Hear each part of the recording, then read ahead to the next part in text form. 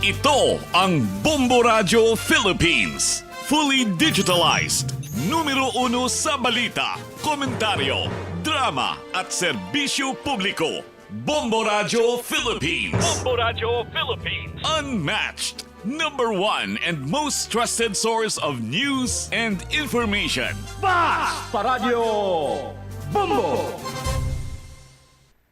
Oras sa DYFM Bombo Radio Iloilo Philippine Standard Time, 50 minutos makalikad sa takna ng alas 4 saga.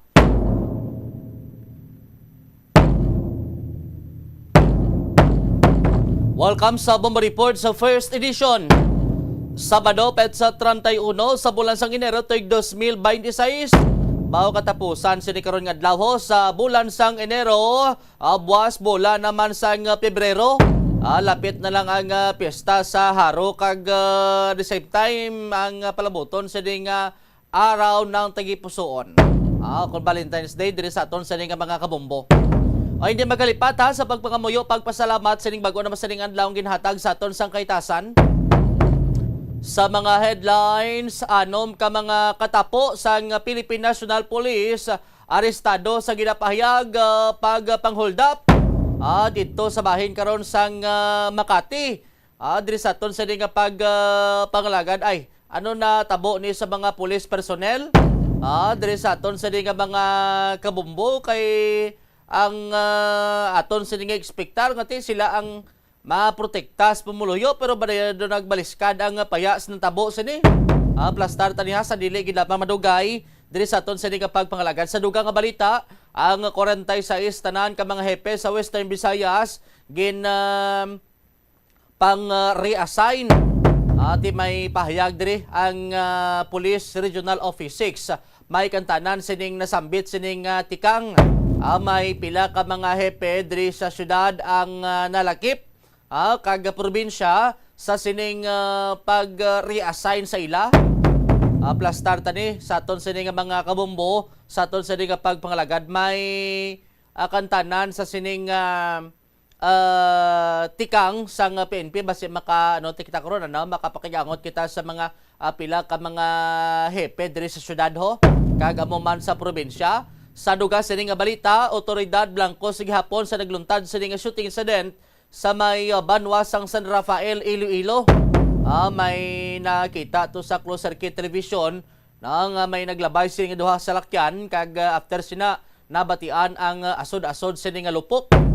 Ati sa kapulisan padayon pa karon ang ginahimo nga investigasyon. I-check taman karon report ni Bombo Brian Gonzales kay ang Iloilo City Police Station 9 lantawon sa gihapon kung may papeles ang armas nga nalupok o kung ginakabig sining accidental firing sa may distrito sang Haro. Apisar nga ti ang biktima nagpahayag na nga hindi naman sila magpasaka sang kaso.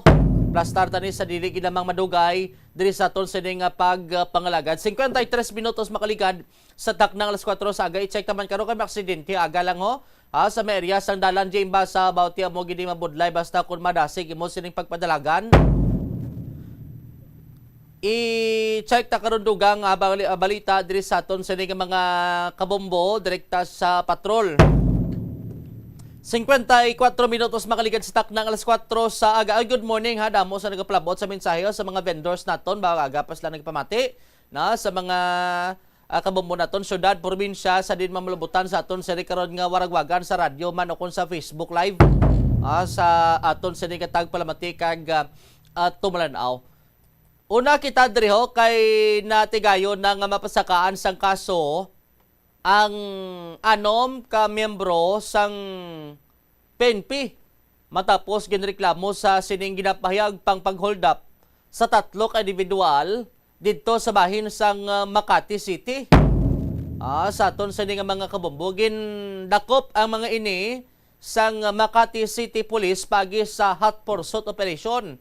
Ang mga suspect ang ginkalakipan sang isa ka staff sergeant kag 5 ka mga patrolman nga ginakabig lunsay assigned sa Station Drug Enforcement Unit o kun SDET SDEU sang Manila Police District Station 9 ang nasambit sa nga mga individual.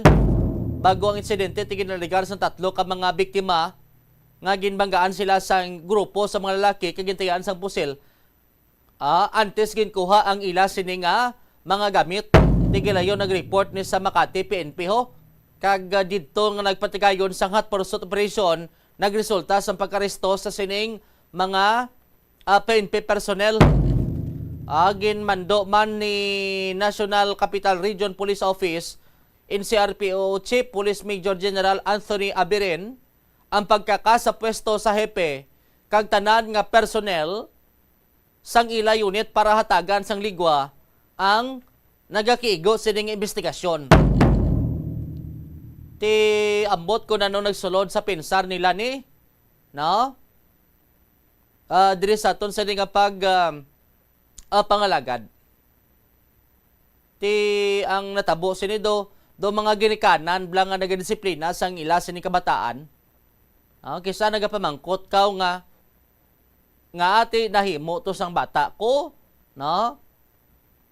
Nga ang no braya to ginhatag man ang tanan, ginpabalunan man gintagaan man sa tanan sini nga allowance, pero ang resulta sing iya sini nga paghimakas way gyapon makapasar. Diri sa aton sini nga mga kabumuti do amo man sa bahin karon sang pulis, no? Sa pila ka mga pulis.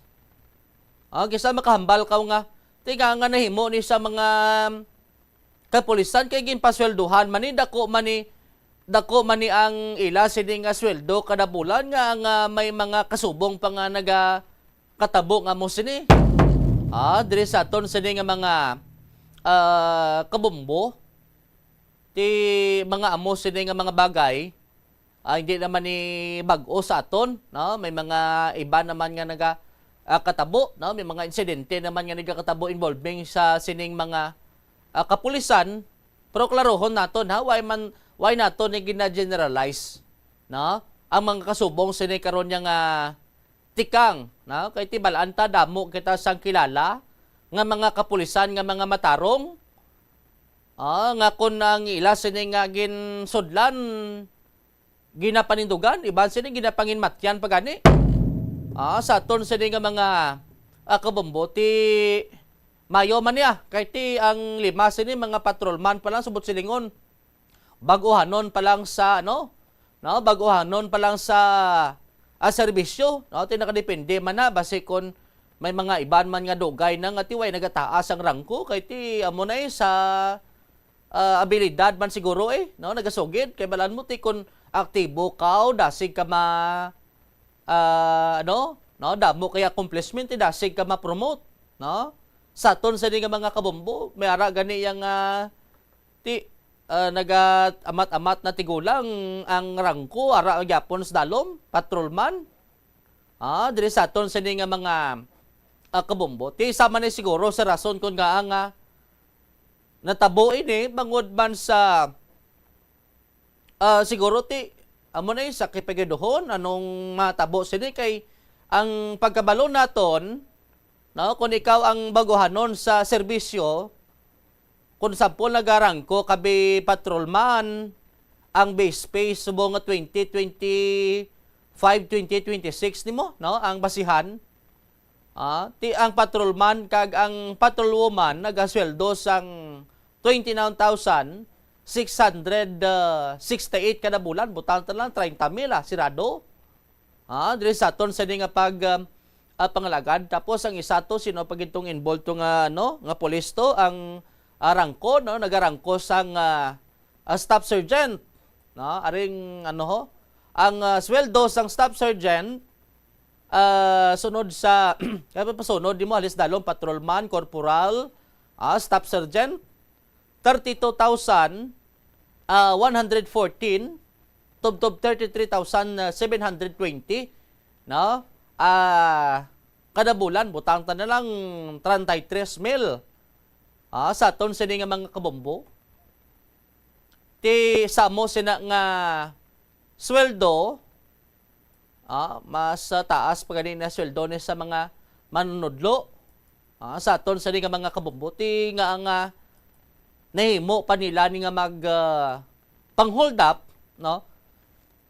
Sa aton sini nga mga kabumbo kay ti may reklamo mo. Diri sa aton sini nga tagpalamati kag tumlanaw hindi man ni siguro mag himo-himo sang istorya ang nagareklamo, no? Ano man bi mo kwaon nga maghimo-himo ka istorya nga hindi man tuod nga ang ginareklamo mo pulis pa. Sa aton sini nga mga kabumbo nga ti kun way sang kamatura basi kun ikaw pa nakaron balikan, ikaw pa nakaron ang makasuhan. Subot sa lingon nakita naton nga may kaisog ining biktima, ining tatlo ka mga tagreklamo, apisar nga ti balaan nila pulis kay ti ara sila sa kamaturan mo. Diri sa aton sa nga mga kabumbo, ti sabahin karon sa otoridad na palabot namin sa National Police Commission o kung NAPOLCOM ang ining insidente involving sining police personnel. Kung pila sini ka mga police personnel may nagahambal gani diri nga basi ko nahimo nila na kay assign sila gali sa Station Drug Enforcement Unit. Ito pagkabalo naton kung under ka sa Station Drug Enforcement Unit, sila ni ang in charge sa mga drug by bust operation, naga-augment sila sa aton sini nga mga kabumbo. Ti indiayhan kay bangod assign sila sa Station Drug Enforcement Unit, basi ko daw na impluwensyahan man sila kung naapektuhan man sang illegal sila nga droga. Kaya bala mo mga mo sila nga bulaton, no? Hindi niya lobrahon sang matarong sila nga pulis. Sa aton sila nga mga kabumbo. Unless lang kung amo gani ambal naton, na kung na-impluwensyahan sang hindi mayo sini nga mga bagay diri sa aton sini nga mga kabumbo. Ti sa Makati pala ni, no? Way takabalo kung sa iban sini nga mga opisina sang pulis. Nga kung bala may nagakatabo man nga kasubong sini. Amo na ginahambal naton, no? Mas temprano, mas maayo nga i-secure tang mga personnel ti nagapanguna sinada ang ila sini nga hepe kung paano nga ma-maintain, no, ang kayuhan sang isa ka police station. Diri sa aton sini nga pag pangalagad ti pating hepe to ginmanduan to sang NCRPO nga kakson sa pwesto, no? Kag tanan sini nga personnel agod nga tagaan sang ligwa ang investigasyon. Kita mo lang ang dala sining huol sa aton sining nga mga kabombo. Ti bangod nga inimbestigaran ang ila sining hepe dito sa bahin sa Makati, no, sa aton sining nga mga kabombo. Ti laban-laban apektado ning ila sining sistema, no, ang ila sining mga transaksyon, basi kung may mga investigasyon pa nga ginapatigayon sa iban sining nga kaso, kundi apektado kay bangod gid lamang sa ginobra sining mga ambot ako na nagsulod spensar nila ning mga katapo sang kapulisan ni, no? Ang ginapayag nagpang hold up didto sa bahin sang Makati. Diri sa aton sa nga pangalagad. Siguro tio naman ni, no, nga magpatigayon sang debriefing or sining nga mga tikang sa aton sining gobyerno, no, lamang nga ti mapahibalo sila nga ang ginsudlan nila hindi lango-lango, no? Timakon mo paano ka nakasulod sa mo sina nga trabaho ginpangabudlayan iban sini nga para malhas gasala mo sipon kag balhas nila lamang nga makasulod sa pagkapulis, no? Nga may ipabugal man ni timakon mo kung pulis ka o mataas ang ang pagtahod sang mga tao sa imo, pero ti sa natabo sini, no, do kasubong ikaw yan nagdala sang sang malain sini nga imahe sa bahin karon sa PNP. Sa aton sini nga mga kabombo. Pero ti sa pihak sini, no, pila man ni sa ila ang mga kasubong sini kag nagalaom kita nganti hindi na mapamarisan. Siguro mas mayo kung sa kabilugan na lang, no, magpatigayon sang debriefing o kon maano sila bla, no, ma-inform, kag ma-refresh ang ila sa ring pamensaro ni ngati ang ginsudlan nila amo na ganin na butang na permis sa logo sa pulis, no, kung makita mo da sa patrol sang pulis na butang sila da to serve and protect.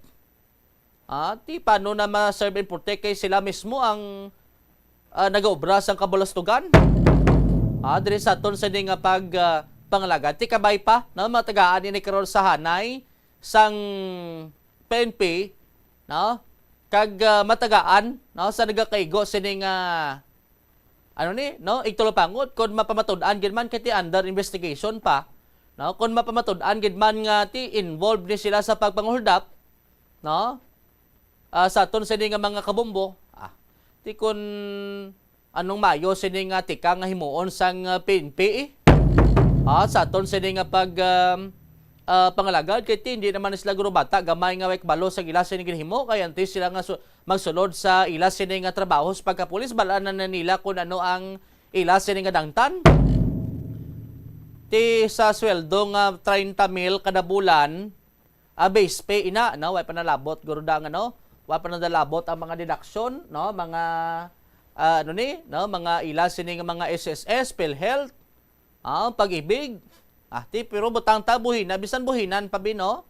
Kaya sa ulihi sa imo managyapon mabalik, no? Kung dako imo sini nga contribution, kundi dumayo gawalan tawon. Sa aton sini nga mga kabumbuti, ban gani sini nga sweldo less than 30,000 kada bulan, ti way man sila gapangita sa iban nga trabaho, no? Legal man ang ila sini nga ginaobra. No, way man sila nagamiter sa mga amo sini nga bulhaton. Sa aton sini nga mga kabombo ti kabay pa, no, nga matagaan, no, sa nagakaigo sini nga investigasyon, kag kun mas mahimo pa makakas na lang sa serbisyo no, kay ti ining mga bulaton nga hindi ni hambal nga aksidente, no, ang pagpanghold-up. Hungod niya sa buot, okay lang na siguro kung ang pulis basi ko nakabunggo to ti ma-consider mo pa kay ginatawag niya aksidente. Ti ang pagpang-hold up ya, no? Hungod niya sa buot, hindi niya hambal nga ay do nahutikan ko to sang dumlaing espiritu pagpang-hold up ko. Dumalayo naman astige pero ti mga kasubong sini, no, nga hungod blas buot, hungod sa ila sini nga paminsaron, ti mga nagakabagay sini nga sa aton sini nga mga kabombo, kay ti damo iya sang damo iya sa mga interesante, damo iya sang gusto nga mangin pulis nga mga matarong.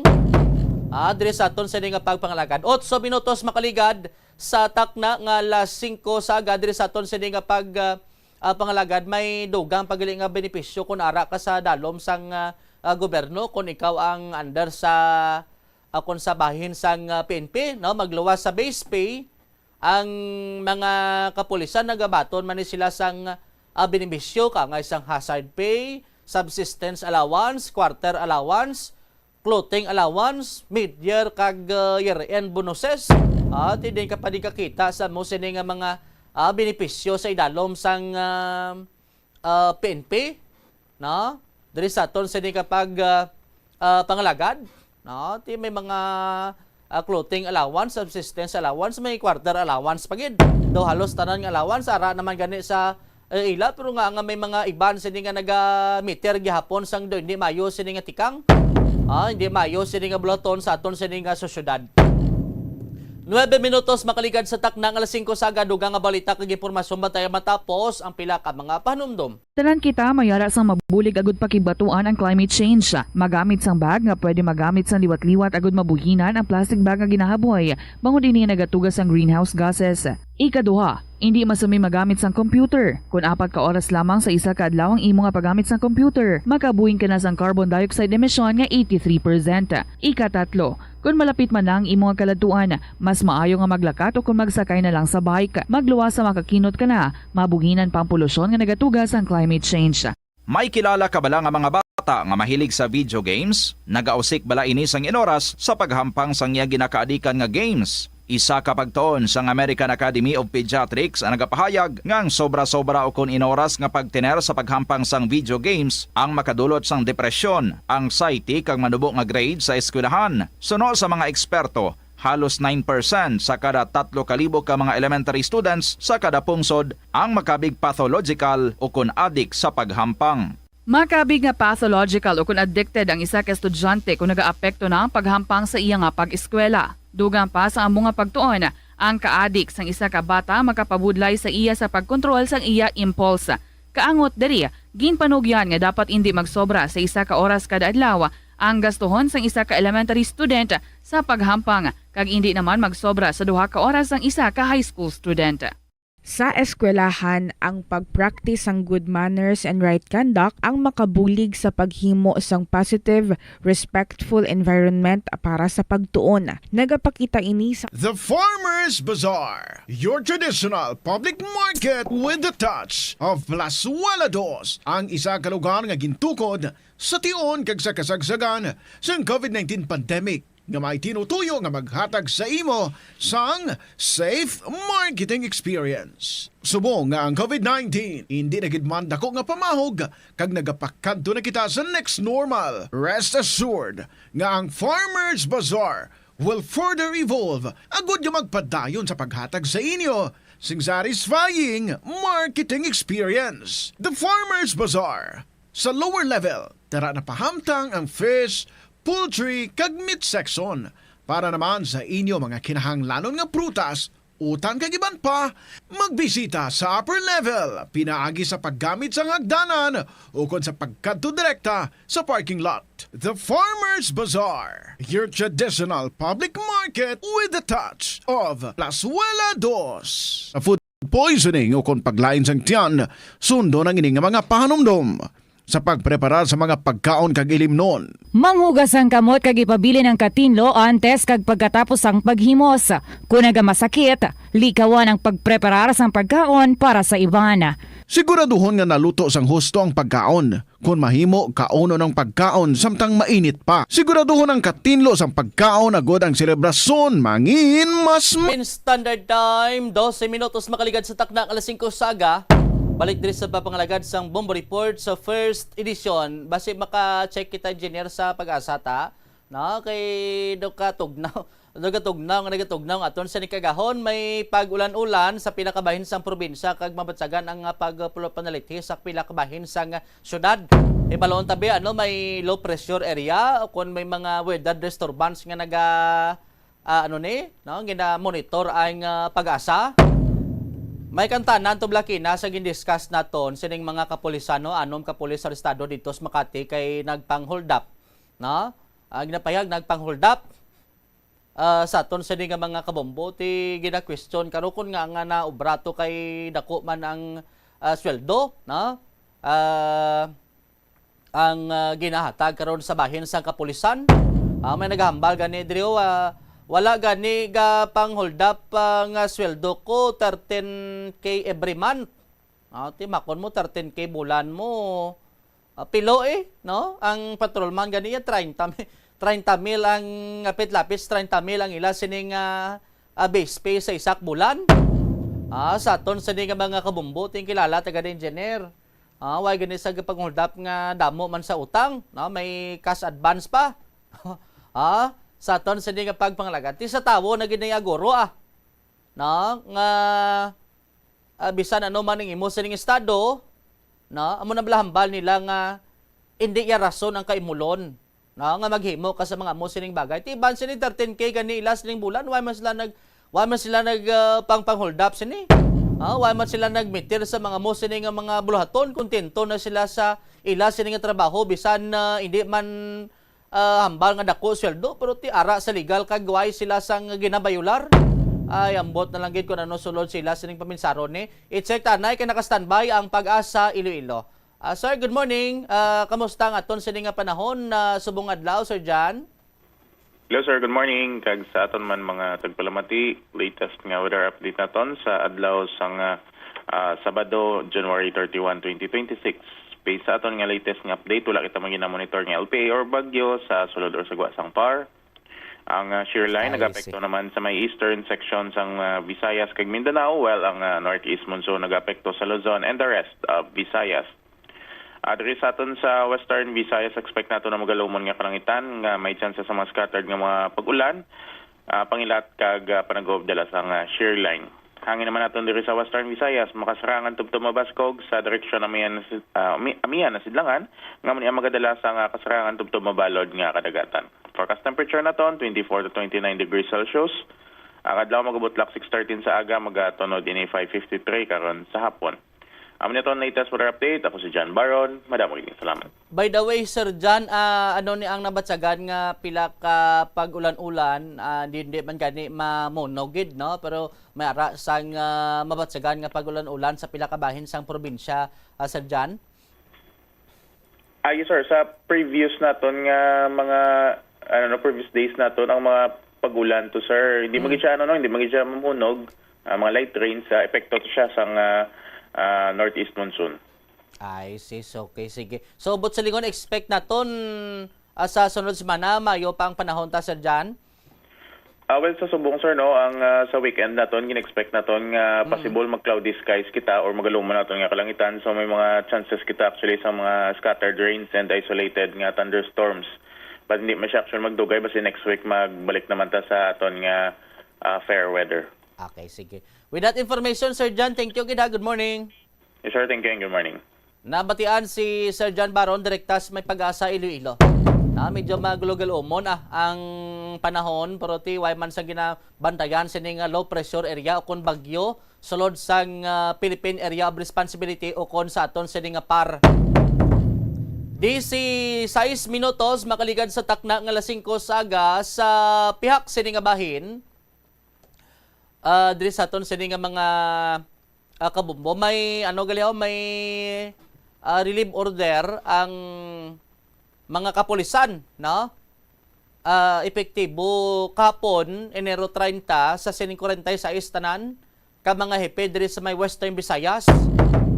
Ining kasunod sa ginpagwa nga issuance of orders sang reassignment kag naprobahan nga resolusyon sa nagligad nga Enero 27, 2026, no? Sa sining nga numero, 11 ang gikan sa Antique Police Provincial Office, 6 ang halin sa Aklan Provincial Police Office, 10 ang halin sa Capiz, 1 halin sa Guimaras, 13 ang gikan sa Iloilo Police Provincial Office, kag 5 ang naghalin man sa may Iloilo City Police Office o kon ICPO. Sa syudad na lakip sa gimpang relief amo Sandaig Police Captain Benji Dicen sang Police Station 6, Captain Michael Tuburan sang Station 7, Captain Lester Oliveros sang Station 8, Major Eduardo Siacon Jr. sang Station 9, kag Police Captain Val Campbell sang Police Station number 10. Sa interview sa Bombo Radio kay Police Major Lailin Sancel, spokesperson sang Police Regional Office 6 agin pahayag nga ining assignment ang kabahin sang regular administrative process, no, o rotation sang commanders, no, nga nagaserbe sa isa tubtob duha ka tuig o kon mas malawig pa bilang hepe. Magluwas sa regular administrative process o kon rotation, no, kisa mabatian tani kun may mga ara sang reassignment, no, sa tion niya sang eleksyon o kung nagahilapit ang eleksyon, no, sa aton sini karon nga mga kabombo. Gin deliberate kag gin proseso ini suno sa iya pagi sa second level officers placement board agod nga ti masigurado ang transparency, objectivity kag strikto nga pagsunod sa existing PNP policies, no, kag guidelines. Gin klaro sang opisina nga kinahanglan ini nga ginhimo sang PNP kag wala sang involved nga kapaltahan. Wala pa ginpatpat kung sa diin ma-assign ang mga ginpang relief nga mga hepe apang suno kay Sensil, may ara sang iga-assign, no, sa bahin karon sang regional headquarters sa aton sa nga mga kabombo. Tiamo to ang na-mention naton sa syudad sa may probinsya sang Iloilo, amo ni ang masunod. Police Lieutenant Cosme Flor Marco Jr. sa New Lucena PNP, Police Lieutenant Vicente Garcia sang Saraga Municipal Police Station, Police Lieutenant John Michael Dalipe sang Ahoy Municipal Police Station, Police Lieutenant Cristobal Dalde sang San Enrique Municipal Police Station, Police Captain Melvin Mercado sang Gimbal Municipal Police Station, Police Captain Aileen Racrete sa Cabatuan PNP, Police Captain Randy Lambungan sang Banati PNP, Police Captain Dandy Ilalto sang Lambunao Municipal Police Station, Police Major Samuel B. Pinosa kan sa Concepcion, Police Major Carl Jerome Tingala sang Estancia Municipal Police Station, Police Major Seriaco Esquilarga sang Barutak Viejo PNP, Police Major Brian Alamo sang Putotan PNP, kag si Police Lieutenant Colonel Ali Estember no sang Uton Municipal Police Station. Pero ti way pa man sa may gindesignate kun din silang police station i-assign, pero ti amo ni ang mga PNP no, Chief of Police ang may ara sang reassignment kag regular process no suno sa Police Regional Office 6. Diri sa aton sa nga mga kabombo may mga nagahambal gani nga tinga kakson si amo ni no kay do ka okay man ni siya maayo man ni hipe kun amo ni nga ibutang sa police station no kisa may experience mo gid man na no sa aton sa nga mga kabombo inayati nagakatabo na no diri sa aton kisa may mga hipe man gani nga kun tawgan mo duwa-duwa pa kun masabat or ano no pero may mga hipe gid nga kun bisan ano man sa nga isyu no pabor o kung hindi pabor sa ila, no, nagapagwa gid sila sang statement. No, kung hindi sila magsabat sa isyu, tiga sabat lang gyapon katawag mahambal nga hindi lang kami anay sir magsabat, no? Sa mo nang isyu ti way gid ya problema. Pero may mga araman sang hiping nga kapila mo na tawgan, kapila mo na textan, way gyapon nga reply. Hindi man guro rason nga way sang load kay ang kung ikaw ang hipida, laban-laban may ara gid niya sang load no? Kisa magtawag ka da sa mga nagareklamo da, may mga follow-up ka, ti kapos way kaya load, no? Do di man nagaro rason nga hindi ka maka-reply o kung makasabat sang tawag. Sa aton sini nga mga kabombo. Ti angay sina mga dalayawon sini nga mga hipi. Sa aton sini nga mga kabombo kag ti kisa makahamba kagid man nga do mangilin kaw no? Sa iya nga kakson sa mo sina nga police station, islanto sang iban sa nga hipe, no? Pero ti, kung may mga hipe nga gisa, way gisabat sa tawag, bisan tiksan, way man ga-reply, ti okay lang na ma-assign sa iban nga police station, good luck lang to sa iban nga sa Ilohan sa aton sa nga mga kabombo, ti drabo makita, no, ang, no, ang relasyon mo, no, kung, why ikaw sang paboran no sa aton sa nga mga kabombo. Tiya ngay sina assign ka na karon sa isa ka police station sa Ilohon kato spiak. Kisa ang iban nga hipi gabalik man mo no balik man sa ila sining unit, balik man sa ila sining assignment sang una kun din sila naghalin no libot-libot lang na sa aton sa nga mga kabombo. Ti dira mo masukol, dira mo kita kung paano ka maka-adapt no sa iban sa nga environment sa aton sa nga mga kabombo. Ti ang aton lang siya no nagapalabot kita karon sang pagpanginbulahan sa mga chief of police nga tinatungdan ang ila sining trabaho bilang hepe no nasabat ang tanan nga mga palamungkutanon sa ila sining nga termino samtang nagapungko sila bilang hepe no sa isa ka police station. Diri sa aton sa nga pangalagan. So plus start ni dugang kung anong mga assignment nila din sila pahamtang ni nga mga police station sa syudad kag sa bahin man sa probinsya. 24 minutos makaligad sa taknang alas 5 sa aga sa pihak nga bahin. Abi tagani sa pelikula latak isa kabati ni nga may mga nagalinok panay samtang nagasundanay ang mga salakyan. Didto sa may barangay Aritdip, Banwasang San Rafael. Sa aton sa nga mga kabombo, nagapadayon pa karon ang investigasyon sang otoridad may kantanan sining natabuo, no? Ti may ara sang closed circuit television nga gin-provide sa aton sa di karon nga mga kabombo. Nakita no mga pasado guro ni alas 8 kagabi sa aton sa di nga mga kabombo kung sa nagligad nga adlaw nga nakita tong duha ka salakyan no nagasundanay sa aton sa di nga mga kabombo. Ti paglabay nila sa tubang sang balay siguro mga 2 or 3 segundos nabatian ang asod-asod sa nga lupok. Lihog ko ba engineer pabati kag pakita taho ang porsyon sining na-capture no sang closed circuit television diri sa aton sining mga kabombo after nga naglabay ning duha ka salakyan nabatian ang asod-asod sining lupok sa aton sini karon nga mga kabombo diri sa DYFM Bombo Radio Iloilo. Di concern ini karon kay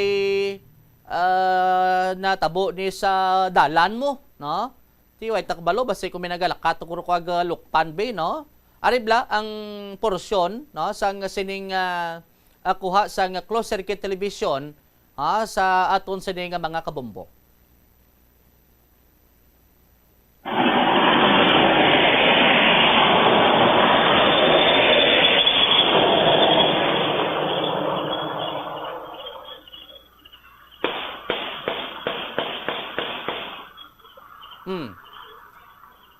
Okay. So mo to ang kabahin sang kuha sining closed circuit television. Isip mo engineer pila klupok? Do pito no, pito or walo. Sa aton sining pag pangalagad kag ang lupok ya do short firearm, no?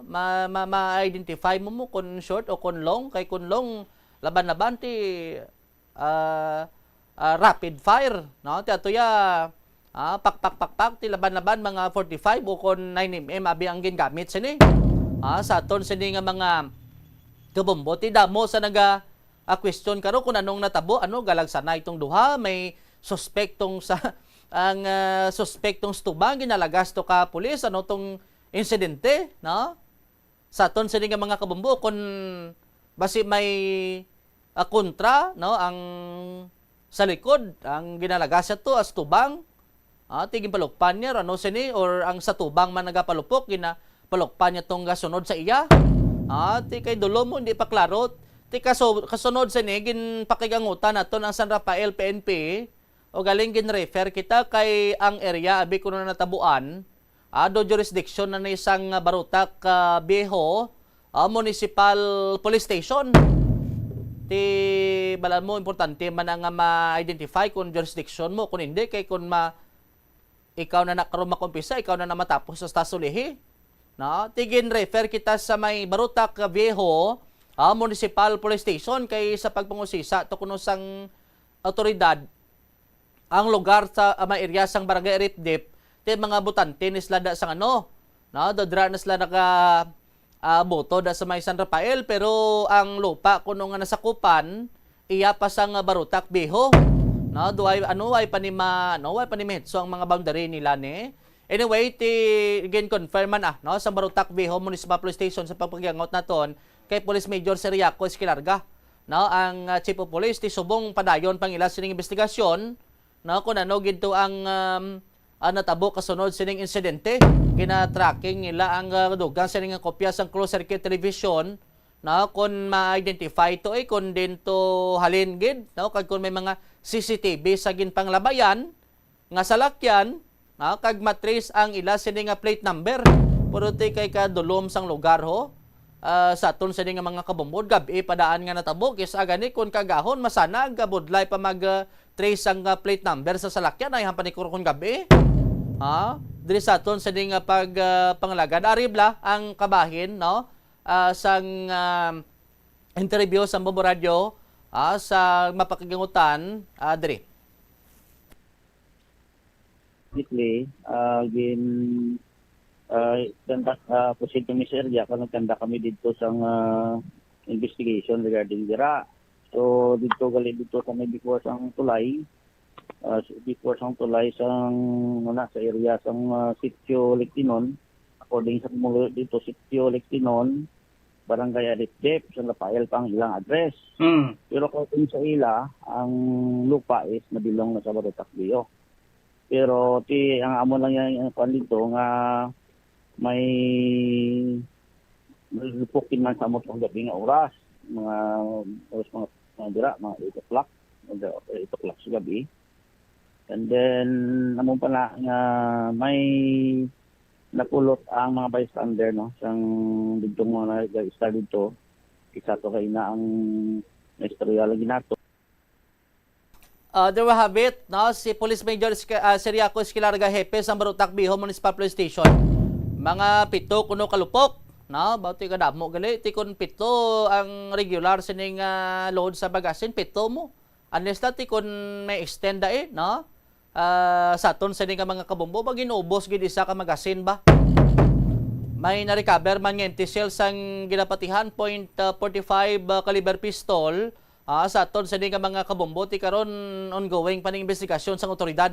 Kabay pa matumod ni, kaya hindi niya pwedeng may mga kasubong sining butanta, basikod may nag-happy-happy lang, bikag amuti nagpalupok lang. No? Ti doon di man na nagakigo nga dira kayas dalan. I-check ta nga aton sa sister station ng Bombo Radio Bacolod, Rojas kag Kalibo. Naka-standby sa piyak na linya ang Bombo Radio Bacolod. Welcome and good morning Bacolod. Welcome and good morning Bombo Jomar diri sa aton sa Bacolod City kag sa Negros Occidental. Good morning sa atondra sa Bombo Radio Western Visayas na tipo namon nga mga balita o ikagabi gali mga alas 11 na ako diri nakapuli kay nagpadulong kita sa isa ka enkwentro nga naglungta didto sa banwa sang Miralbagan. Kung sa diin duha diri ang nagkalamatay o kung ginawian sang kabuhi sa bahin niya sang makawalang grupo. Ang ining encounter ini sa tunga sang 94th Infantry Battalion kag Central Negros 2. Pinangabig na gani nga dismantle ang ining grupo, madugay na pero nagpakita pagid ang nakabig nga mga remnants.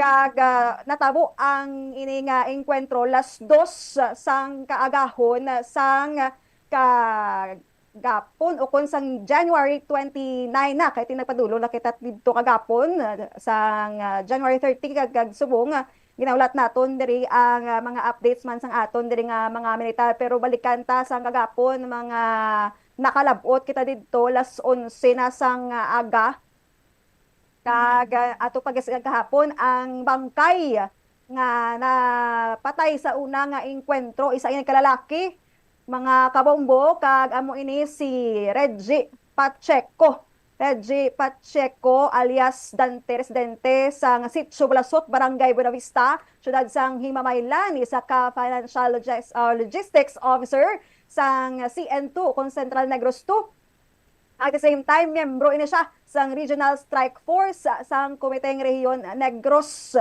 Kag ining enkwentro nagluntad sa Barangay Biao ini, no, sa banwa sang Miralbagan. Kag sa pagluntad sang enkwentro nabatian man sa mga tawo ang ining pagsunod-sunod nga linukpanay sa encounter site ara ka sa Barangay Hall o kung sa Guana, Barangay Road, bation man sa gihapon. Kag according kay Cap John Phil Aguilion nga ato na interview ang barangay captain sang Barangay Biao Binalbagan nga ti pagkabato nila o kung pagkabating nila sang lupok dayon man nga ginpalerto ining mga tanod. Again checkar ang mga pumuluyo man sang barangay nga ti dapat aralan sa sulod sa ilang mga pamalay since nga ti madulong las 2 ang kaagahon kag sang maglapit na adlaw magsilak adlaw nagdesisyon ang kapitan nga si Cap Aguilion nga isuspender ang mga klase sa anom ka mga eskwelahan nga sakop sang barangay Biao kag dito sa area na sapuan ining si alias Dante si Reggie Pacheco kag nadugayan pa nga makuha ang iya sining bangkay because nga ginalantaw pa ini sang EOD sang Philippine Army kung ini bala may ara sang Granada. para sa safety man naton tanan, pero wala pa naton gidaybalaan no pag-itemize masang ining mga dala nga mga pagkabutang sang ining nauna nga patay nga membro sang Central Negros Tukag nagluntad sang alas 4 sang hapon ang ikaduha nga engkwentro. Wala pa kita sa area, wala pa kita kagwa. Kag dito napatian naton ang madamo nga mga lupok kag nagresulta naman ini sa pagkamatay sang isa ka membro man sang ining makawala nga grupo. Tugtog subong wala pa gid sang identity kung sino ini siya kag ano ang iya sining role no sa ila sining grupo kag sa subong nagapadayon pagid ang ining pag monitor no sa area sang barangay Diao Negros Occidental kag ti pamtang naman ining mga tawo didto sa barangay nga subong ti maayo-ayo wala sang nag-evacuate. Malinsang las 2 sang kagaon sang 29 sang Enero tubtob sa subong Bombo Jomar. Bantayan lang naton ang pila ka mga update man diri kidulong naton ina. So amo na Bombo Jomar ang amon diri nga mga balita nga nakuha diri sa Negros Occidental. Balik sa imo. Madamong salamat Bombo Gracelyn sa Bombo Radio Bacolod. This time i-check ta linya sa Bombo Radio Rojas. Welcome and good morning Rojas. Welcome and good morning Bombo Jomar, Bombo Radio Western Visayas sa amon diri nga mga natipon nga balita sa may syudad sa Rojas kag probinsya sang Capiz. Nagapabilin diri nga problema sa mga pumuluyo ang ining inog kaayo kun tani nga circumferential road diri sa may barangay Mongpong, Rojas City. Napakigangutan diri namon si punong barangay Ricky Donato kag iyagin pahayag nga nag-umpisa ang ining nasambit ka proyekto sang DPWH sang 2025 kag may ma-expire ang ining kontrata sang kontraktor November 3, 2025 pero nagpangayo ini sila sang extension nga 5 ka bulan. Kag matatlo ka beses ini nga tinagpadala sang sulat sa DPWH pero ti kahapon na timingan nga ara man didto ang Bombo News team sa may area tiduga kitid kunong ila nga lagyan mo. Ti pahayag pa diri ni punong barangay Donato dako gini nga inconvenience ang dala sang amo nga proyekto kay ti way man ginulag mo. Tapos, delikado katama kay way may matapos-tapos ang dalan. Kay wasakya ang dalan sa may barangay Mongpong. Kaya panawagan ring natungdan nga tagan kung tanin isang igtalupangod ang among proyekto antes paman ini nga magtuga sang aksidente sa mga motorista. Samtang sa dugang panamon diri nga balita, Bombo Radio Western Visayas, ginkalipay diri sang mga barangay officials sang Tiza, Rojas City. Ang ining pagkooperar sa mga motorista kag mga pumuluyo sa dry run nga ginapatigayon para sa one-way lane, one-side parking kag truck ban nga may kaangtanan sa ginaduso nga Resolution number 009/2026. Napakigangutan diri namon si punong barangay Dax Noel Alovera. Kag iya diri nga ginpahayag nga ti hindi malikawan nga may ara gid sa mga motorista nga tinagakakibot kag dismayado bangod nga ti may mga nagapark bala nga mga salakyan sa mga hindi insakto nga lugar. Sunod rin kay Alovera, malimpyo na ang dalan, subong, wala na yasang obstruction, kag matawhay na kung ipaanggid abi sa mga nagliligad nga mga inadlaw nga makitid ang alagyan. Kagin pasalamatan man rin sa punong barangay ang Traffic Management Unit nga tinagabulig sa pagdilihir sang trapiko. Kaya nagalaom rin natungdan nga mapabiling nga matawhay ang dalagan sang trapiko samtang ginapatuman ang dry run kag bangin dalayon ini tubtob nga mapasar kag mangin ordinansa. Sa katapusan namon diri nga balita, Bombo Radio Western Visayas nadakpan na diri ang kapulisan sa Rojas Component City Police Station ang babayi nga nagsulod kag nangawat sa balay sa isa ka doktor sa barangay 1 syudad sang Rojas. Sunod rin kay punong barangay Odelon Molina nga inialabing una nga insidente sa pagpangawat nga natabo sa ilang nga barangay subong nga tuig 2026. Gani nga dako gid nga bulig sunod kay Molina ang closed circuit television camera halin sa barangay 2 bangod madasig nga nakilala ang ining suspect sa closed circuit television footage. Nakita ni nga nagalakat ang babayi nga naka long sleeves nga puti. Nagtamwa ini sa balay sang doktor kaga nagsulod. Tapos liwat ini nga nagwa sa balay kag naglakat-lakat nga do sa waay lang bala agol nga magpangita sa tricycle.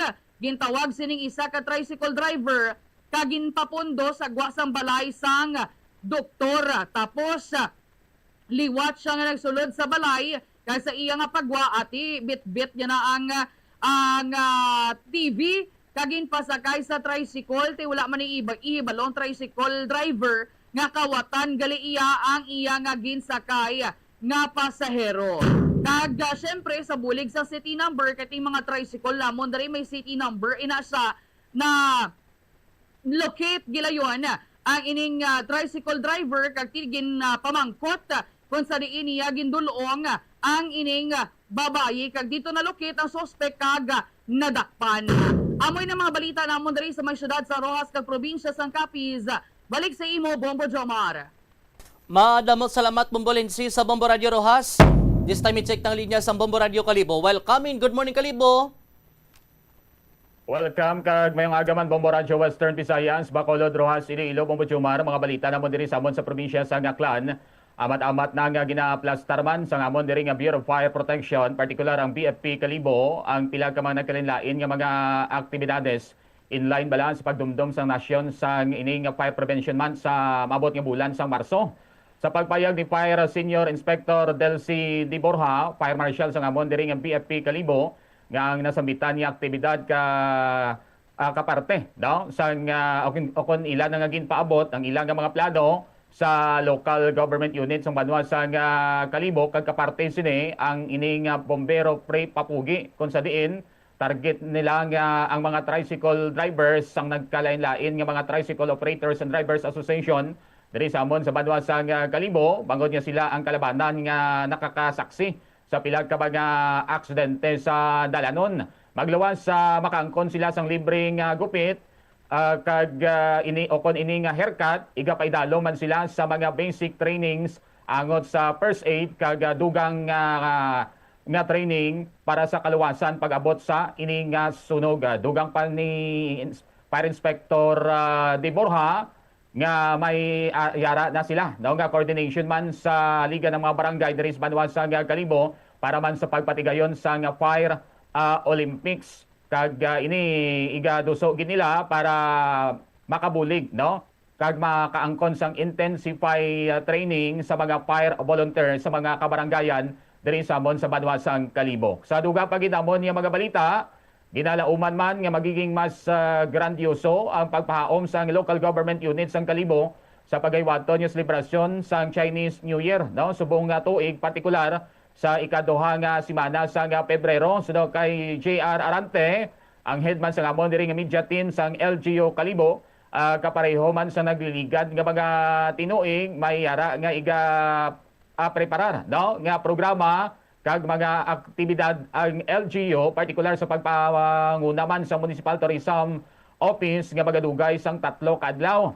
Pila sa mga event kaparte sini ang Tai Chi Zumba exhibit may ayara nga acupuncture kag calligraphy booth no kama naman ang mga nagkalain-lain nga mga Chinese cuisine kag food exhibit. Initanan pagaywaton sa Kalye Rizal sa may barangay poblasyon diri sa Kalibo nga kilala bilang Chinese Street bangod madamo nga mga naga-istar nga mayara nga dugo o kon lahi nga Chinese do gindugang pa sini nga ini nga dag-unan nga selebrasyon sandigman sa ginpansa nga ordinansa sang banwa sang Kalibo sa pagkilala sa Filipino-Chinese community kag pagrespeto man sa ila kultura kag tradisyon. Sa katapusan amon diri nga balita padayon pagid ang investigation sa amon nga makatapos ang kapulisan sa inibala nga kung sinugid ang sa likod sa pila ka mga asod-asod nga bomb threat sa pila ka mga eskwelahan diri sa banwa sang Kalibo kag probinsya sa Aklan ti ginapayag sa amon diri nga PNP nga mayara naman sila nga coordination sa PNP Cybercrime Unit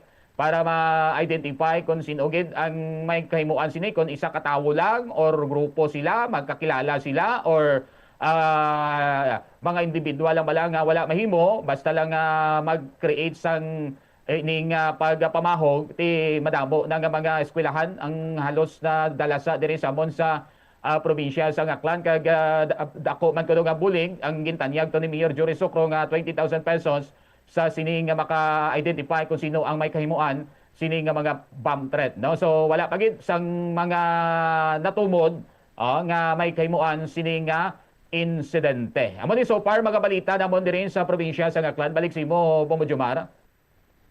Madamo salamat Mambo Michael sa Mambo Radio Kalibo. Mga dalaguan sa nga balita diri sa syudad kag probinsya Mambo Radio Western Visayas nagpabombo diri ang isa ka concerned citizen bangod sa ginaligar sobra-sobra nga pagpanukot no sang ginapahayag katapo sang Iloilo City Anti-Smoking Task Force o kon ICAS sa iya sini nga manghod nga nadakpan nga nagabape. Wala ginhingadlan no sang tagreklamo kung sino ang personnel sang ICAS apang sandig sa iya sini alegasyon 3,000 pesos ang multa sa iya sini nga manghod bisan nga ini ang first offense pa lamang. Pahayag sang tagreklamo no wala man kuno nagabape ang iya sini nga manghod apang sa amo nga tion no nagtilaw kuno ini sang pagbape ho sang iya sini nga kaupod nga isa man ka estudyante ti timing may naglabay nga ginapahayag katapo kuno sang ICAS kag ginmultahan gilayon sila sang 3,000 pesos suno sa tagreklamo ginapandaman pa kuno iyang iya sini nga manghod nga ipapreso kung hindi magbayad. Dugang pa sini wala man sang ticket o kung resibo nga ginhatag nga makapamatuod no nga nakabayad ini sang amo sining kantidad. Tigin palabot ni ho sang Bombo Radio ang tagreklamo sakay Inigo Garinggalaw no sang nasambit sining talatapan sang city government ti suno gani sa natungdan ginapahayag sini nga ti magkadto sa iya sining opisina ang tagreklamo bangod pa lang niyahon sini no tanan sining personnel sang task force no sang ICAS agod nga ipa-identify no to sa estudyante kung sino to ang ano sa iya no nagsukot sang amo to ka dako sining kantidad. Kay may ara kami sang ordinansa diri sa syudado kung sino man madakpan nga maglapas ordinansa ang multahan no tagaan sang citation ticket nga may multa nga 1,500 sa first offense, 2,000 pesos sa second offense, kag 5,000 sa third offense. Ti questionable kay una wa isang ticket nga gintao. Ang ikaduwa 3,000 gidto ang ginsukot nga tikon basihan ang tagreklamo. First offense pa malato sang iya sining utod. Galing ka sa langisa garo kay don di nakakuno to matandaan no kag ang ginalantaw ganin namon basi ko do naga pakuno-kuno man blang taga-ICAS kag manukot haw. Sa duga sining balita na pangitaan sa paagi sang Iloilo City Council kung paano masubsidize ang rental fee na sa mga kiosco kadungan sa Dinagyang Food Festival sa pasunod sining tuig.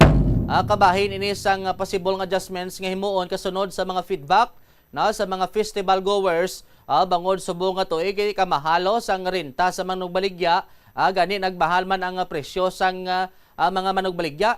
Kita mo isa ka tuhog sining paak manok sobrasin.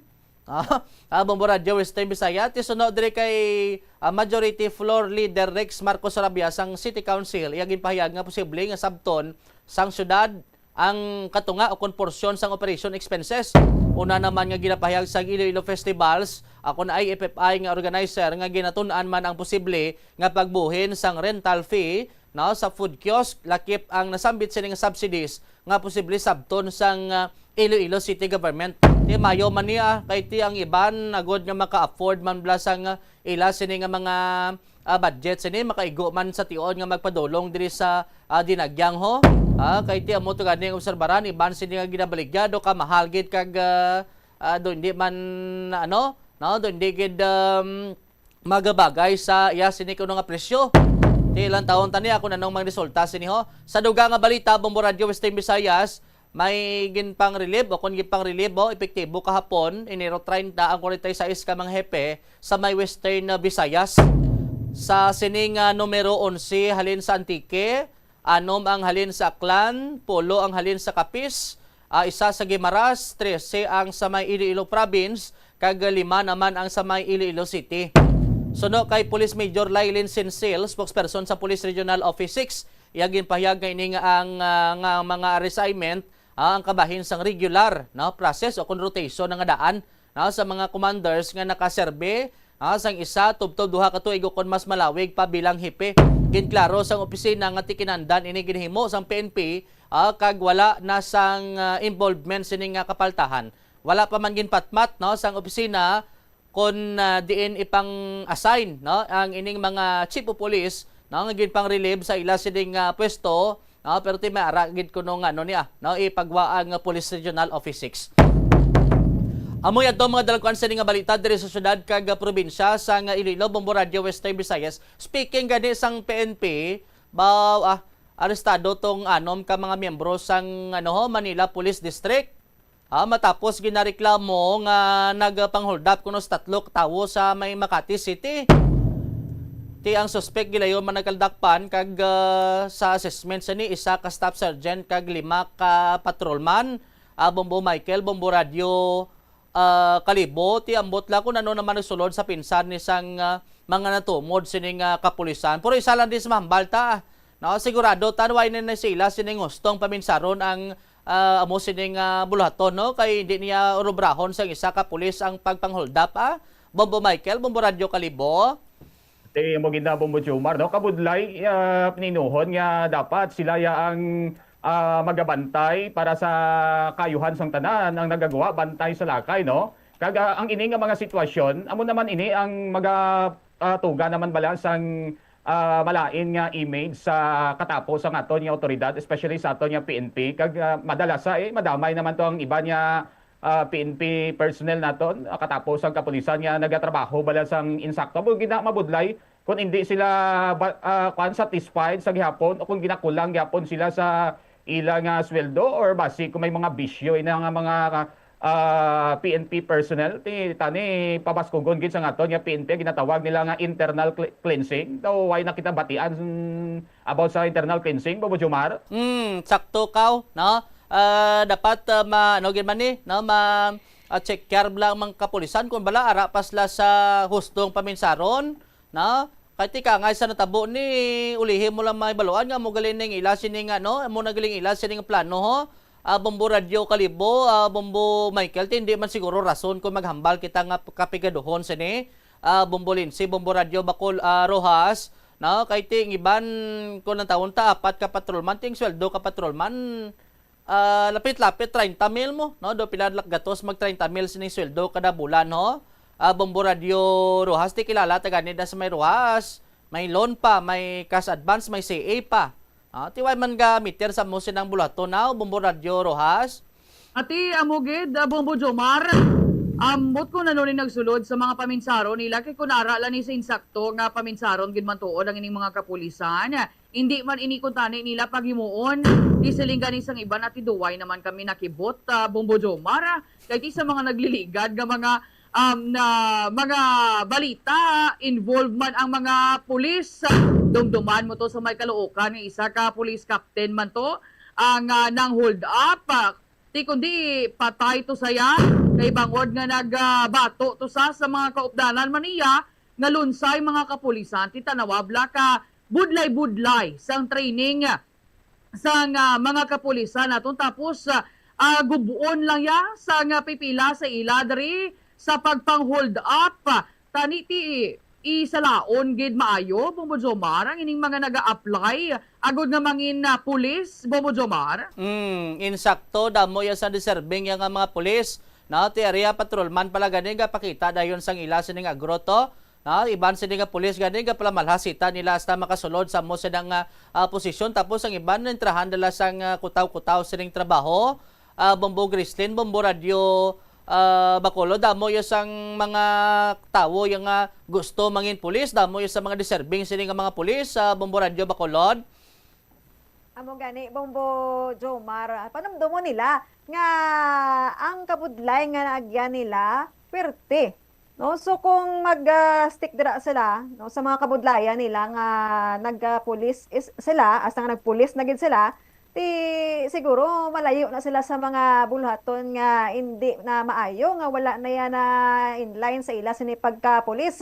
Kung mabudlay to sang ini silang eskwela pa bilang pulis, mas mabudlay kung pilion nila ang banas nga hindi maayo nga maghimo sila sa mga hindi insakto nga kontra sa ila sini nga ginsumpaan nga bilang isa ka pulis. Bomo Jomar.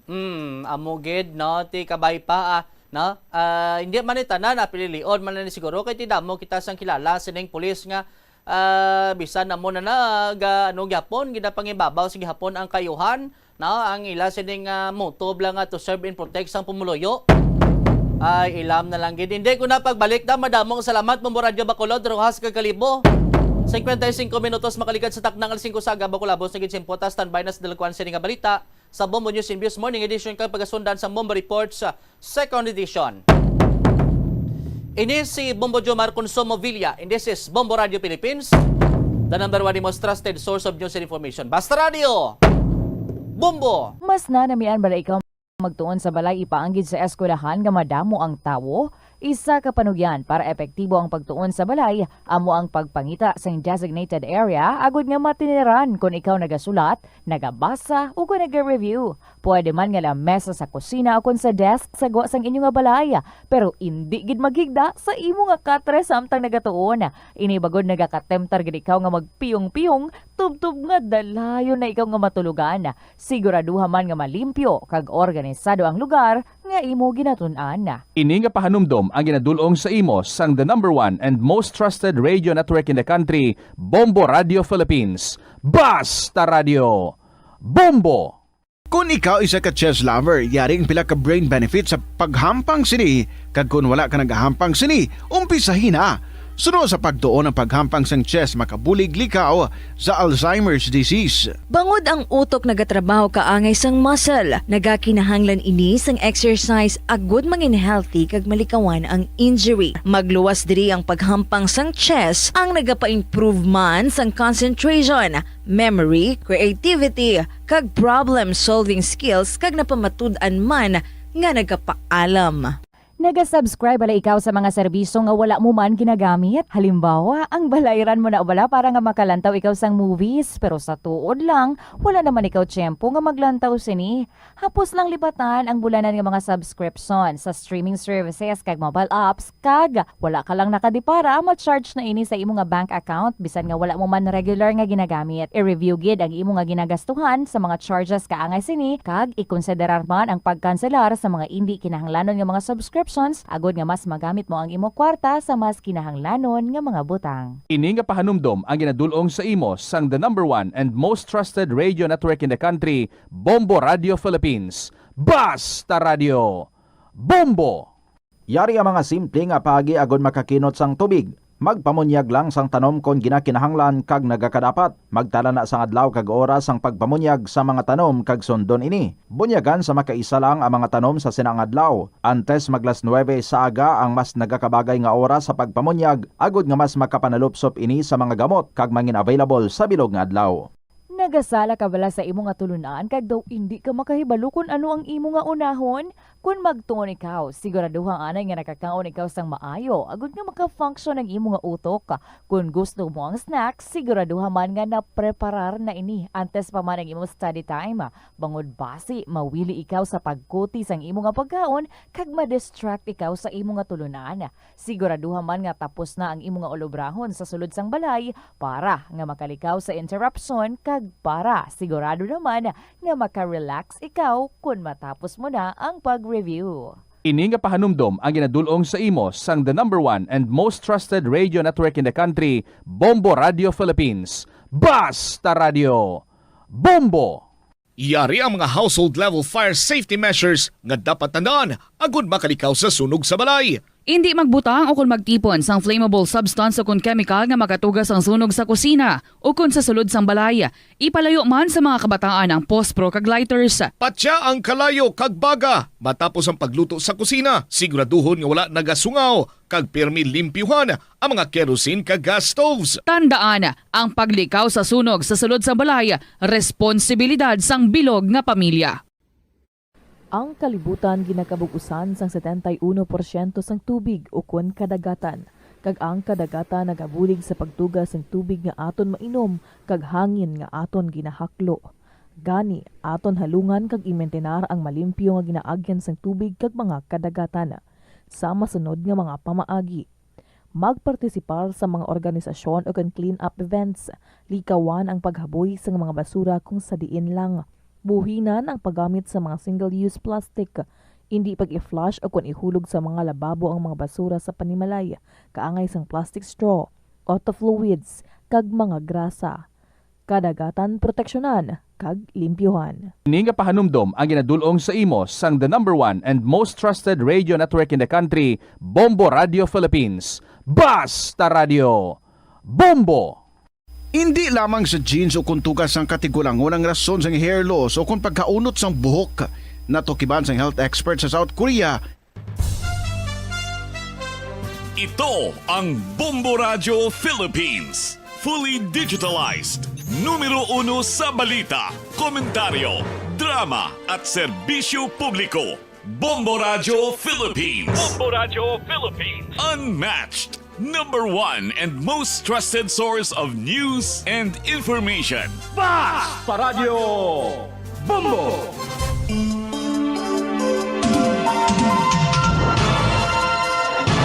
And the Golden Glove for Best Newscast Provincial Program goes to Bombo News and Views Morning Edition, DYFM 837, Nevada News FM Manila, TBS Incorporated, Bombo Radio Philippines. Oras sa Bombo Philippine Standard Time sa alas 6:00 sa aga. Welcome na sa pagpangalagad sang Bombo News and Views Morning Edition. Adlaw kita subong sang Sabado, Enero 31, 2026. Sa aton mga headlines sa top story of the day, mga nakuha nga bangkay sa naglugdang nga MV Trisha Kirstine Tree sa Basilan. Nalapawan ang numero sang missing, sandig sa nakalista sa manifesto. Sa iban pa nga balita, anay President Rodrigo Duterte ginhatagan sang appeal sa Chamber National Batangas 1st District Representative Leandro Liviste nagpangayo sang permiso sa Kamara nga makabiyahe ini sa masobra 20 ka mga pungsod sa sulod sang 5 ka bulan. Sa balita international, pamilya sang 45 ka mga biktima sa pagbungguanay sang 2 ka high-speed train sa Spain. Padayon pa nga nagapanawagan sang hustisya. Sa balita sa negosyo, Department of Agriculture ginpabaskog pa ang pagbantay kag pagmonitor sa mga proyekto nga ginapatukod nga farm to market road. Sa balita naman sa hinampang, NBA legend LeBron James nanginiemosyonal pagkatapos ang iyahampang batok sa Cleveland bangod sa huring-huring sa posible sining nga pagretiro. Kag sa balita sa entertainment, pag-perform ni Michelle D sa Miss Iloilo sang Enero 17, isa sa mga pamatuod sunod sa iya abogado nga wala ini sang ginhimo nga torture sa driver ni Rian Ramos. Oras sa Bombo Philippine Standard Time, 3 minutos. Makaligad ang alas 6 sa aga. Dugang nga mga detalye, bantayan, makaligad ang mga panumdong. Depresyon ang hindi pareho nga balatyagon. Ang depresyon ang hindi gulpiyada lang nga nagakatabo sa isa ka tawo. Masami man nga ginakabig sa mga tawo nga depressed ini bangod sa kasubo nga nagakabatyagan. Ang kasubo, temporaryo lang nga nagakabatyagan sang tawo kag masami nagadugay sang pilalang kaadlaw. Samtang makabig naman nga nag-experience ikaw sang depresyon kung masobre na sa 3 ka bulan nga nagabatyag ikaw sang kasubo. Importante nga mahibaluan ang mga naga-trigger sa nga mga balatyagon, agud nga mahibaluan kung paano ini nga bulngon. Sa pagbugtaw mo sa aga, cold baladayon nga tubig ang imo ginainom? Ay, dali lang, wait a minute. Para sa ininit. Suno kay Dr. Deborah Weatherspoon, isa ka advanced practice nurse, mas maayo nga mag-inom sang alabaab nga tubig sa aga. Paathag ni Weatherspoon, iniya nagabulig sa lawas nga magpagwa sang toxins kag naga-improve sang imo blood circulation. Sa mga babayi, ang pag-inom sang alabaab nga tubig ay nagabulig man kung ikaw nagasuprer sang period cramps. Hindi ako Plus Wala di Iloilo, Billboard of Activities for January 25 to 31, 2026. Rock and a wide variety of your favorite songs will once again be yours sa uling Sabado sang bulan, Enero 31, Kaupo ng Valhalla Band sa concert at the Plaza. Blasting off alas 6 ang gabi. Sa tion sa musical show, napulo ka mga matahom nga Plaswala di Iloilo. Special edition mugs kag madamo pangaiban ang igaparafol sa mga suki sang Plaswala di Iloilo. Sa Pebrero 1, Domingo, ginaagdang tanan nga mangin kabahin sa Eucharistic celebration nga pagkahiwaton sa El Puente or the Bridge sa mga adlaw alas 11 sang aga. Sa tion sang Holy Mass, ipangamuyo naton sa Ginoo nga iatandugo ng kasing-kasing sa mga tawo nga involved sa anomalous flood control projects nga pamatian ang panawagan angot sa restitution. Plus wala di Iloilo, we remain to be one with you in the common hope for a better community and a progressive country in 2026. Ano bala ang dapat tandaan sa tion nga magbiyahe agod mangin hassle-free ang bakasyon? 5 minutos, mga kaligad, ang alas 6 sa aga. Padayon ikaw nga nagalantaw, kag nagapamati sa Bombo News and Views Morning Edition. Sa nagapagunang nga balita, lapaw na sa numero sang missing at gindeklarar sang Philippine Coast Guard ang numero sang mga nakitaan nga bangkay kasunod sang paglugdang sang MV Trisha Christine 3 sa Basilan. But silingon, may mga pasahero nga wala nakalista sa manifesto sang barko antes natabo ang trahedya sang Enero 26. Sunod kay Celso Lobregat, Executive Secretary sang City Mayor's Office sang Zamboanga City. Ginako sang iban nga mga survivors nga nagbakal sila sang tiket sa sulod na mismo sang barko o kung sa scalpers. Gani, wala sila nadala sa opisyal nga listahan sang mga sakay. Matandaan nga sa unang nga pahayag sang Philippine Coast Guard, 18 ka bangkay ang na-recover kag pulo pang missing nga padayon pa nga ginapangita. Apang sa subong, naglabot na sa 33 ang kabug-usan nga numero sang mga napatay nga na-recover. Gidako sang Philippine Coast Guard nga ang unang nga datos ang nabase lamang sa manifesto. Gani padayon pa ang investigasyon na hanungod sa matuod nga kadamuon sang sakay kag sa ginhalinan sang paglugdang sa nga mga roll-on, roll-off vessel. Ginsay-say man sang mga nakaluwas nga tuman nga kabudlayan ang ila ginagyan sa dagat. Samtang nagaulat sang bulig sa tunga sang madulom kag matugnaw nga sitwasyon. Sa karon, padayon naman nga ginapangita pa ang iban nga mga nadula. Merong mga pasahero na nagkukwento, inamin nila na wala sila sa manifesto dahil bumili sila ng ticket sa loob na ng barko. Meron din nag-amin na bumili ng ticket dun sa mga scalper. Kaya nga, meron talaga wala sa manifesto. Meron din mga truck o mga ibang sasakyan, di ba? Pero ang nakalista lang yung driver. Nabatian ang naging kabahin sang pahayag ni Celso Lobregat, Executive Secretary sang City Mayor's Office sang Zamboanga. Sa iban pa nga nagapanguna nga balita, ginhatagan sang Appeals Chambers sang International Criminal Court ang kampo ni Anay President Rodrigo Duterte sang tubtob sa Pebrero 5, 2026 agod makafile sang apila batok sa desisyon na hanungod sa iya detensyon. Ini matapos magpasa ang kampo sini sang notice sa ICC Appeals Chambers nga nagapangayo nga baliskado ng desisyon sang pretrial Chamber 1 nga padayon ang detensyon sang former president. Sa anom kapahina nga dokumento nga napetsahan sang Enero 28, naghingyo ang team ni Duterte sang immediate interim release sa idalom sa mga kondisyon nga gin-provide sang state party. Nahibaluan nga nagapangatubang si Duterte sang mga kaso nga crimes against humanity sa ICC, lakip na diri ang pagpamatay sini sa mga naangot sang kampanya sini kontra illegal nga droga sang siya pa ang presidente sa Pilipinas kag alkalde sa Davao City. Sa karon na detain ang anay presidente sa penitentiary sa The Hague, Netherlands. Suno kay Attorney Cristina Conti, Assistant to Counsel sang ICC, kumpiyansa siya nga hindi na pagbalis karon sang ICC ang nauna nga desisyon sini nga fit si Duterte nga magatubang sa pre-trial proceedings. Gin-schedule sang chamber nga magumpisa ang confirmation of charges hearing sa masunod nga bulan. Ang gagawin na lang kasi ng appeals chamber, hindi naman niya bubuksan yung kaso. Titingnan lang niya kung tama ang ginawa ng pre-trial chamber. Confident ako na hindi na babalik na rin ang apelan, ang issue tungkol sa fitness to stand trial. Ang hearings, tapos may break. Tapos 1 hour, break na naman. 3 hours ng halos maghihiring sa isang buong araw. Abot ng isang buong linggo ang hearing. Hindi ka agad-agad nalalaya kasi kailangan may proseso pa dahil nagkaroon na ng ebidensya para ikulong siya. Baka kailangan gumawa ng bagong charges. Nabatian si Attorney Cristina Conti.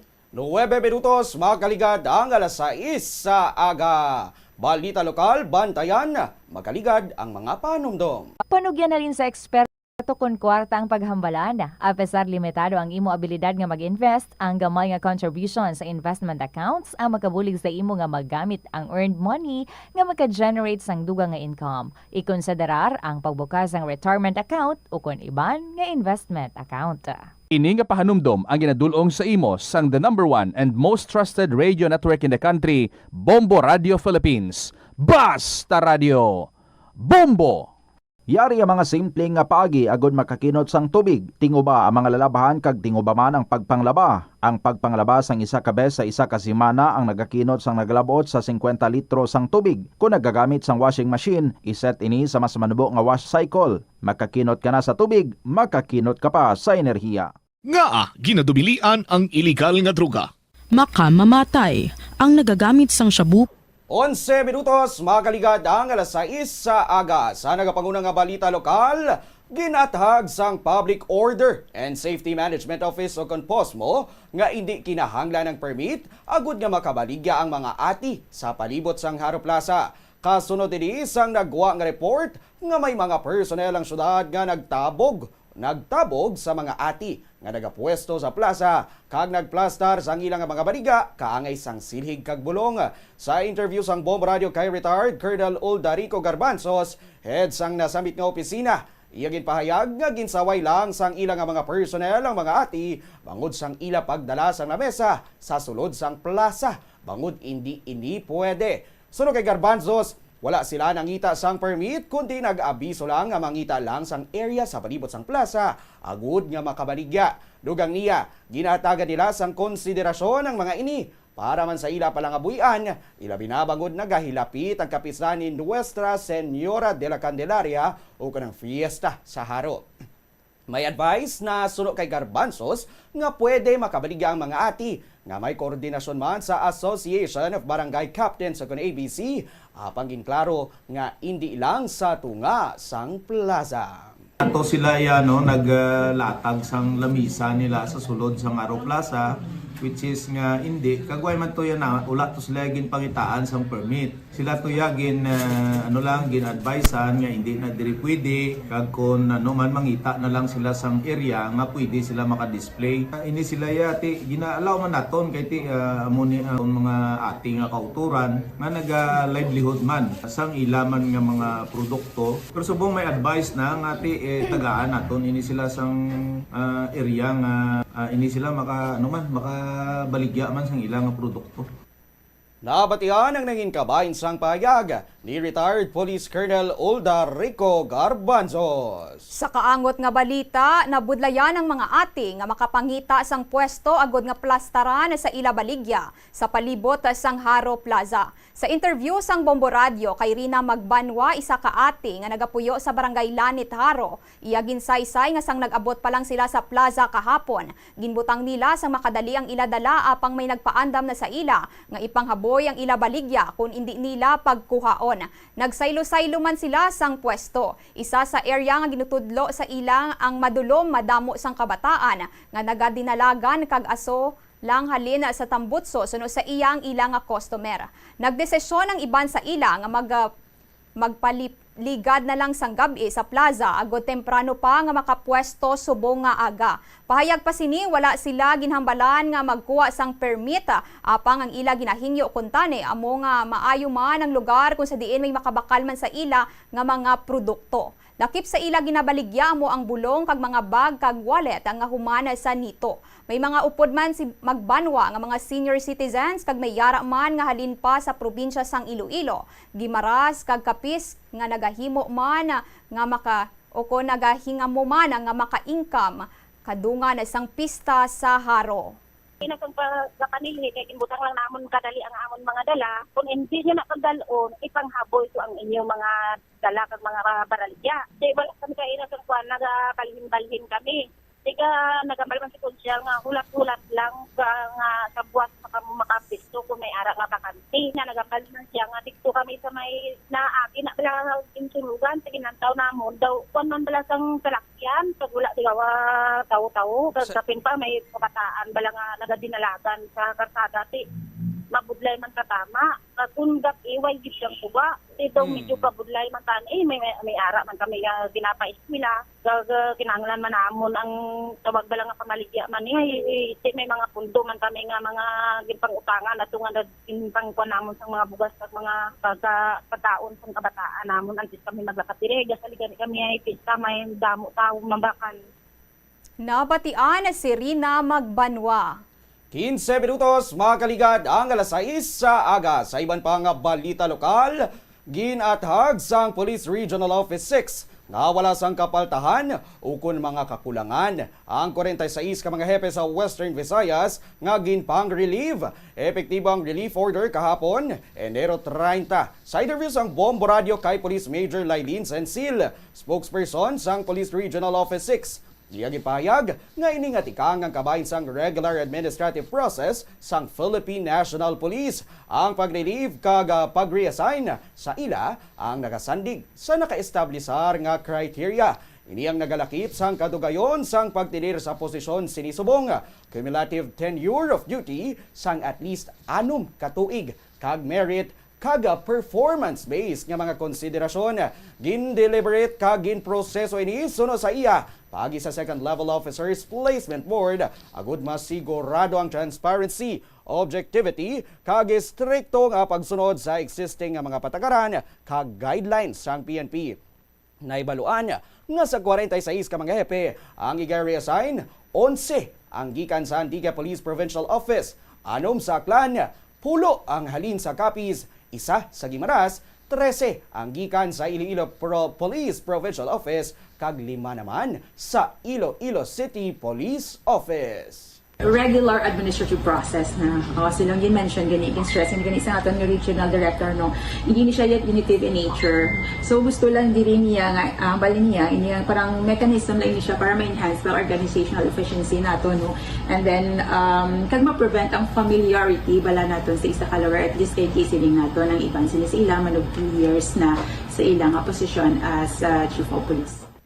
Nabatian ang nangin kabahin sang payag ni Police Major Lailin Sensil. Sa iban pa nga balita lokal, personal nga ginbaton na nanday Mayor Raisa Treñas kag Engineer Neil Ravena, Department Head sang City General Services Office, ang Association of Southeast Asian Nations o kon ASEAN Clean Tourist City Award nga nadag-an sang syudad sang Iloilo. Ginpatigayon ang awarding ceremony sa Cebu City kung sa diin yara man si Tourism Secretary Cristina Frasco. Ini na ang ikaduha nga tion nga nakuha sang Iloilo City ang amo nga pagkilala bangod sa pinasahi nga kalimpyo, environmental management kag tourism infrastructure. Sa mensahe ni Mayor Treñas, ginpalabot sini ang iya nga pagpanginbulahan sa tanan nga mga Ilonggo nga committed para sa pagpabilin sang katahom kag kalimpyo sang palibot.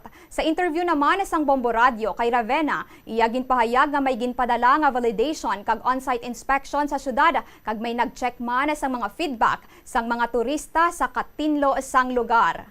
Madamo, masalamat. Congratulations sa kabilugan sa Iloilo City. City government, sa aton mayor, si Mayor Raisa, and sa tanan nga ara sa city government that is working hard para sa sining award. Ang aton nakuha nga award is ASEAN Clean City Tourist Award, no?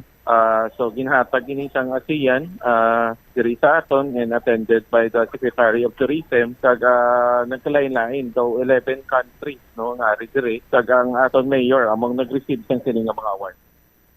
Una na nga nabato na sang Iloilo City ang amuman nga award sang tuig 2020 kag tuig 2022 nga term sa Brunei. Nahibaloan nga ini nga pagkilala ang kabahin sa ASEAN Tourism Standards Awards program nga nagpasidungog sa mga syudad sa Southeast Asia nga malimpyo, may maayo nga waste management, environmental protection kag tourism facilities. 19 minutos, makaligad ang alas 6 sa aga sa iban pang balita lokal.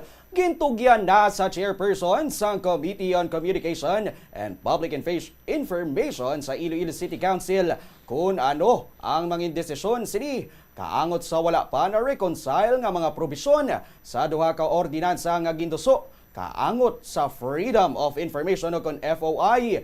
Ini matapos nga nagtakop na ang ginpatigayon nga committee hearing agud nga magplastar o kon maplastar ang halos pareho lang nga ordinansa nga ginduso nanday Councilor Nene De La Liana kag Councilor Shin Marie Mabilog. Sa interview sang Bombo Radio kay De La Liana, iya gipahayag nga kun makahimo na sang committee report ang committee chairperson nga si Councilor Attorney Cedric Cabaluna, magadebate na sila ni Mabilog sa sesyon sang konseho. Payag pa ni De La Liana, duha ka beses nga ginamyendaran ni Mabilog ang iyang nga ginaproponer nga ordinansa. Gani nga pag-abot sa committee hearing, halos pareho na sila kag wala na sila ginbudlayan pa. Lakip sa gintumod sini nga kinalain sa ilang ordinansa among iya ginadusong nga FOI desk agud nga mas plastado kag dira na magkadto ang mga pumuluyo kag magpamangkot kaangot sa ila kinahanglan nga impormasyon.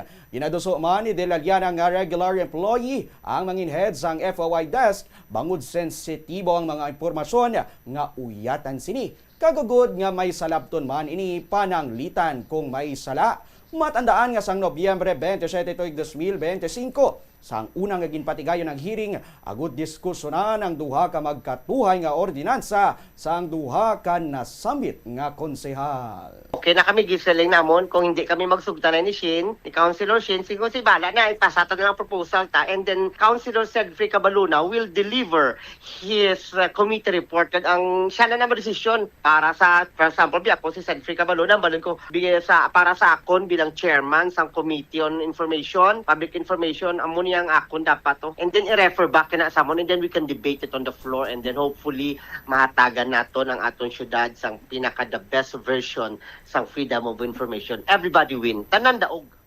Nabatihan ang nanging kabahin sang payag ni Iloilo City Councilor Nene De La Liana. Sa iban pa nga balita, suportado sang Police Regional Office 6 ang ginaduso nga pagbalik sang initial screening sa main entrance ang Iloilo International Airport. Ini kaangot sa nauna nga pahayag ni Civil Aviation Authority of the Philippines o kon Iloilo Terminal Supervisor kag Airport PIO Mr. Arta Pare o nga ila ginarekomenda sa subo nga ibalik ang initial screening sa main entrance sang amo nga paluparan.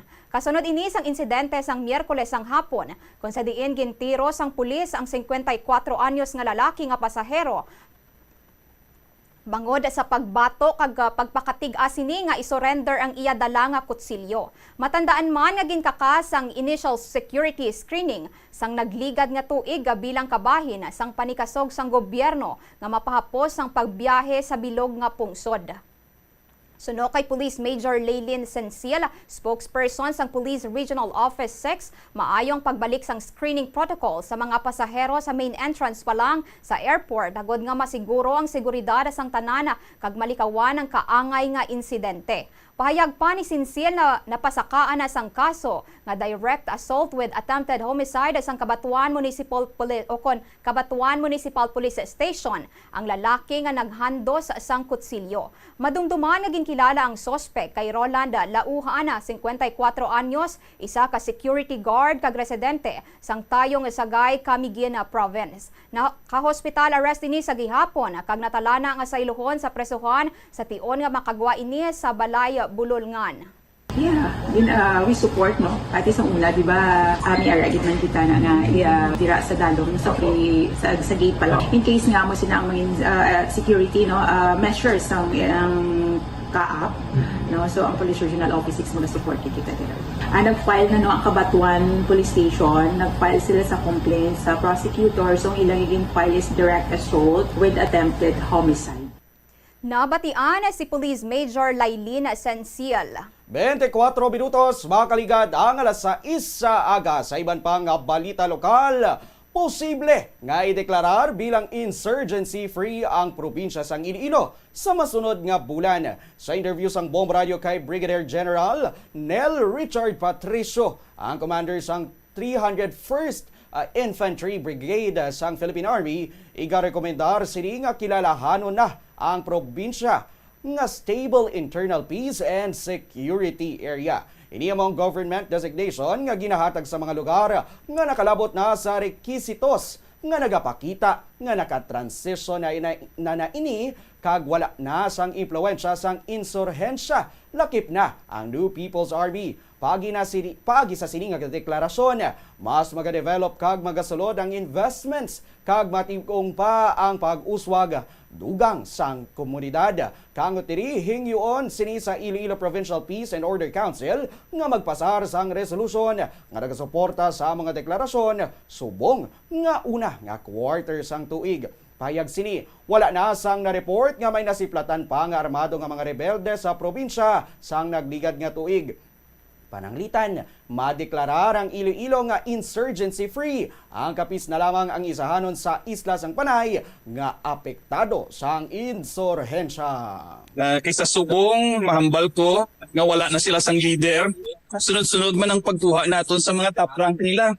Sa secretary nila, sa military commander nila, nag-surrender sa aton after siya maengkwentro kag napilasan.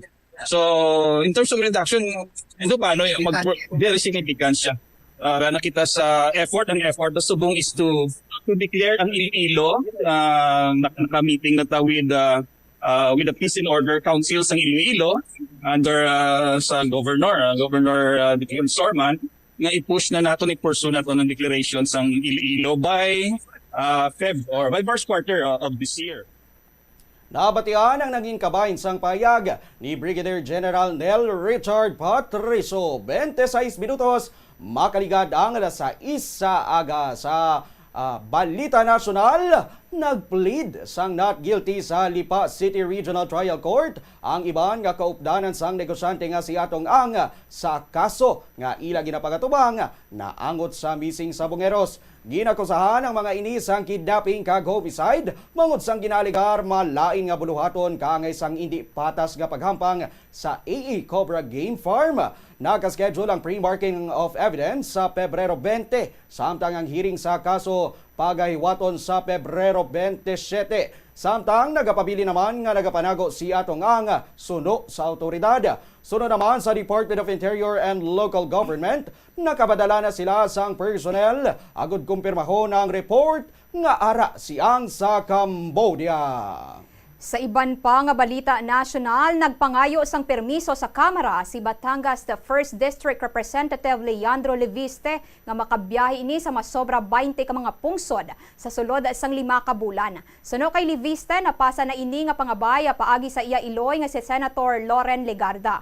Ginapahayag nga may nagpangabay sa senadora nga hingyoon sa kongresista ang hindi na magpagwa sang ebidensya nga naangot sa mga opisyal sang gobyerno sa mga anomalya sa DPWH projects.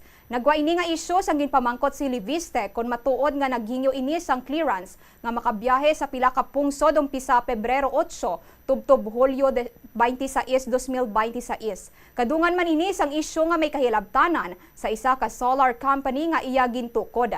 Magasugod ang House Committee on Legislative Franchises sa masunod nga semana sang motu proprio inquiry sa nasambit nga mga isyu. 28 minutos, makaligad ang alas 6 sa aga. Kadto kita sa Balita International. Padayon ang panawagan sang hustisya sang mga pamilya sang 45 ka mga biktima nga napatay sa pagbungguanay sang 2 ka high-speed train sa Spain o sa Espanya sang Enero 18. Suro sa pamilya sa mga biktima nga hindi sila maguntat sa pagpangita sang hustisya para sa nabatay nila nga mga himata. Sa lubong sa mga biktima, nagtambong sa seremonya Sunday King Felipe VI kag Queen Leticia. Samtang wala naman nagkatambong ang Prime Minister Pedro Sanchez kag Transport Minister Oscar Puente. Base sa investigasyon sa mga otoridad, ginapatihan nga may guba sa Riles antes na diskarel ang tren nga nagabiyahe pa kadto Madrid halin Malaga.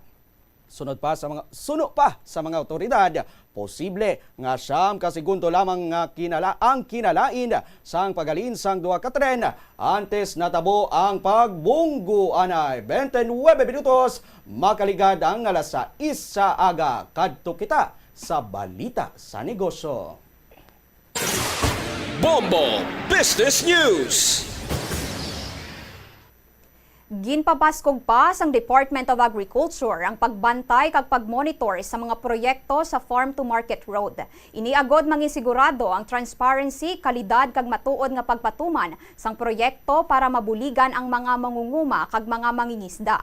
Nahibaluan nga halin sang tuig 2021 tubtob 2025 may ara sang mas sobra 4,000 na ka mga proyekto nga nagabalora sang 76.52 billion na pesos kag 3,135 na diri ang natapos na. Samtang para sa tuig 2026 naghatag ang gobyerno sang 33 billion na pesos nga pondo agod matukod ang mas sobra 2,300 ka kilometro sang farm to market roads nga magabulig sa pagpanubo sang production cost kag pabaskugon ang rural development. Sa iban pa nga balita sa negosyo, posible nga magasaka ang presyo sang produktong petrolyo sa masunod nga semana. Iniamo base sa nagligad nga 4 ka adlaw nga international trading.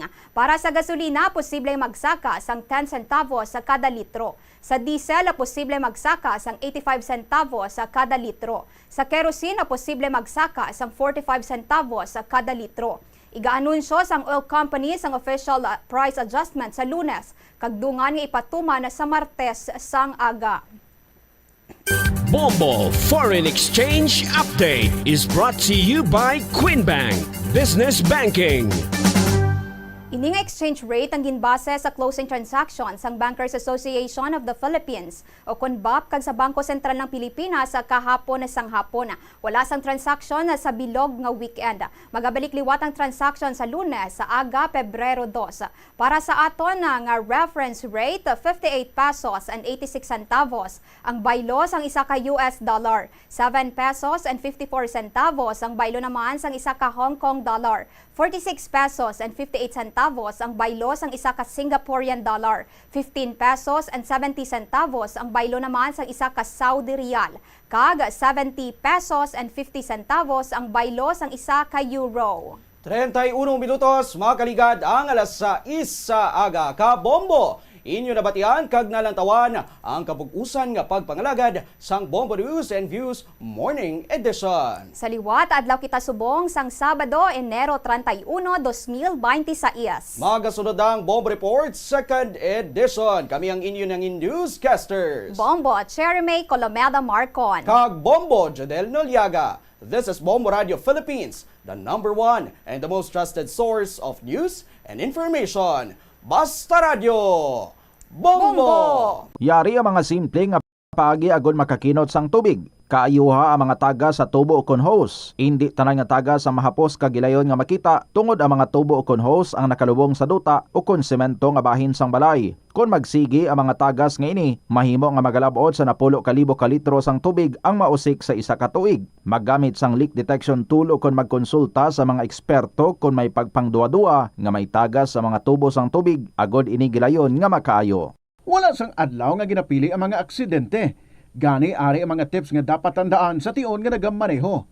Una, regular nga i-check ang kondisyon sa salakyan, lakip diri ang tire pressure, bastante nga oil kag brake fluid, kag ang side mirror ang dapat nga yara sa insakto nga anggulo.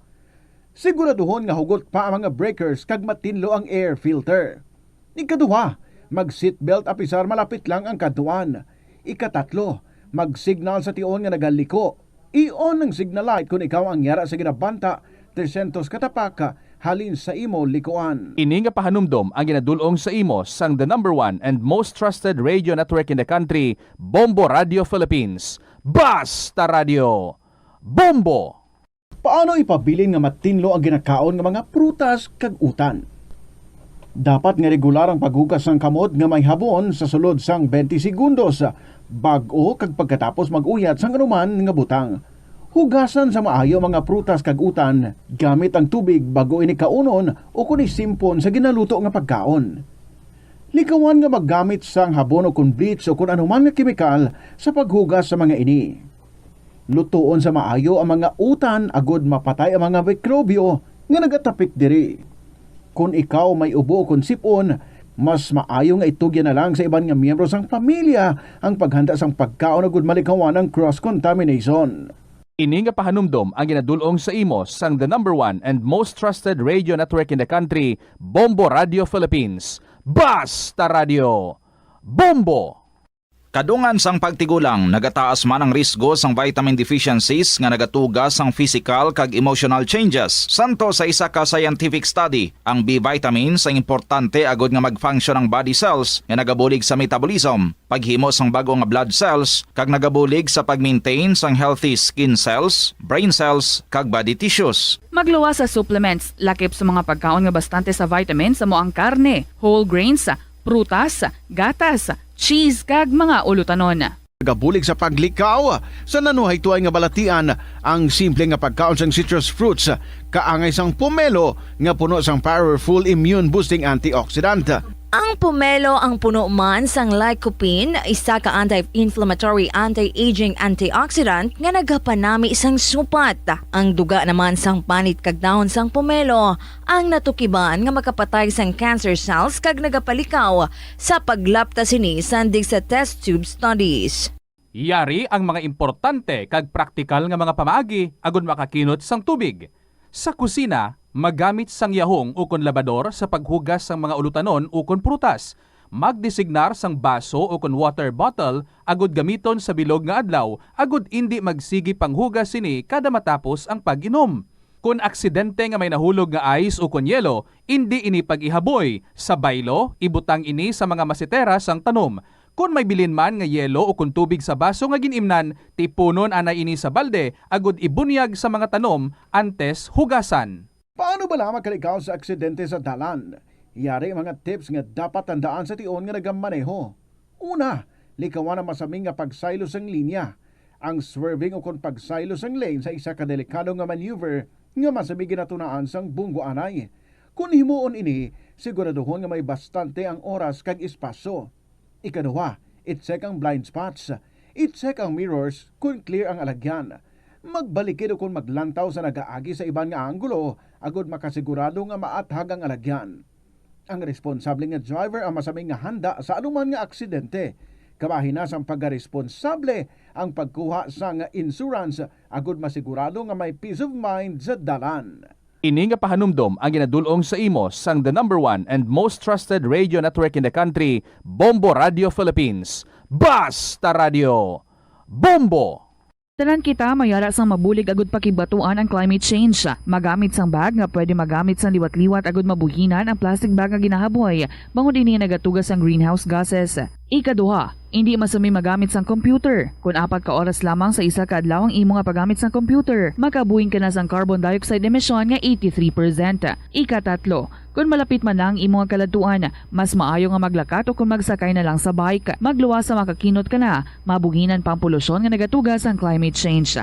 May kilala ka bala nga mga bata nga mahilig sa video games? Nagausik bala ini sang inoras sa paghampang sang iya ginakaadikan nga games. Isa ka pagtuon sang American Academy of Pediatrics ang nagapahayag ngang sobra-sobra o kun inoras nga pagtiner sa paghampang sang video games ang makadulot sang depresyon, anxiety kag manubo nga grade sa eskwelahan. Suno sa mga eksperto, halos 9% sa kada 3,000 ka mga elementary students sa kada pungsod ang makabig pathological o kun addict sa paghampang. Makabig nga pathological o kung addicted ang isa ka estudyante kung nagaapekto na ang paghampang sa iya nga pag-eskwela. Dugang pa sa among nga pagtuon, ang ka-addict sang isa ka bata makapabudlay sa iya sa pagkontrol sang iya impulse. Kaangot diri, ginpanugyan nga dapat hindi magsobra sa isa ka oras kada adlaw ang gastuhon sang isa ka elementary student sa paghampang kag hindi naman magsobra sa 2 ka oras ang isa ka high school student. Sa eskwelahan, ang pag-practice ng good manners and right conduct ang makabulig sa paghimo sang positive, respectful environment para sa pagtuon. Nagapakita ini sang pagtahod hindi lang sa mga manunudlo kundi mangin sa imo mga classmate kag sa school community. Mag-abot sa eskwelahan on time. Ang pag-abot sang late sa klase kag sa aktibidad ang nagapakita sang kakulang sang respeto sa oras sang iban. Magpamati sa imo maestra o kun maestro samtang nagadiscuss sang lesson kag sundon sang maayo kun may yara sang instructions. Tawgon nga ma'am o kun sir ang imo teacher o kun staff. Kun may pamangkot, ibayaw ang kamot, agud mahatagan ikaw sang kahigayunan nga makasabat. Maggamit. Ito ang Bombo Radio Philippines. Fully digitalized. Numero 1 sa balita, komentaryo, drama at serbisyo publiko. Bombo Radio Philippines. Bombo Radio Philippines. Unmatched. Number 1 and most trusted source of news and information. Basta Radio Bombo. Oras sa DYFM, Bombo Radio Iloilo, Philippine Standard Time, 39 minutos, makaligad sa taknang sa isaga. Welcome sa Bombo Report sa second edition. Sabado, petsa 31 sa bulan sa Enero, tuig 2026. Ulihis na adlaw sa bulan sa Enero. Sa mga headlines, standby kay Chay Tanugay report ni Bombo Brian Gonzales, mag-asawa dakop sa drug bypass operation sa may banwasang Putotan. Lakip man ang aksidente ho nga nagluntad subong ilabang siningaga diri sa may area sa nga dalan na James Basa. Ti duha sini kasakay sa motorsiklo Pilason matapos naglalapaw sa gutter. Wasak gid ni ang cement nga nga ginamputangan sa nga bulak bla diri sa higad sa nga dalan sakop sa nga dalan James Basa. 40 minutos makaligad sa taknang alas 6 saga antes ang report ni Bombo Brian Gonzales gina-coordinate na karon sang Iloilo City Traffic Transportation Management Office sa natungdan sa lingensya no sang city government ang ining panas nga mga pedestrian lane araw makita diri sa aton sa nga mga kabombo no ti makarelate gid ni siguro ang masami nga naga kadto sa syudad no o kun sa pila sini man kabanuhanan ni ang observation pero ti ang concern sini kay pila ka mga pedestrian lane diri sa syudad sang Iloilo no panas na sa aton sini nga mga kabombo ti kisan di mo na ma-recognize di mo na ma-identify nga ay pedestrian lane gali ni ho diri gali kami dapat matabok sini kay balaan mo gin gin design ini para tabukan sa mga tawo ti paano kung pagtabok mo kon panas na no hindi mo na kita kung diin na to ang pedestrian lane sa aton sa nga mga kabombo ti suno sa Iloilo City Traffic Transportation Management Office sa pagpungunan ni retired Police Colonel Darico Garbanzos ang tanan nga sakop sang city government amoning mga barangay road, city road no may pila ka mga nga mga concern nga ginpalabot na sang talatapan sa city government. Agod nga matagaan na ni sang atensyon ilabi ni Dirico sa may dalan na James Basa no kun halin ka dibla sa may area sang Sunburst Park. Tadlong gid ka Sunburst Park ko. Tumabok ka dispiak pa kadto sa may dalan mapa ti dako na daang pedestrian lane ti subong makita mo laban pa panas sa laban pa ang panas sa pinta no sa aton sa nga mga kabumbu ti dra gani no manotice mo bla may mga nagakabungguan may mga na aksidente na no kay ting iban way makakita mo no nga may ara gali sang pedestrian lane o kun ang iban bisan kita na diretso man gyapon kundi ginasalakay ang mga nagatabok sa pedestrian lane sa aton sa ni karon nga mga kabumbo no ti isa ni karon sa ginalantaw no nga dapat mapintahan liwat no para visible sa mga motorista nga nagalabay sa nasambit sa ni karon nga area. Aksidente gani nga bago pintang pedestrian lane anihan pa di karon nga panas na ho Diri sa aton sa nga pagpangalagad suno sa opisina sang Traffic and Management Unit. Dapat kada tuig ni may aragin man sang ginatawag sining pag repaint no sang sining mga pavement markings. Ilabinigid karon ining pedestrian lane. Ti magluwas na ang mga markings sa higad sang dalan, mga solid line dira.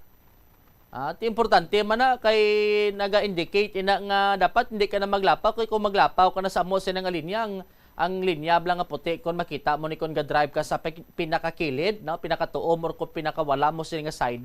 No, ti dapat di ka na maglapaw da kay maglapaw ka may tendency nga mabulasot ka to sa drainage, may tendency nga maglapaw ka na to sa gutter, no? Ti kung baguhanon ikaw, hindi mo matansyar ang lugar, wapos panas pang mga pavement marking, ti may no, may dako sining posible nga makatuga sang ginatawag sining aksidente. Kag hindi lang man siguro sa no, sa mga pavement marking kundi may ara man sang participation ang aton sining mga motorista nibot sa lingon nga kay bangod nga panas na ang mga pavement, no? Sa aton sa nga mga kabombo hala ka man pinagusto sa pagpadalagan. Diri sa aton sa nga pangalagan. Tilang taon taniya, no, kung anong sarang sa nga maobra sang city government, no, kung under sa city road or barangay road, kag DPWH Region 6, kung under naman sa national road ang nasambit sa ni karon yang lugar. Diri sa aton sa nga pangalagad, no? Ti sa simple la sini nga bagay nga ma-appreciate mo man bla iti kanami gali sang mga dalanon kon mapintahan liwat, makayo ang mga pavement marking, no? Sa aton sini nga mga kabombo at least nga makahambal man ta sulihi nga ti kung may aksidente gid man nga natabo hindi ta lang ya mahambal nga mabasol ta sa mga pavement marking nga panas, no? Sa aton sa nga pagpangalagad ti mambalta na guro nga ang may kabaltahan sina mga driver pero kaangay sini mga panas mga hindi na visible sa aton sa nga dalan ti questionable ni, no, diri sa aton sa nga pangalagad, no, sa DYFM Bombo Radio Iloilo kung may mga repair pa hindi na paghulaton nga may mareklamo pa, no, sa talatapan sang DPWH sa aton sa nga mga kabombo kung ano mas nga ensya sa gobyerno. Kaya total ang ginagamit sinada nga pag-repair hindi man personal, no? Iyaman sang gobyerno, no? Ti kon may ara sa nakita sini nga dapat kalayuhon, no? Hindi na paghulaton ang buwas Diri sa aton sini nga pangalagad sa DYFM Bombo Radio Iloilo. Diri sa aton sini nga tagpalamati kag aton Ti kon may ara kamo da nga na kita da sa barangay nyo, pwede nyo gid palabot de o kung sa traffic management unit para at least nga palabot sa natungdan ngayon siya sa gobyerno kagilayon ini siya nga tagaan sa nagakaigo sining tulpangod. Ti angay sini, no? Standby block kay Bombo Brian kay nakaagaw may aksidente madas di basaho. Lumapaw to sa gutter ti anong rason sini dasig dalagan why sa to makabalos ang mga may mga road markings, no, may mga road pavements dra nga nabutang, no, sa aton sini nga mga kabombo. Dira ta mga plastar ni karon, no, kay hindi lang nibot silingon nga kun panas ng pedestrian lane maghala ka man pinagusto sang pagpadalagan so dapat ara man ang ginatawag sini nga paghalong agod nga makalikaw kita sa ginatawag sini nga aksidente.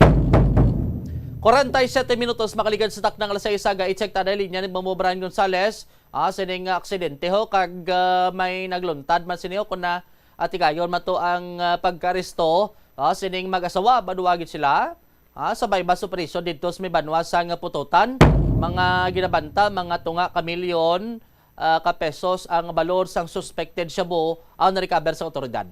Bombo Brian sa report please come in. Yes, no, Bombo Jamar live kita diri karon sa may area sa dalan Jembasa, no, Bombo Jamar sa diin ang ginatumod mga pedestrian lane no Bombo Jamar nga panas yari gid diri no Bombo Jamar makita naton. Pero diri man no mismo sa area unahon tani no na tabo ining aksidente no kag ino sa kagahon Bombo Jomar sa diin na isa ka motor no nga Raider nga motor madasi gini nga klase sang motor. Bombo Jomar nga na aksidente nakabunggo diri no sa isa ka flower pot sa area sa JM Basa no. Ginapahayag no initial information no nga aton nakuha Bombo Jomar duwa ini ka PNP personnel no pero hindi pa nato ma-verify sa karon kung bala Bombo Jomar naga-duty nagid ini sila ako na police trainee no Bombo Jomar kaya sa pagapaningwa naton nga magpakigangot sa traffic enforcement unit no diri sa may Iloilo City Police Office Bombo Jomar masako pa nung aton yung mga investigator kaga may respondihan pa nga mga insidente no sa karon nga mga tinion. Ang diri no makita naton bala sa area Bombo Jomar nga ang flower pot no nga nabungguan nga kung na magtindog ka sa iyang tupad no kaya mayara pa man dito sa mga unhan tagahawak ini no Bombo Jomar ang kataason kagati concrete no may unod nga balas-balason kagati mayara man sang kabilyada no ginsekyer naton pero magagmay no Bombo Jomar amo ini ang nabungguan no sa nga sambitan niya duwa ka lalaki kagati ang isa gani no ay na-identify dito kagaina nga ang pangalan niya si Hernani no nga taga Candoni no Bombo Jomar sa may Negros Island naman iniya kagati ang isa wala pa sa gihapon no identity as of now Bombo Jomar kagati para yung pang-investigasyon sa nga aton nga traffic investigator Bombo Jomar nahanungod diri kay wala sang dalang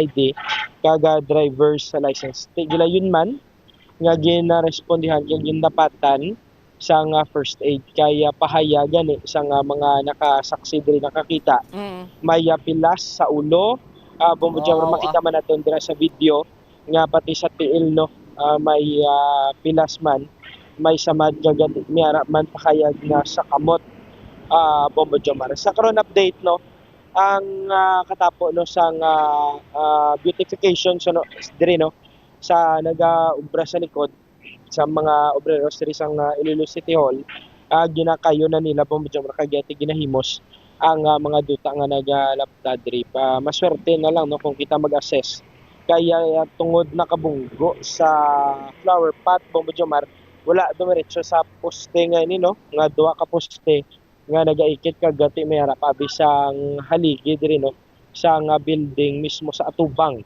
sa di natabo ini nga insidente no Bombo Jomar so far was agmaning concrete nga flower pot Bombo Brian ang simento bla kalapudpod man no sa ton sa nga mga kabombo anong nakabonggo ni motor nila or basi lawas nila nakabonggo ni lawas no Bombo Jomar kaya kung nataw naton draman sa mga video clips no Bombo Jomar ang motor no halos wala sang damage siya kag makita man naton dra ang nagaduag gray no Bombo Jomar dra nga motor no sa area so probably ginaimbestigahan pa kung bala mayara man sang influensya sa nga makahulubog nga ilimnon Bombo Jomar kagati other factors man nga posible gintunaan sa nga nasambitan niya nga aksidente. Kita tadi ang motor niya ning Suzuki Rider 150 no? Color gray tapos ano duay plate number ni ho? Ang motorsiklo tikod by ano tani wasikon sa mga pamilya o mga kakilala nila bla no?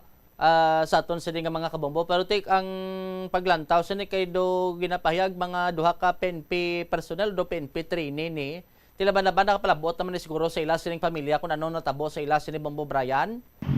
Yes no correct kita na Bombo Jomar sa karon no padayon ginakolekta pa sa kapulisan ang mga detalye pa no Bombo Jomar kay ti pahayagan ni may nagabot man diri nga tiyo sang isa sa ila no nga policeman kagati nag-responde man sa lugar ng Bombo Jomar. So base ko maka-plastar pagid ka latest investigation ko ng PNP. Pero ang ano kuno ang direksyon nila daw pakadto sa parola Bombo Brian nga way or pabalik. Oo, in sakto na no Bombo Jomar halin sa may Plazoleta Tagay nga area Paparola Wharf no Bombo Jomar. Ligad dra nga area na aksidente, may aksidente man nag-overshoot Bombo Brian, no, naglapaw. Akiti bala mo likuon mo tip ang tendency sina kung dasig dalagan mo kag likuon at ilaban-laban mo diretso kag ito sa unhan na Bombo Brian. Kung lang taon na to no Bombo Jomar ang dalan mayara mga let's say 200 meters ni siguro nga tadlong no Bombo Jomar bago ang likuon. Pero kung madasig siguro ang imo nga dalagan ti laban-laban gid no nga mag-overshoot gid sa diri nga area no Bombo Jomar. Pero kung hindi man ang dasig iya ang imo nga dalagan base man sa atong assessment no Bombo Jomar kaga ti makita man naton diri sa mga nagalalabay matadlong 200 meters sabi kung hinay mo nga dalagan ti dalayon lang man makalikaw ikaw iya sa pag-overshoot no sa diri nga area. Sa pihak nga bahin na posiblatan tatubing baybas sa pututan to.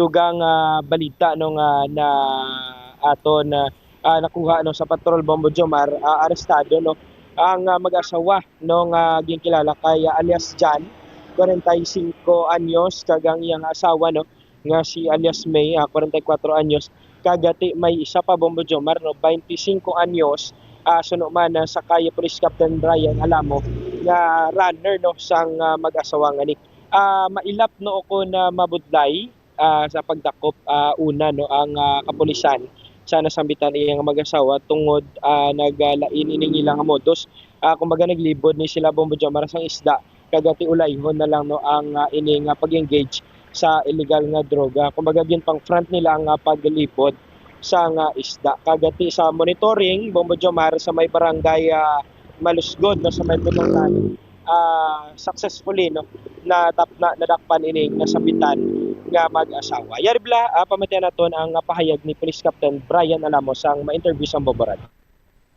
Patigayon ko tanong sa bypass operation diri sa bayan sa barangay Malusgod Pututan Iloilo.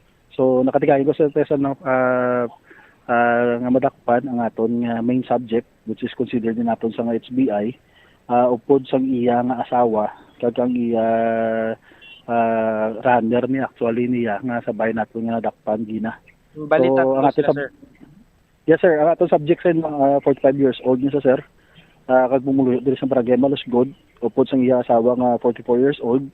Kag ang isa na to ko subject sir nagaedad sa sir nga 25 years old kaya pumuluyo sang Lupisayna Ward Pututan Iloilo. So nakatigayon ko to sir no makatransact siya sang worth 12,000 nga siya bugi na kag nakatigayon kita nga makarecover sang more or less 85 grams nga shabu which nga nagabalyo sa around mga 570,000.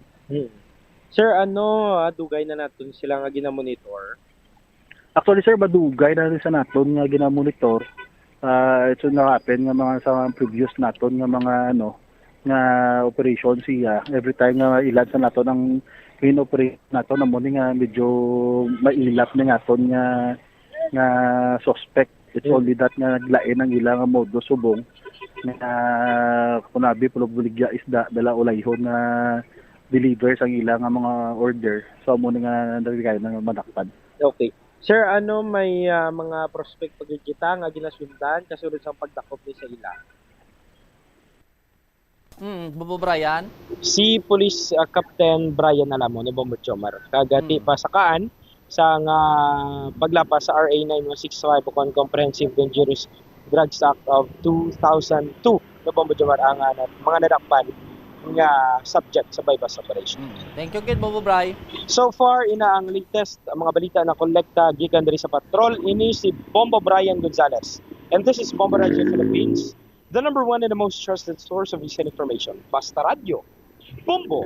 Madamong salamat kay Bombo Brian Gonzalez sa gidulong sa ning report ga sala ko din to si kay kayo gali no ni Brian, Bombo Brian si Captain Brian man no sa Pututan PNP. Klaro no sa aton sa karon ka mga kabumbo ti ka libod gilik isda ni ambot la kun ano pagid nang sulod sponsor nga intrahan pagid kay dumayo man ni income sa nga pagbaligyak isda ni. 58 minutos makaligad sa taknang sa isaga kulabos sige tiyempota standby na sa dalaguan sa balita sa Bombo Network News kag pagasundan sang Bombo Hanay Big Time. Ini si Bombo Jomar Consumo Villa and this is Bombo Radio Philippines, the number one most trusted source of news and information. Basta Radio Bombo. Agud makalikaw sa food poisoning o kung paglain sang tiyan, sundo ng ining mga pahanumdom sa pagpreparar sa mga pagkaon kag ilimnon. Manghugas ang kamot kag ipabili ng katinlo antes kag pagkatapos ang paghimos. Kung masakit, likawan ang pagpreparar sang pagkaon para sa iban. Siguraduhon nga naluto sang husto ang pagkaon. Kung mahimo, kauno ng pagkaon samtang mainit pa. Siguraduhon ang katinlo sang pagkaon agod ang selebrasyon mangin mas malipayon. Mas nanamian bala ikaw magtuon sa balay ipaanggid sa eskwelahan nga madamo ang tawo? Philippines, fully digitalized.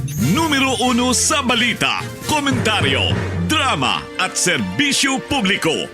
Bombo Radio Philippines. Bombo Radio Philippines. Unmatched, number 1 and most trusted source of news and information. Basta Radio Bombo. This is Bombo Network News Morning Edition, broadcasting live at Bombo Radio Broadcast Center, Makati City, Philippines. Ngayon ay Sabado, ika-31, huling araw sa buwan ng Enero taong 2026. Sa ulo ng ating mga balita, ang International Criminal Court nagtagta na ng deadline para sa written submissions para sa karagdagang apelan ni dating Pangulong Rodrigo Roa Duterte bago ang kanyang hearing sa Pebrero 23. Si House Justice Committee Vice Chairman Bel Zamora naman nanindigang hindi absuelto si Vice President Sara Duterte sa kabila ng Supreme Court ruling sa impeachment complaint laban sa kanya.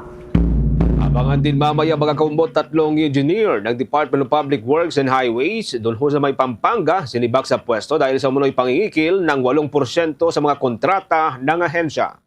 15 kapwa ang akusado ni Atong Ang sa kaso ng nawawalang sabongero humarap at naghain ng not guilty plea.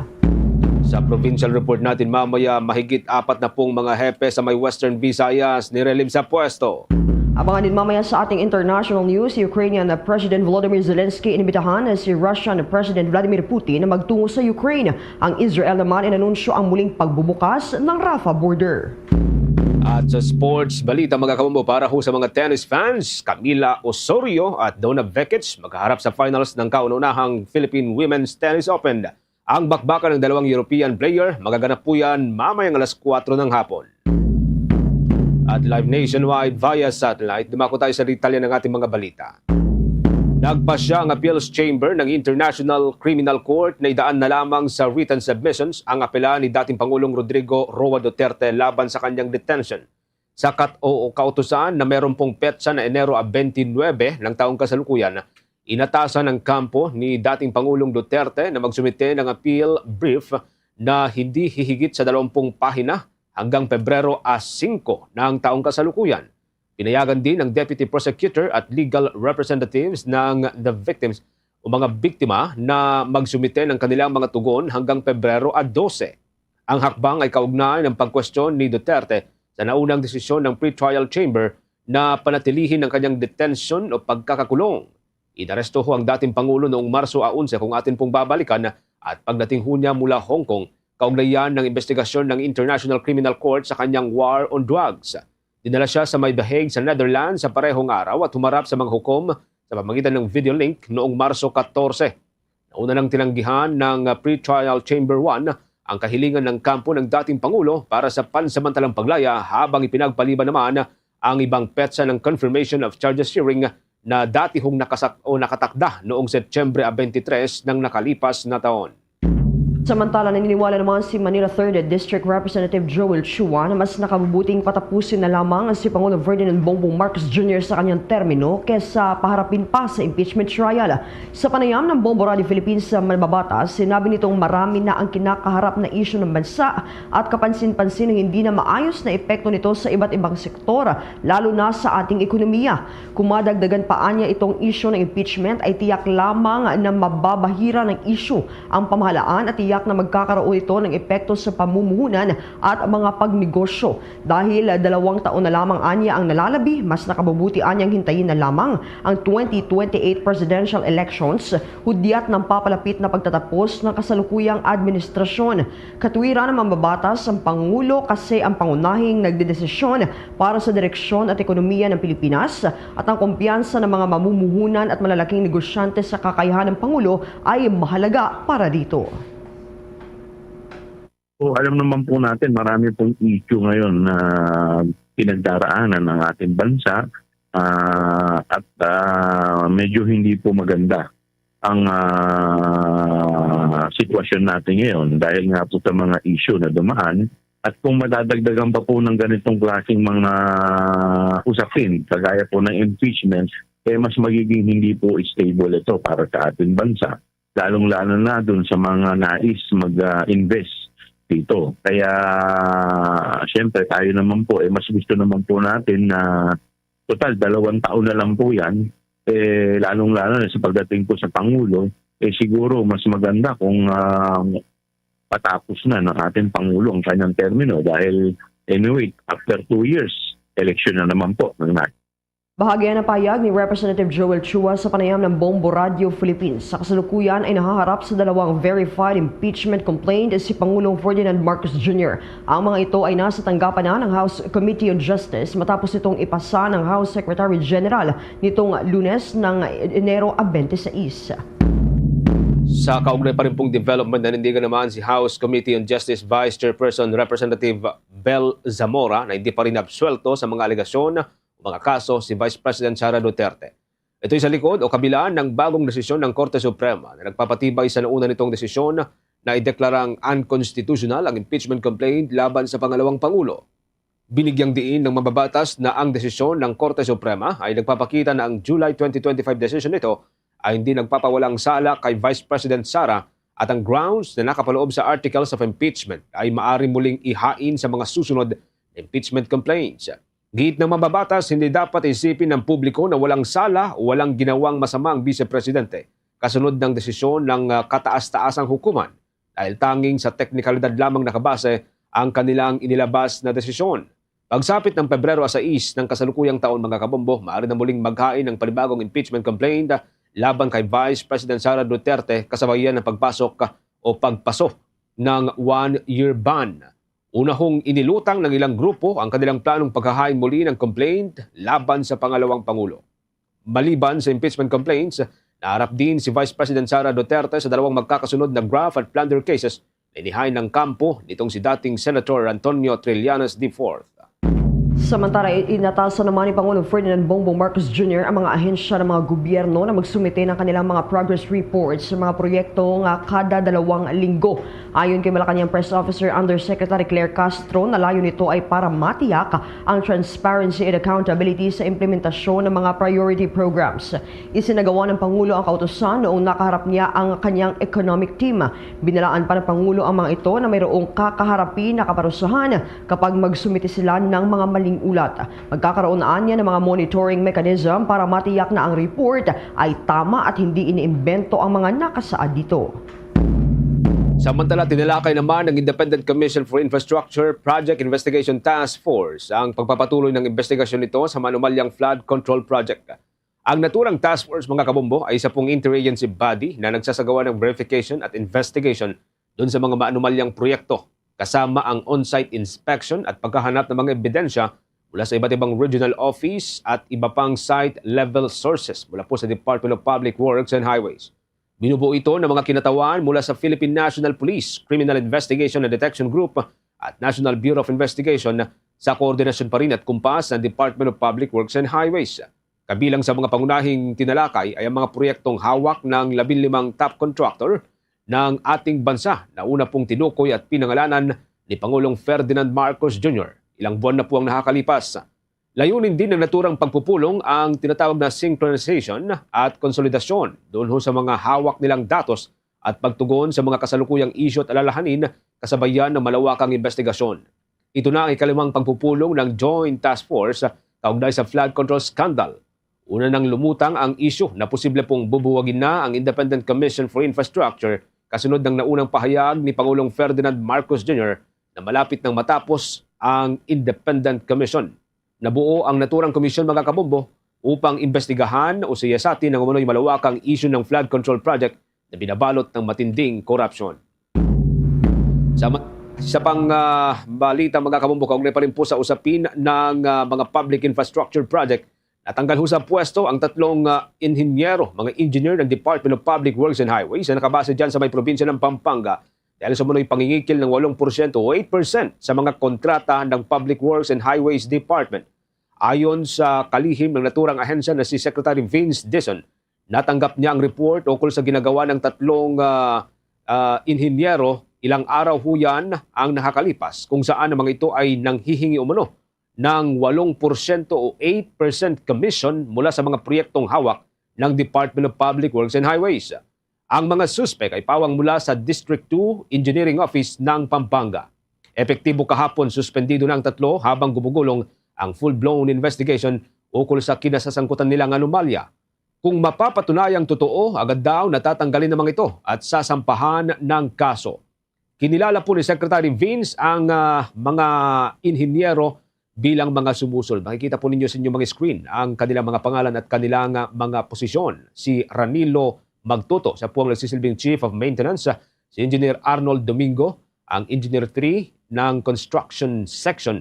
At Jefferson Ginto, Engineer 3 ng Construction Section. Sinisikap pa rin po ng Bombo Radio Philippines na kunan ng pahayag ang tatlong nabanggit na inhinyero.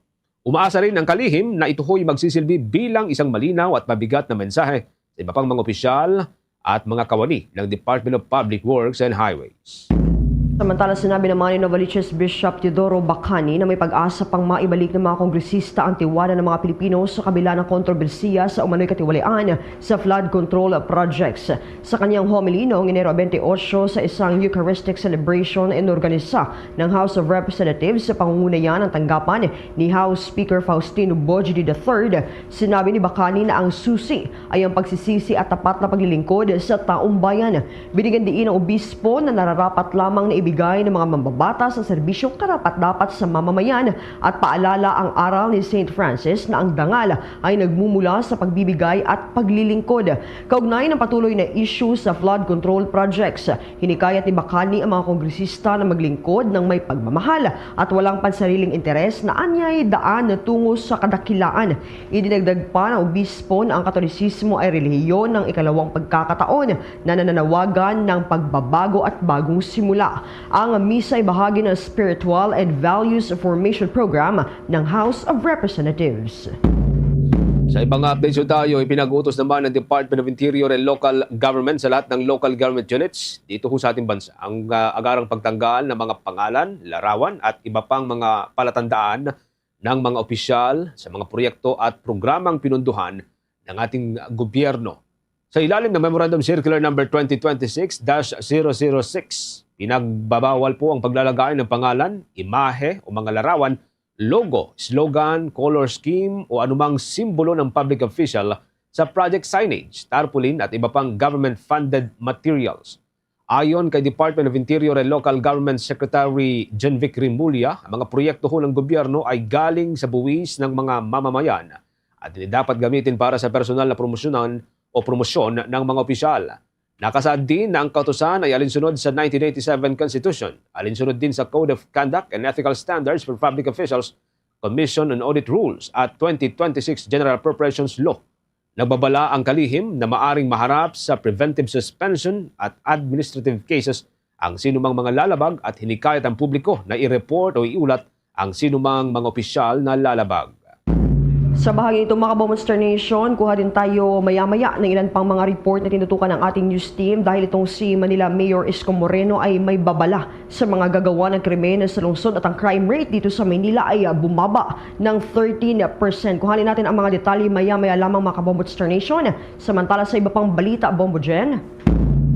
Ibang mga balita ho tayo, humaharap sa Lipa City Regional Trial Court ang ilan po sa mga co-accused o kapwa-akusado nitong negosyanteng si Hatungang sa kaso ho ng nawawalang sabongero at naghain po ng not guilty plea. Sinasampahan ho ang mga ito ng 6 na counts o 6 na bilang ho ng kidnapping with homicide kaugnay ng 6 na nawawalang sabongero na inakusahan ng pandaraya sa isang game farm. 5 iba pang akusado ang hindi po iniharap ang kanilang mga kaso sa kahilingan ng kanilang mga abogado, habang ang ilan naman ay nagsampa na ng petisyon para sa kanilang mga piyansa o bail petition. Nandiyan na rin po ang mga kamag-anak ng mga biktima sa arraignment at ipinahayag ang kanilang galit sa not guilty plea nitong mga suspect. Itinakda po ang pre-marking of evidence sa Pebrero 20 at ang hearing naman dun sa kanilang kaso ay itinakda yan sa Pebrero 27. Samantala, natiling wala sa kustodiya ng mga otoridad ang negosyanteng si Atong Ang sa kabila po ng ilang araw na rin na pagkakalabas ng kanyang arrest warrant. Sinabi naman ng Department of Interior and Local Government na nagpapadala na sila ng tauhan upang beripikahin ang ulat tungkol sa presensya nitong si Atong Ang dyan sa may bansang Cambodia.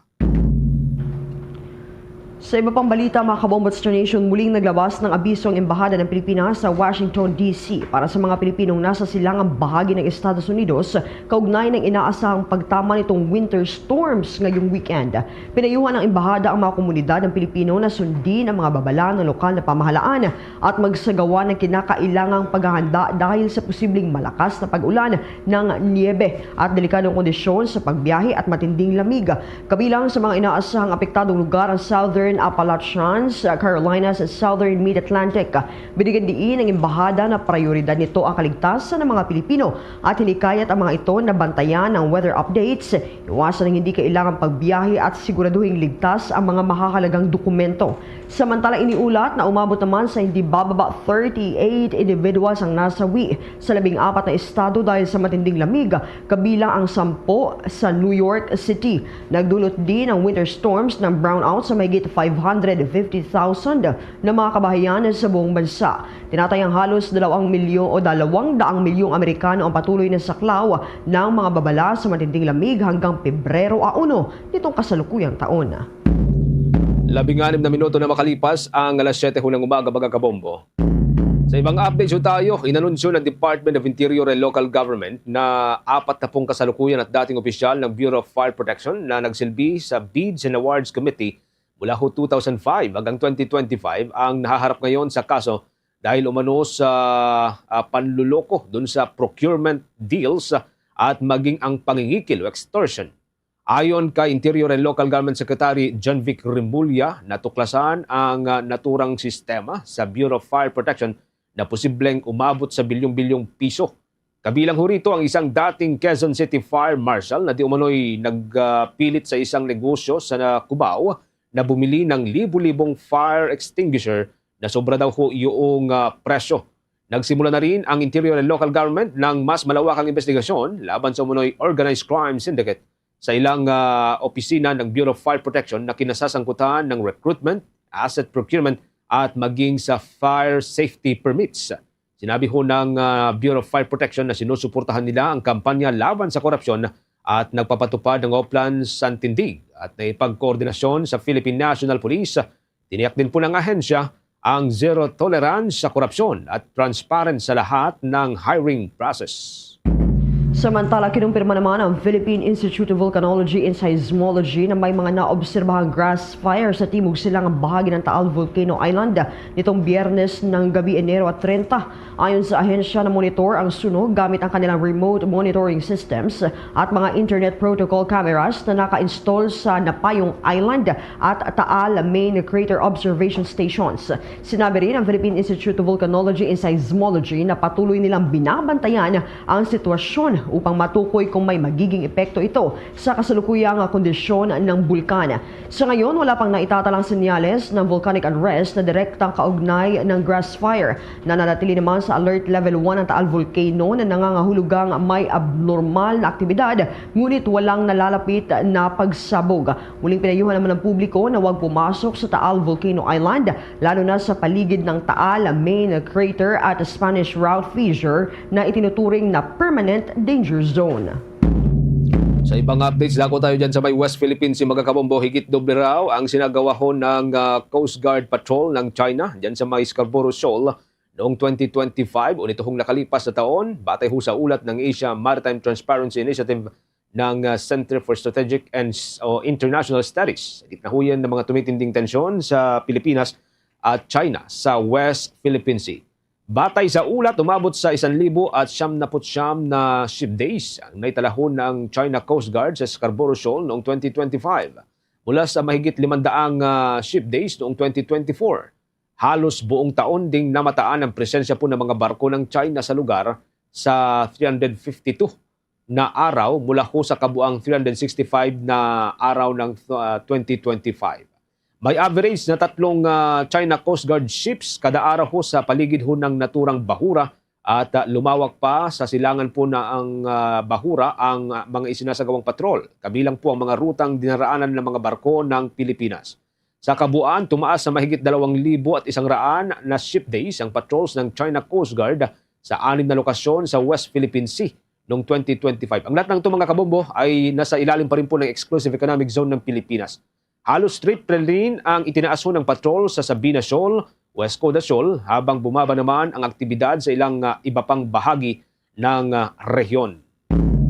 Meron na ho tayong 20 minutes makalipas ang alas 7 ho ng umaga mga kabombo. Update ho tayo mula dyan sa may lungsod ng Manila. Mayroon pong nakikitang pagbaba, mahigit 10% ang ibinabaho ng crime rate dyan sa naturang lungsod. At may babalaho ang local chief executive doon daw sa mga posibleng gagawa ng mga krimen. May report dyan si Bombong Grant Hilario. Muling nagbigay babala ang kasalukuyang alkalde ng lungsod ng Maynila sa mga individual na gagawa't masasangkot sa kriminal na gawain. Ito mismo ang mariing pahayag ni Manila Mayor Francisco Isko Moreno Dumagoso hinggil sa krimen sa lungsod. Aniyaya, sesiguraduhin ang lokal na pamahalaan, katuwang at sa pangunguna ng mga kapulisan na ang mga kriminal ay huhulihin at papanagutin sa batas. Positibo ibinahagi din nito ang impormasyon patungkol sa datos ng mga krimen na itatala sa lungsod na nasasakupan. Sa naganap kasing command conference para sa taong 2026, iniulat ng Manila Police District na nagkaroon ng pagbaba sa record ng mga krimen sa Maynila. Ayon kay Manila Police District Chief Brigadier General Arnold Abad, bumaba ng 13.08 ang crime rate sa naturang lungsod dito ika-4 na quarter sa nakalipas na taong 2025. Mula kasi sa naitalang 2,110 sa third quarter ng 2025, mapapansin bumaba na nila ito sa 1,834 sa sumunod na quarter. Kung kaya't dahil rito, binigyang pagkilala at pinasalamatan ng alkalde ang Manila Police District sa pagbaba ng crime rate sa Maynila. Nagpapasalamat ko yan kay General Abad and to the men and women uniform personnel ng Manila Police District. Hindi natin yan magagawa on our own. Of course, successfully, it's a concerted effort of every precinct, PCPs, operating units, and leadership of the famous Western Police District o mas ngayon ay kilalang Manila Police District. Inihayag pa ni Manila Mayor Isko Moreno Dumagoso na kanilang titiyakin at gagawin na lahat mahabol lamang ang mga kriminal sa lungsod. Sakali man anyang makatakas o makaligtas, sesiguraduhin anya ng mga otoridad na sila ay maibabalik upang makuha ang katarungan. Samantala, kasabay ng kanyang ulat at payag hinggil sa sitwasyon ng krimen sa Maynila, ibinagi din ng alkalde ang patungkol sa paglilinis isinasagawa ngayong araw o tuwing Sabado. Kanyang pinaalalahanan ng mga punong barangay sa higit 800 barangay sa lungsod ng Maynila na huwag kalilimutan ang clearing at declogging sa kanilang mga lugar. But for the meantime, may magagawa po tayo. Mga barangay chairman, 896 barangay. Tututin natin ang mga kanal, ang mga eskinita, alisin ang mga basura. At maraming salamat sa pakikinig ninyo at pakikiisa ninyo sa panawagan ng lungsod ng Maynila at ng inyong lingkod. At tayo magtulong-tulong tuwing Sabado, gawin nating habit. Gawin nating mabuting bisyo ang paglilinis ng ating pamayanan. Naniniwala niya kasi siya na sa simpleng paglilinis ay makatutulong ito lalo na sa problema ang kinakarap tuwing malakas ang pag-ulan nagdudulot para magkabaha. Usaping balikat. Oy mga barangay chairman hindi ko mo walang baha. Okay na tayo. Wala pa hong tag-ulan. Darating uyod, tiyak po yun. Hindi matatapos ang taon itong hindi babagyo, hindi babaha. Karapatan ng taong bayan na magkaroon ng maayos na pamayanan lalo na sa panahon ng tag-ulan. Bagamat ang talagang solusyon dyan ay flood control na kasalukuyang dinidiskurso pa ng iba't ibang bahagi ng pamahalaan Pero yan po ang tunay na solusyon, flood control. Abuso lang. I hope they go back to the plan to solve it, yung flooding. Para sa Bombo Network News, ito si Bombo Grant Hilario, and this is Bombo Radio Philippines, the #1 and most trusted source of news and information. Basta Radio Bombo! Oras natin meron ng 24 na minuto makalipas ang alas 7 ng umaga mga kabombo. Bago tayo umusad sa iba pang mga malalaking balita, makakausap po muna natin ang nagsisilbing tagapagsalita ng Maritime Industry Authority o kilala sa pinaikling tawag na Marina. Kaugnay pa rin po ito sa ilang mga kaganapan sa ating mga karagatan nitong nakalipas na araw. Kasama na ho dyan mga kabombo. Yun pong kamakailan ay paglubog ng isang barko dyan sa may part ng Basilan area na ikinasawi na ng mahigit 20 katao. Magandang araw ho sa inyo at welcome sa Bombo Radio Philippines sa Bombo Network News. Director Luisito de los Santos, sir. Si Bombo Genesis at Bombo Jai po ito. Welcome sa Bombo Network News. Thank you for joining us sa Bombo Network News. Na unang-una ho sa mga nais ho natin maitanong ho sa inyo, kamusta ho yung ating mga aktibidad sa ngayon? Ano? I'm sure isa po kayo sa mga tumitingin ngayon sa ating mga barko, mga sasakyang pandagat, lalo ho at medyo sangkot sa ilang mga issue kamakailan itong ating mga sasakyang pandagat. Ano mga pinagkakaabalahan ho ngayon ng ating pong opisina, Director? Po si Luis de los Santos po, kasalukuyan po na Director po ng Enforcement Service ng Maritime Industry Authority at ang spokesperson po ni Administrator Malaluan po ng Marina. Dito po sa Marina, of course, nagkakaroon po tayo ng mga matinding mga challenges, lalong-lalo na po sa mga serye ng paglubog po ng barko recently, and it's just January at marami na po tayong na-experience at naibabalita rin po ng mga lumubog na mga barko involving po yung sa domestic fleet po natin. At ako naman po ay wala pang 100 days dito sa Enforcement Service. As Director, I came from the Planning and Policy Service for quite some time. So bago po ako basically dito sa Enforcement Service. Yun nga ho, medyo marami talagang mga tao dito, mga hamon o mga challenges ngayon sa Marina. Anyway, kamusta na ho yung kautusan po ng Department of Transportation Director na isagawa ho ang maritime audit sa buong domestic fleet ng bansa, lalo ho dyan sa may Allison Shipping Lines. Ito hong nagmamay-ari doon sa isang barko na lately lumubog dyan sa may karagatang sakop po ng Basilan, Director. Madami po yung utos po ng ating mahal na Secretary ng Transportation po, si Secretary Banoy. Magkasama po kami doon sa Zamboanga at may mga personal po siya talagang na hinabilin po ba yung tamang hinabilin po sa akin na iparating ko po kay Marina Administrator at ang mga ito ay talagang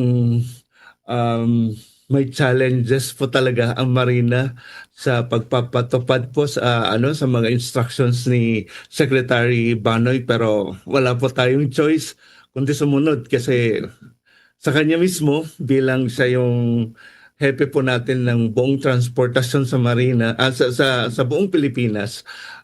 Nakita po niya siguro yung kakulangan natin sa maritime transport sector at para sa comfort level na po niya siguro, kailangan niyang alamin kung ano ba talaga yung estado ng maritime safety compliance po ng ating domestic fleet. So, ang tinutukoy po natin dito ng barko o yung mga floating objects, yung mga commercial ships po natin including mga fishing vessels at mga motor bangkas, ay umaabot po tayo ng between 15 to 16,000 ang pinag-uusapan at medyo may kakulangan po tayo ng mga tauhan po dito sa Maritime Industry Authority. Ang kabuuang personnel lang po ng Marina sa buong bansa ay mahigit lang po na 1,000. So, at ang mahigit na 1,000 na mga personnel ng mga to ay may mga kanya-kanyang mga trabaho. Merong of course, yung mga staff po natin na performing mga administrative task, at dito rin po sa mga ship inspectors natin, although qualified po sila at masasabi po natin na they possess the necessary educational training, tapos background, among others. May mga naval architects po tayo, may mga ship captains, mga chief engineers, mga electrical engineers, mechanical engineers. Pero sa bilang po ng mga surveyors din po ng Marina, hindi po natin kayang tapusin agad-agad po yung utos po ni Secretary Banoy na magsagawa po ng holistic at comprehensive inspection and audit sa lahat po ng domestic fleet po natin dito sa buong Pilipinas. It will take a little while, pero ang pinapasiguro po natin sa ating mahal na secretary at ang riding public po natin, ginagawa po natin ito para masiguro yung kaligtasan po ng ating mananakay, and at the same time yung comfort level po natin lahat na safe po at seaworthy ng ating maritime transportation system ay talagang mataas po ang safety nito, at hindi po sila dapat natatakot na sumakay po sa ating mga transportasyon pandagat. Opo. Pero ang kautusan po ni Secretary Banoy, Director, is that 15 days lamang sa Philippine Coast Guard yung isa sa gawang investigation doon sa may part ng Allison Fleet. So hopefully matatapos na yan within yung 15 days lang ho talaga, para na rin doon sa mga biktima nitong lumabog na kanilang barko. Anyway, ang ating katandem si Bombo Jai, may dagdag na katanungan, Bombo Jai. Director, ano po ba yung mga safety standards o seaworthiness na dapat i-consider, lalo na sa mga passenger ship na naglalayag? Marami po yung tinitingnan po natin. For example, yung certificates at yung mga statutory documents ng ating mga barko. Tinitingnan din po natin yung manning and crew complement. Tinitingnan din po natin ang life-saving and firefighting equipment. Tinitingnan din po natin yung navigation and communications equipment. At the same time, yung ship condition, operations, and housekeeping. At tinitingnan din po natin yung incident, casualty, and compliance history ng barko, mga barko po natin. At the same time, yung safety management and internal controls na pinapatupad po ng ating mga operators. So bigyan ko lang po kayo ng example.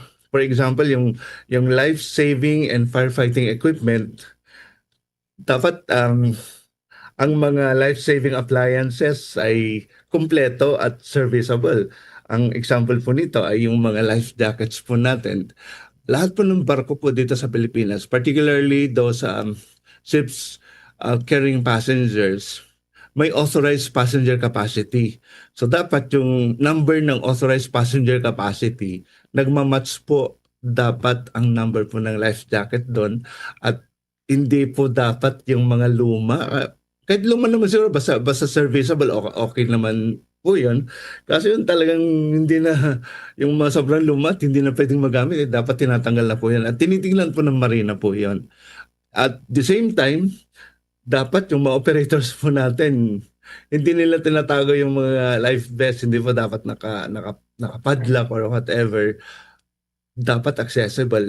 Kasi ito po yung first line of defense ng ating ang ating mga passengers, lalong-lalo pag nagkaroon po ng aberya.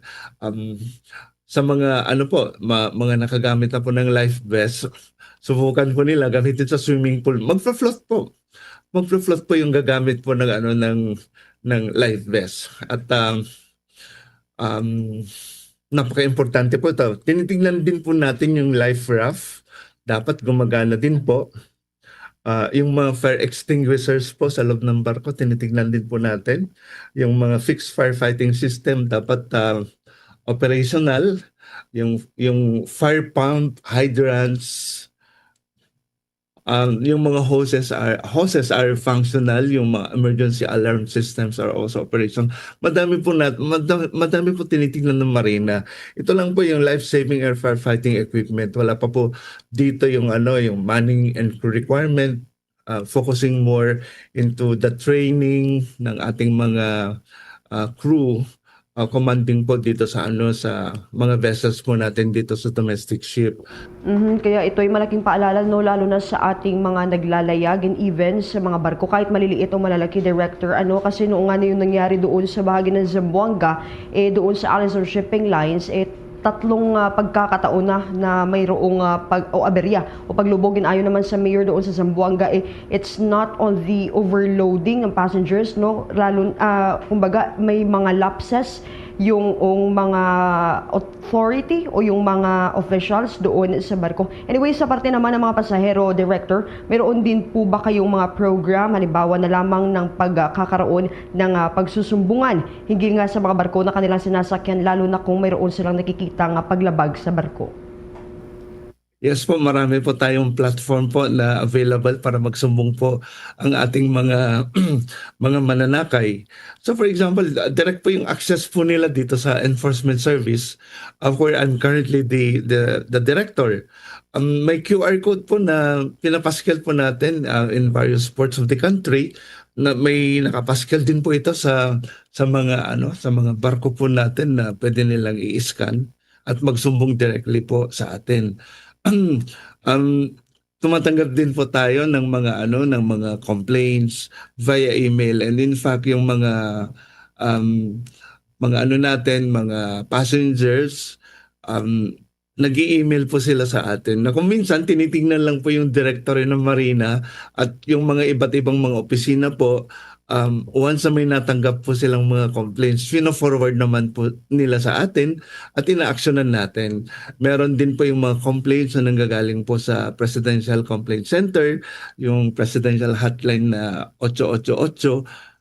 Tinatanggap din po natin at ina-actionan po natin lahat ng mga complaints ng ating mga mananakay, and of course yung mga identity nila hindi naman po natin nire-reveal, so such that they will also be protected, especially yung mga complaints na masyadong serious yung nature nila doon sa maritime safety.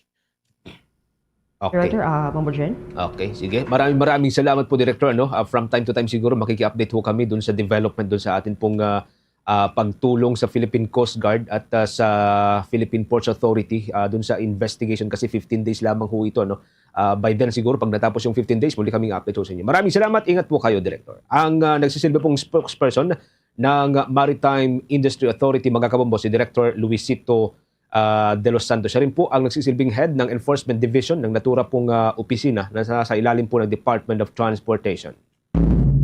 Iba pang balita, mga kabombo, termination ng Bureau of Fire Protection tiniyak naman ang pagtugon sa pagsuot ng mga body cameras sa mga inspections nila. Kuha tayo ng mga report sa pagtutok ni Bombo Juvino Galang. Agad naman na tumalima ang Bureau of Fire Protection sa pagsusuot ng body cameras sa mga magsasagawa ng physical inspection. Ayon kay Bureau of Fire Protection spokesperson Fire Superintendent Anthony Arroyo, na nais nila na maging transparent ang bawat transaksyon, kaya hiniling din ito sa mga negosyante na i-video ang bawat nagsasagawa ng inspection para makita na walang mga anomalya ang kanilang ginagawa. Suot na push to talk over cellular or body-worn camera po. So kung habang nag-inspect, ang proseso niyan from the fire station or from the office, paglabas nila sa opisina, tanggapan namin ay recorded na yan, hanggang sa pagbalik sa station ay recorded pa rin po, saka lang i-turn off pagbalik na sa station. Kung most usually ang mga 6 hours to 7 hours ang na gagawang inspection ng isang fire safety inspector for the day. Inikaya din ito ang publiko na isumbong sa kanilang opisina ang anumang mali o negatibong gawain na agad naman nilitong tutugunan. Dahil na rin sa pressing need to strengthen yung transparency at accountability, at gayon din yung public trust in the conduct of fire safety inspection. At parte ito ng aming integrity monitoring at internal cleansing, at mga din ng ating kalihim John Vic Rimulya, no, to really enhance yung accountability, yung ensure transparency, at saka protect yung right rin. Parehas, no, both the fire safety enforcers at gayon din po ang public. So, ito po ay talagang we reaffirm our commitment to uphold the highest standard of professionalism and integrity. Ito si Bombo Juvino Galang and this is Bombo Radio Philippines, the #1 and most trusted source of news and information. Basta Radio Bombo! Bombo Sports News. Para sa mga nag-aabang sa nagpapatuloy pa rin or papatapos na Philippine Women's Open, mga kabombo, ang kaunahan pong torneo, international tennis tournament na ang host ay ang Pilipinas. Maghaharap na ho sa finals ng Philippine Women's Open itong sina Camila Osorio ng Colombia at Donna Vekic ng Croatia ngayon pong araw, Enero at 31. Tinalo ho ni world number 84 Osorio ang semifinals itong si Solana Sierra sa loob ng 46 na minuto lamang sa score na 6-0, 6-1. Habang ang world number 72 naman na si Vekic ay tinalo itong si Tatiana Prozorova ng Russia sa semifinals round sa score din na 6-2, 6-4. Ito na ho ang pangalawang pagkaharap sa professional career nitong sina Osorio at Vekic na gaganapin naman sa Rizal Memorial Stadium. Sa una pong pagkaharap nila noon ay ginanap ito sa 2022 qualifiers ng Cincinnati Open kung saan ay nagwagi itong si Vekic score na 7-6, 6-3. Maalala ho na tinalo rin nitong si Osorio ang pambato ng Pilipinas na si Alex Ayala sa quarterfinals na ginanap nitong Enero 29. Ayon naman kay Vekic, mga kabombo, tiyak na magiging mahirap ang laban niya kay Osorio lalo kung ibabatay sa kanya mga nakalipas na performance kasama na ang pagpapaluhod niya kay Alex Ayala. Well, it's gonna be a tough match, but I think we both have a good chance. Let's see. I will focus on myself, try to make a good game plan with my coach, and hope for the best. It's not been last year. Hasn't been the most easy in terms of results and everything. So it feels really good to have a couple of matches in a row to be winning, to be back in the finals. I'm really happy and I'm really proud of my performance this week because it was some mental battles as well. Bagay po yan ang pahayag ni Donna Vekic, ang Croatian tennis star. Hindi rin po maitago ni Osorio ang kanyang kasiyahan sa pag-usad ho niya sa finals ng Philippine Women's Open. Anya, sisikapin po niyang maging mas pisikal sa finals ngayong araw dahil batid niya ang kakayahan ng makakalaban na tennis star. Amazing. I'm really happy to be in the finals, to be honest. I think it was a great match. I played my best today and I'm really, really excited for what's coming tomorrow. Well, it's gonna be for sure a challenge. I've played her before in the past. I know she's a very aggressive player. She likes to be on top of the ball every single time and take the time away from you. So I gotta be ready for that, and I'm gonna try and make it really physical because I like to play more points and like longer points. I think it will be the better for me. So I'm gonna try and focus on that and to try and keep my serve percentage a bit higher, so that it will give me more chances to take the initiatives and the points, I will say. But yeah, I mean, it's gonna be really, really exciting. First time in Philippines and making final, it's really nice. So yeah, I'm really happy for that. Ang Colombian tennis star na si Camila Osorio, mga kabombo. Para ho sa mga nagtatanong, kapapasok lamang ho na balita, kahapon ho kasi ay itinakda ho 3:00 ang finals match, pero batay ho dun sa nauna bago lamang ho na abiso ng Philippine Women's Open, magaganap na po ito 4:00 ho ng hapon. Pero para ho sa mga maagang manunood, bubuksan na po ang mga gates pagsapit po ng 1:00 mamayang hapon. Bombo International News. Inimbitahan ni Ukrainian na President Volodymyr Zelensky si Russian na President Vladimir Putin para sa pag-uusap sa Kiev kung talagang gusto niya ito. Ayon sa Ukrainian President na handa ito sa anumang uri ng pagpupulong pero hindi siya magtutungo sa Russia o Belarus gaya ng imbitasyon sa Kremlin. Dagdag pa nito na napaka-imposible sa kanya na magpunta sa Russia para sa pagpupulong, ganoon din kay Putin na pumunta sa Kiev, kaya hinamon na lamang nito na ito'y magtungo na rin sa Ukraine. Gate nito na nangunguna ang Russia na maglunsad ng giyera kung saan kasabwat nito ang bansang Belarus. Magugunitang noong nakarang linggo ay nagsagawa ng pag-uusap ang dalawang bansa na ginanap sa Abu Dhabi habang ang itinakda naman sa araw ng linggo ang ikalawang peace talks na pangungunahan ng Estados Unidos. At sa iba pang balita sa ibayong dagat, inanunsyo naman ng Israel ang muling pagbubukas nila ng Rafah border crossing sa araw ng linggo. Ang nasabing pagbubukas ay matapos ang halos 2 taon na ito ay isinara. Subalit ang nasabing crossing sa pagitan ng Gaza at Egypt ay bubuksan lamang para mapayagan ang limitadong paggalaw ng mga tao. Ayon naman sa Coordinator of Government Activities in the Territories at ang Defense Ministry body ng Israel na sila ang mangunguna para bantayan ang nasabing pagbubukas.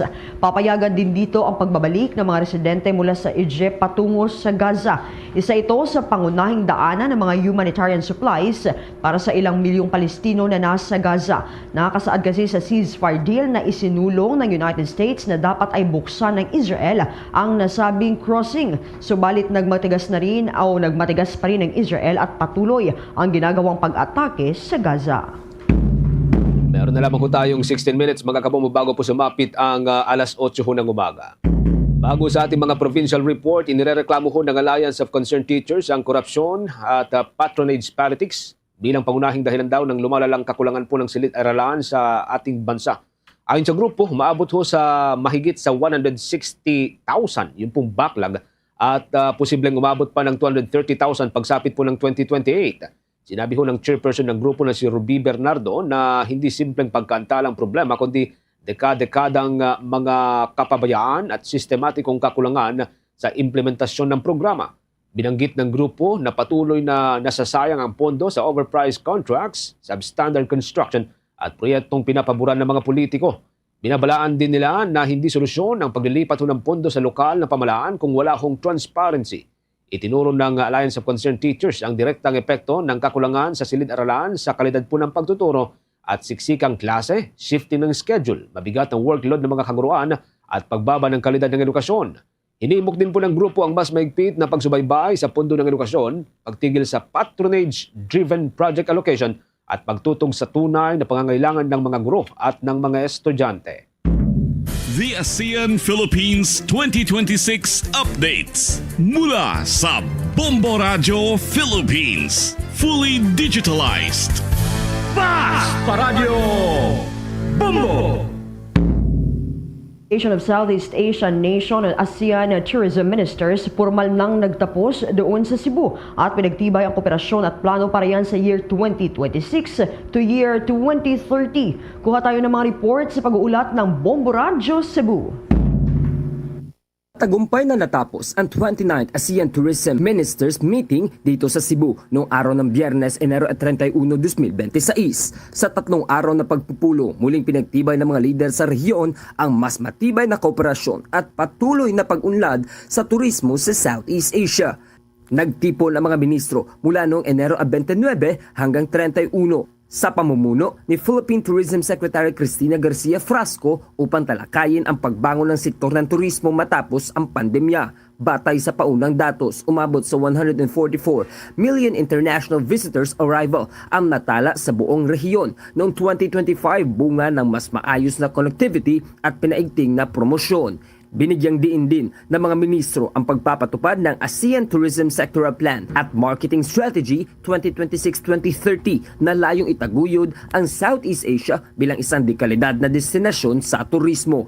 Kabilang sa mga prioridad ang digital marketing, pakikipagtulong sa pribadong sektor at ang pagpapalakas ng cruise tourism. Nagpapasalamat din ang ASEAN sa suporta galing sa mga international partners at dialogue partners sa pagpapatupad ng bagong plano. Tinukoy ang mga larangan tulad na lang ng technical assistance, capacity building, sustainable tourism, enhanced connectivity, crisis preparedness at tourism investment. Sa ASEAN Tourism Standards Awards noong Enero at 30, kinilala ang maraming mga establishmento sa rehiyon sa iba't ibang kategorya katulad na lang ng Green Hotel, Clean Tourist City at MICE venues. Pinuri ng mga ministro ang pamahalaan ng Pilipinas sa mainit na pagtanggap at maayos na pag-host ng pagpupulong. Napagkasunduan din na ang susunod na 30th ASEAN Tourism Ministers Meeting ay gaganapin sa bansang Singapore sa Enero 2027. The meeting was pleased to note the continued positive recovery of ASEAN's tourism sector. Preliminary figures indicate that ASEAN recorded approximately 144 million international visitors in 2025, reflecting a sustained upward trend supported by measures to enhance connectivity, diversify tourism offerings, and strengthen marketing and promotional efforts. Mula rito sa Cebu City para sa ASEAN Philippines 2026 updates ng Bombo Radio Philippines, ito si Bombo Ken Apor for the #1 and most trusted source of news and information, Basta Radio. Bombo! Bombo Entertainment News. Bombo Entertainment News. Ito ring Association of Southeast Asian Nation ng ASEAN-Korea Music Festival 2026 magaganap sa Pilipinas sa kauna-unahang pagkakataon bilang bahagi ng chairmanship ng bansa sa ASEAN Summit. May mga chika dyan ng Star FM Manila. Magaganap sa Pilipinas sa kauna-unahang pagkakataon ang ASEAN-Korea Music Festival o Round Festival at ito ay katatampukan ng mga bigating Asian artists. Kabilang sa magaganap na Round Festival 2026 ang ilang mga OPM artists tulad na lang ni TJ Monterde, Ben & Ben, Cup of Joe at ang grupong Horizon. Ilan pa sa mga Asian stars na dapat abangan sa Round Festival ay ang Mellowmans, 10cm at Pamungkas. Sa dinaluhang press conference ng 102.7 Star FM Manila, inanyayahan ng National Commission for Culture and the Arts o NCCA Chairman na si Eric Zerudo ang bawat Pilipino na makiisa sa selebrasyong ito. An invitation for every Filipino to take part in its chairship that comes only once in 10 years. To turn diplomacy into music, policy into performance, and regional cooperation into a shared celebration. So we look forward to the future where the Philippines becomes a capital for performing arts in the ASEAN region, shaped by natural talents of Filipinos, nurtured by our communities and our neighboring countries. Gaganapin ang ASEAN-Korea Music Festival 2026 round sa April 18 at 19 sa Quezon City. Matatandaan na una na itong nagtanghal sa mga bansang South Korea, Indonesia, Laos at Malaysia. Noong mga nagdaang taon nga ay bumida na rin sa festival ang mga OPM artists na SB19, Zach Tabudlo at Kaya. Mula rito sa 102.7 Star from Manila, ito si Star DJ Yvonne Adarna and this is Bombo Radio Philippines, the #1 and most trusted source of news and information, Basta Radio. Bombo! Sa iba pang mga provincial report, mga kabombo, ang isa po sa mga accredited lawyer ng International Criminal Court, sinupalpal yung pong pahayag na pinagkaitan daw ng due process si dating Pangulong Rodrigo Roa Duterte. May update po dyan ng Bombo Radio Rojas.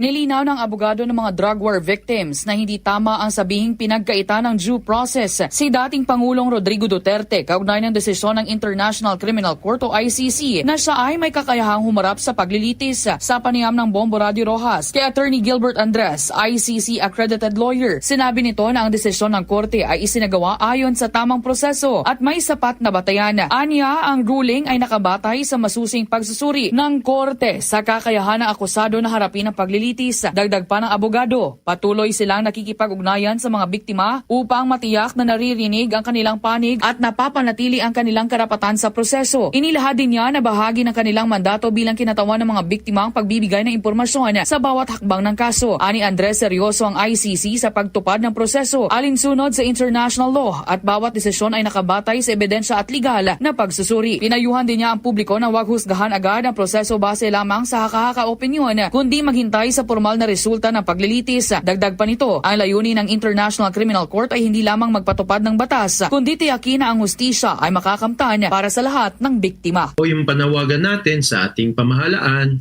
ng Pilipinas ay mag-cooperate po sa ICC at talagang tulungan po Oo, yung ICC, pati yung mga biktima, para talagang ma-attain yung buong hustisya at katotohanan patungkol po sa nangyaring war on drugs. Mula dito sa Bombo Radio Rojas, para sa Bombo Network News, ako si Bombo Lindsay Ermitanio Bade. This is Bombo Radio Philippines, the number one and most trusted source of news and information. Basta Radio, Bombo! Diyan pa rin sa may Visayas area mga kabombo, mahigit 4 na pong mga hepe o mga chief of police sa may Western Visayas. Sila po'y nirelieve sa kanilang mga pwesto. May update po dyan ng Bombo Radio Iloilo. Nirelieve sa pwesto ang 46 na mga hepe sa Western Visayas, kabilang ang 5 mula sa lungsod ng Iloilo. Naging epektibo ang relief order kahapon Enero 30, kasunod ng inilabas na issuance of orders for reassignment at Resolution 2026-01 bukod sa 5 hepe mula sa Iloilo City Police Office. May 11 na mula naman sa Antique Police Provincial Office, 6 mula sa Aklan Police Provincial Office, 10 mula sa Capiz, 1 mula sa Guimaras at 13 naman mula sa Iloilo Police Provincial Office. Sa panayam ng Bombo Radio kay Police Major Laylene Sensil, tagapagsalita ng Police Regional Office 6, sinabi niya na ang reassignment na ito ay bahagi ng regular na prosesong administratibo o rotation ng mga commander na nakapagsilbi na ng 1 hanggang 2 taon o higit pa bilang hepe. Anya, ito ay pinag-usapan at isinailalim sa proseso ng Second Level Officers Placement Board upang matiyak ang transparency, objectivity at mahigpit na pagsunod sa umiiral na mga patakaran at alituntunin ng Philippine National Police. Nilinaw rin ng opisina na ito ay karaniwang ginagawa ng Philippine National Police at walang sangkot na kaparusahan. Ang relief and reassignment ng 46 na mga Chief of Police sa PRO6 ay normal at bahagi ng regular na proseso ng PNP. Layunin nito na mas maayos at epektibo ang pamamahala ng ating mga personnel at ito ay naka-align din sa focus agenda ng ating Chief PNP na mas palakasin pa ang serbisyo sa ating komunidad. Si Police Major Laylene Sensil, tagapagsalita ng Police Regional Office 6. Para sa Bombo Network News, mula sa Bombo Radio Iloilo, ako si Bombo Gisa Padios. This is Bombo Radio Philippines, the number one and the most trusted source of news and information. Basta Radio, Bombo! Ito namang inilatag na kondisyon ng Supreme Court, mas magpapahirap pa umano sa muling paghain ng impeachment complaint ayon yan sa isang eksperto. Kuha tayo ng mga detalye sa pag-uulat ng Bombo Radio Dagupan. Mas naging mahirap para sa sinumang partido na muling maghain ng impeachment complaint laban kay Vice President Sara Duterte matapos ibasura ng Supreme Court en banc ang motion para sa reconsideration. Ayon kay Atty. Joseph Emanuel Serra, isang constitutional law expert, bihirang-bihira ng baguhin ng Supreme Court en banc ang sarili nitong desisyon maliban na lamang kung may malinaw at compelling reason. Sa kasong ito ay giniit niyang halos lahat ng isyong inilahad sa mosyon ay niresolba ng Korte Suprema pabor sa petitioner na si Vice President Duterte. Inarawan din niyang naging aksyon ng Korte Suprema bilang tila isang anyo ng judicial legislation lalo na sa mga puntong binigyang diin ni Associate Justice Marvic Leonen. Layunin umano ng mga paliwanag ng Korte na linawin ng impeachment proceedings upang matiyak ang pagsunod sa 1-year ban rule sa paghahain ng impeachment complaint. Binanggit din niya ng 3 naunang reklamong inihain ay hindi umano naaktuhan at nang mga ito ay na-dismiss, wala nang naging remedyo ang mga nagrereklamo. Isa pang issue ang naging interpretasyon ng House of Representatives sa tinatawag na session days. Ayon kay Serra, inakala ng Kamara na ang tinutukoy ay 10 session days at hindi calendar days na muling magre-resulta sa paghihintay ng panibagong 1 taon bago makapaghain ng bagong reklamo.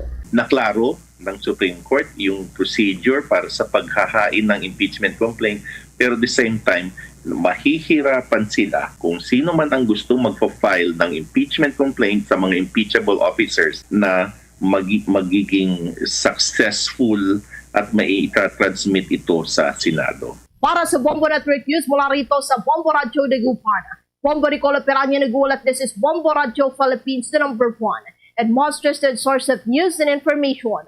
Basta Radio, Bombo! Bombo Foreign Exchange Update is brought to you by Quinbank Business Banking.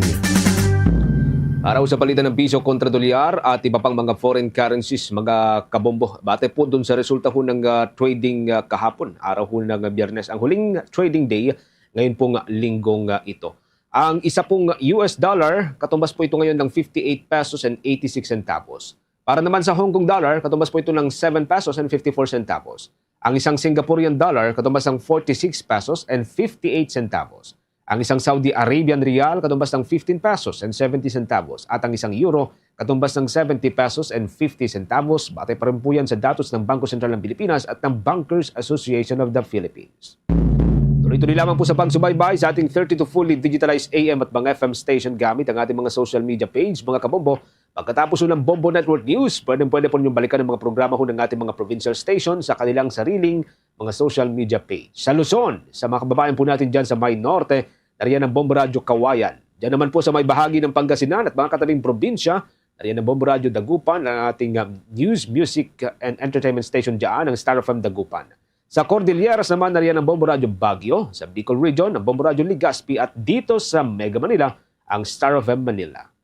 Rin sa ating mga listeners and viewers sa bahagi ng Northern Luzon, mapapakinggan at mapapanood ang Bombo Radio Tugigaraw. Nariyan rin ang Bombo Radio Lawag, ang Bombo Radio Vigan at Bombo Radio La Union. Sa Southern area naman, nariyan ang Bombo Radio Naga. At bago tayo magtapos, narito ang ating oratio, Imperata for Peace. God our Heavenly Father, Lord of peace and justice, we humbly come before you during this time of escalating geopolitical tensions in our part of the world. Through the years, you have sustained our faith in you as a nation. It is our faith in your divine providence that has made us survive the countless natural and human-caused calamities that have come our way in our history as a people. Spare us, Lord, from the horrors of war. Hear our pleas as we cry out to you. Have mercy on us, Lord. Rescue us from the malevolent forces that influence world leaders. For we believe that our struggle is not against flesh and blood, but against the rulers, against the authorities, against the powers of this dark world, and against the spiritual forces of evil in the heavenly realms. We pray for your leaders entrusted with making crucial decisions for our nation. We place all our hopes in you, seeking your forgiveness and mercy for the times when our fears and suspicions have tainted our perceptions with ethnic biases and prejudices verging on racism. We earnestly pray, Lord, that you make us instruments of your peace. Where there is hatred, let us bring love. Where there is injury, pardon. Where there is doubt, faith.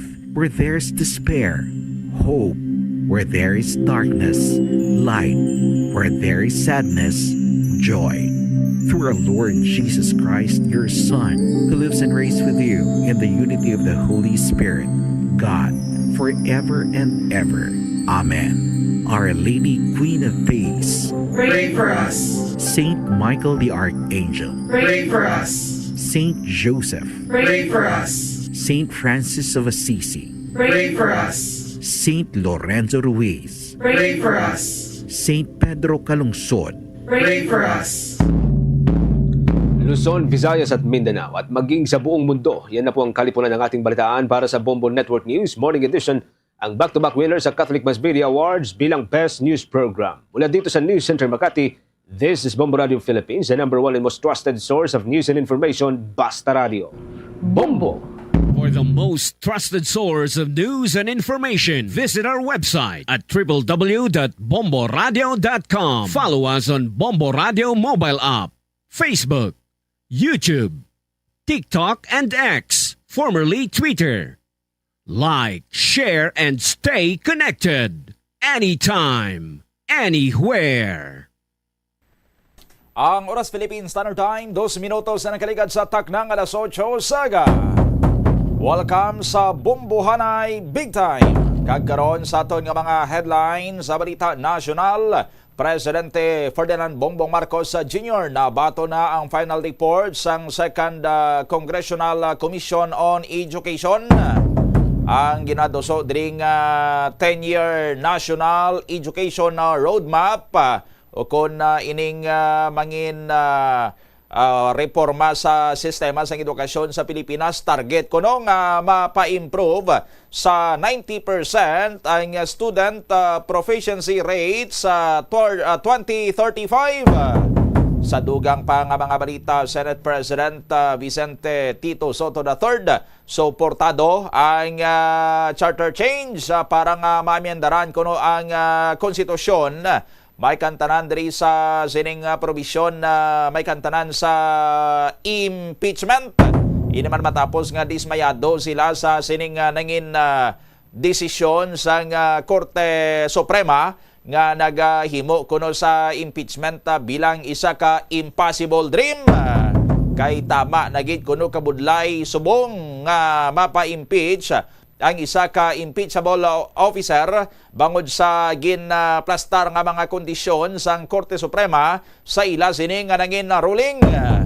Sa iban pagkaroon nga mga balita, mga eskwelahan sa Haro kag Lapas nag-suspend sang klase sa Lunes nga adlaw. May kantanan ini sa selebrasyon sang Candelaria Fiesta.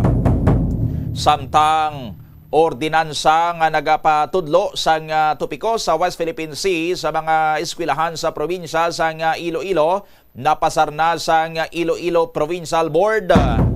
Sa dugang pagid nga mga balita, borders sang probinsya sang Iloilo hugot kuno nga bantayan para nga hindi makasulod diri ang mga peste kag mga balatian nga nagapangahalit sa aton sini nga mga kalubihan. Sa dugang pagid karon nga mga balita, no, may development sa kaso sang sining Mag-Iloy. Ang Iloy police officer ini policewoman kag 8 ka tuig sining bata nga una gin report sining missing, pero after 1 week nagkalasapuan ang mga bangkay sining Mag-Iloy nga ara na sa state of decomposition kag ginpanglapta ini, no, halin sa Quezon City. Sa diin ini katapusan nga nakita ang Mag-Iloy sang nagbaligya kuno diri sang ila sining nga salakyan, igo masapuan ang Iloy didto na iya sa may Bulacan kag ulihi nga nasapuan ang iya sining 8 ka tuig nga bata didto iya sa may area na sang Tarlac. Ang Iloy nga policewoman ang may igo sang pagkaluthang or tiro sa iya sining ulo. Ang iya naman nga bata sandig sa medical report napatay bangod sa pagkaginapatihan, pagkakuga. No? Ti kaina sang kaganhon na dakpan ang duwa sa mga ginatudlo sospitsado sa kamatayon sining Mag-Iloy. Ang isa diri ka suspect amo ang ahente sang salakyan nga gintransaksyon sang sining Mag-Iloy sang nagabaligya sila sang ila sining nga salakyan. Kag ang isa diri ka suspect bana mismo sang biktima. Ang iya sining nga bana nga isa man sadto ka pulis pero ginapahayag nga nag-awol ini. Ti gina hibalo karon kun ano gid ang madalom nga motibo sang sining mga suspitsado sa diin involved mismo diri ang bana sang pulisuman, ti asawa niya to kag bata niya to ang mga biktima. Ano ayhan ang madalom sining nga motibo nga nahimo niya or nila ini sa sining Mag-Iloy. 6 minutos na nakaligad sa taknang alas 8 sa agad ri sa aton sining pangalagad. Check naton karon ang aton sining koneksyon sa kay board member Rolando Rolly Distura kay napasar na sa Sanggunian Palalawigan ang ginotor sining ordinansa ining Iloilo Legislative Ordinance for Values Formation through Education on the West Philippine Sea o kun I Love WPS Ordinance, no. Pasado na ini sa third and final reading sa nagligad sining sesyon sang Sanggunian Panalawigan. Ti very timely gid ni karon kay ti nagapadayon ang tensyon sa tungaya karon sang mga Chinese embassy officials kag pila naton sini ka mga opisyales man sang gobyerno. Ang aton sini nga mga opisyales nga nagapanindugan in defense sa rights sang Pilipinas sa aton sini nga pag-angkon sang pila ka mga teritoryo dira sa may bahinyal sang West Philippine Sea nga kilala man sang international community nga may ara kita sang sovereign rights, pero ginabali ini sang China sa ilaman niya sining argumento nga labot pa kuno dring dira ang ila sining nga teritoryo. Ang ginabasihan nila sini ang ilang 11 dash line claims adto 9 dash line lang ini, and then ang 10 dash line ang subong nangin 11 dash line nang lapad-lapad nang idya kunong sakop nila dra sa may area sang West Philippine Sea.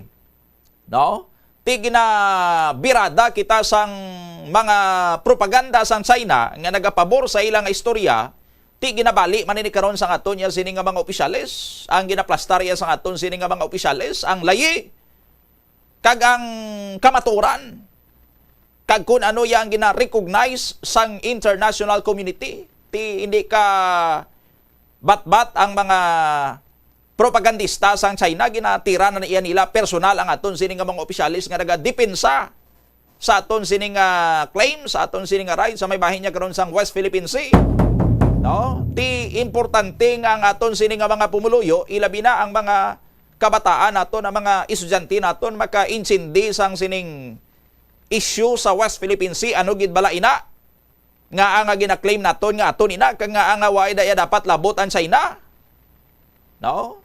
Kiti ginabombardiyo ya kita karon sang mga propaganda patalang sang China sa social media. Ti very exposed nga daan ang mga kabataan niya subong sa social media.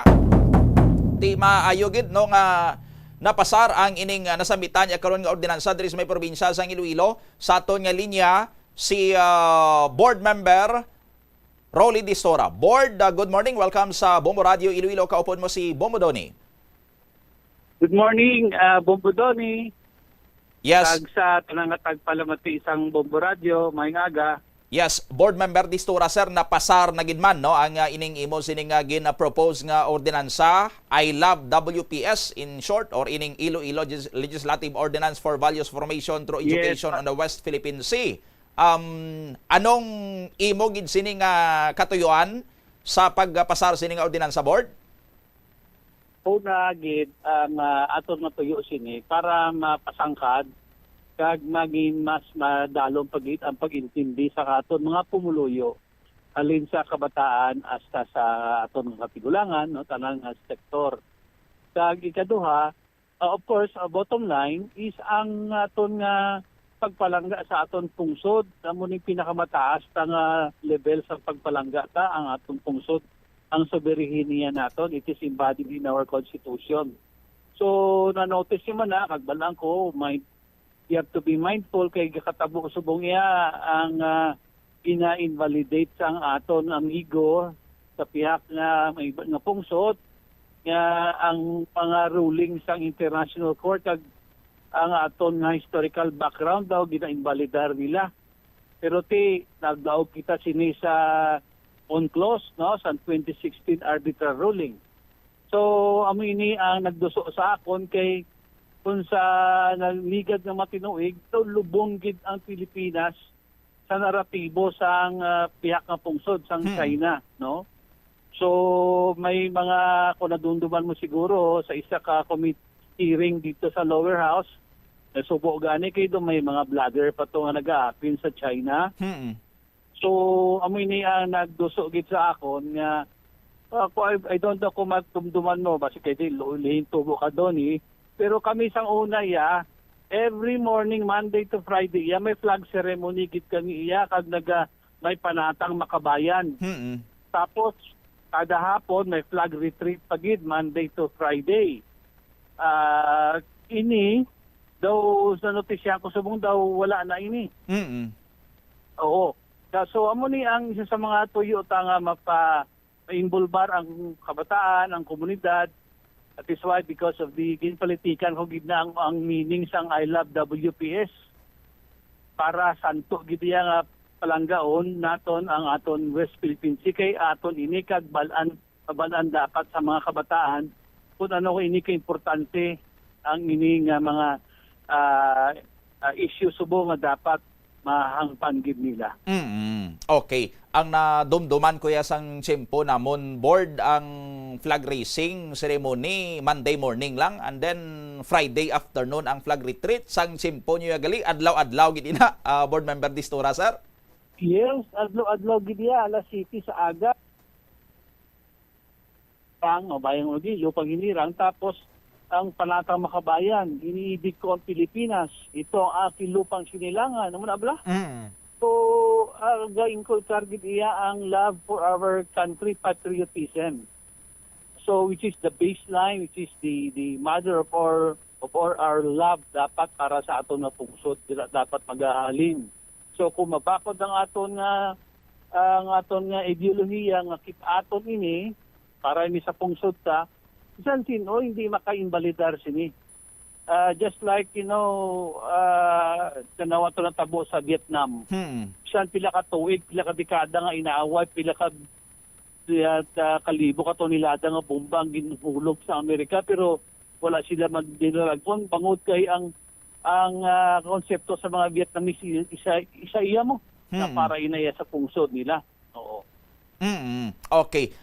Now, before mo inigin pasar, may mga series man kamo sang mga consultations sa hearings sa sining proposed ordinance and I know nakatambong man sini ang mga taga Department of Education diri sa probinsya sang Iloilo. Now, with the passage na sang sining ordinansa, ano ang mga manner kumbaga sa pag-implement naton sini? Ano ang matabo sini Board Member Distura?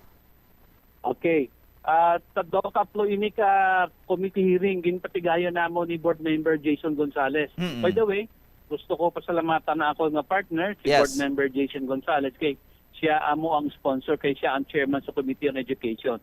Kagantaran ko ang kaupod sa 15th sanggunian to include our beloved Vice Governor nga tanan nagko-sponsor sang sining hagna. Because unanimously co-sponsored by all of the members to include the Vice Governor. Sang nagligad. So, ang collaboration ini with DepEd, tapos dala diri ang aton nga mga like the Provincial Education Management Office. Alam mo, may isa man kaming ordinansya nag-create sini para matutukan ang edukasyon. May malapit, kag tama gid ka well-coordinated nga programa, integration sa mga curriculum, enhancement sang mga pagtudlo kung ano ang strategiya para malabot ining aton nga may bala mo bombodoni every kinbutan naton nga celebration sa West Philippine Sea Day for Iloilo is every second Wednesday of September of every year. Na santo man ini sa ginatawag nga manamo Maritime National Month every September. So, kag ini kada tuig may 1 milyon nga pundo paghalin sa General Fund para patigayonon ang mga debate, mga fora, mga forum, mga poster making contest, kag paghimo sang mga modules nga training modules kag teaching modules para sa aton mga maestra kag sa aton kabataan. So, this is a collaboration. We'd like also to thank the 3rd Infantry Division, ang aton nga National Intelligence Coordinating Agency, kay nagkatagid sila nga they want to be involved also on this, no? Ang Philippine Coast Guard, ang tanan naton nga mga ahensya sang gobyerno lokal and of national agencies nga na asa ang BFAR, no, dala diri. So I am thankful again nga ini masugudan na kag every year may budget ini nga 1 million. Okay. So, ang paghimo sini sa mga modules sa diin naton inigintugyan na Board Member Distura? Nga ang chairman amo ang governor, ang vice chairman amo ang chairman sa Committee on Education sa Sangguniang Palalawigan kag ang Schools Division Office of Iloilo. So amo ining mga co-vice chairman kag mga members ng technical working group, planning office, ara ang tanan nga agency nga involved. So nami ini kay mag-collaborate, mag-integrate sa ilang nga mga pananawan, sa ilang nga mga inputs para maka-come up sa module kag mga estratehiya para paintindi naton sa aton nga mga kabataan nga halin sanggat tanan nga private and public schools, basic education dapat may mga ikang pareha sinihimuon. At least may ara kita ya sinisang pang-counter na board member distura, sir. Kay ti kunwaay sang amo sini nga ginatudlo sa mga eskwelahan, ang mga kabataan niya, ti magbukad sila sang ila sini nga mga cellphone. Mabukaran nila da, masertaran nila, makita nila mga post da sang mga sa mga nagadampig iya sa China or party man sang mga ginapalapta nga propaganda sa China. Basi kag amo na nang ila sining kabatihan na kunwaay sang counter narrative kumbaga nga halin sa aton, board member distura, sir. Precisely, correct agad, Bombo Doni. That is why happy man ako late last year napasar ko man ang isa ko man coordinates nga iShare. Iloilo schools having access to renewable energy.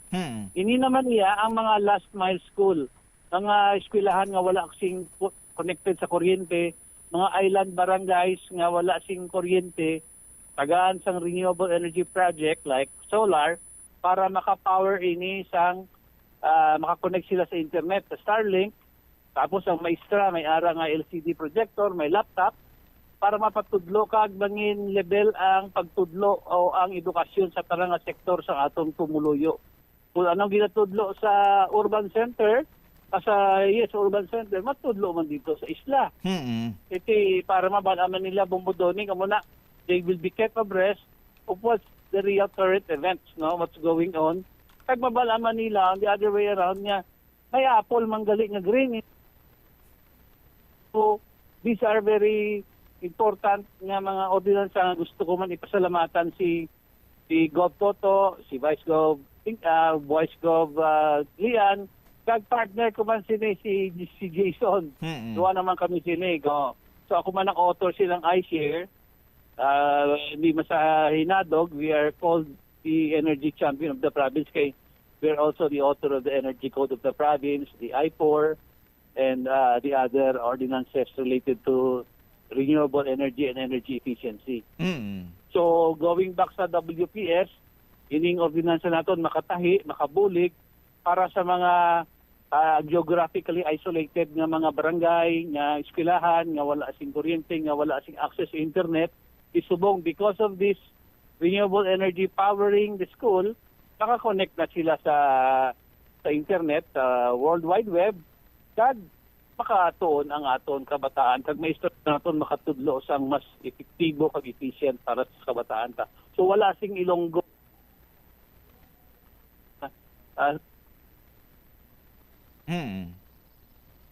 board. And then itahi ini siya Bombodoni sa aton I Love WPS. So daw bagay gid man matuod siguro board member disura, sir, ang ining paghatag no sang pagdayaw ni Senator Bamakino sa Iloilo province in terms ato niya sining paghatag importansya sa edukasyon nga aktibong part sang local government unit kag indi lang iya nga para sa pagpa-improve sang literacy nga kabalo magbasa kag kabalo magsulat, kabalo magkwenta nga aton nga mga estudyante, kundi nga ginahimo naton ining mga lihok karon nga ang ila nga matun-an nga mga subjects sa mangin mapuslanon gid sa aton sini nga sosyudad, board member disura. Yari gusto ko man pasalamat si Senator Bam kag opisyalis naton si Ibabaw nga I also believe nga actually padalang ko man kopya si Secretary Sani Angara for his information and further collaborate with the province of Iloilo. Kag gusto ko man ipahibalo gali Bombo Doni last Monday I was authorized by the good governor, the Gov Toto, to represent him sa pagpirma together with the Department of Energy also on collaboration about solar power sa system diri sa aton sa probinsya sa Iloilo. Okay. Oo. Sige. With this, sa imo sining nga tiyempo sa Bombo Radio Iloilo, Board Member Rolly Distura, sir. Thank you gid sa imo kag congratulations gid no sa sining matahom kag for sure mangin mapuslanon nga ordinansa nga imo sining nga gin author kag napasar karon sa aton sining provincial board. Thank you gid. Yes, bumudon salamat liwat kag kabay pa ang approach sa aton sinisig ni more on a diplomatic idea. Yes, sir. No? Ibutang naton pirmi nga initanan madala sa istorya. Of course, we will not give any even an inch of our territory, but we have to uphold the highest degree of diplomacy and avoid, of course, conflict and the rest. So, muni ako nga standira. We fight for our territory, but we do it in a very diplomatic way.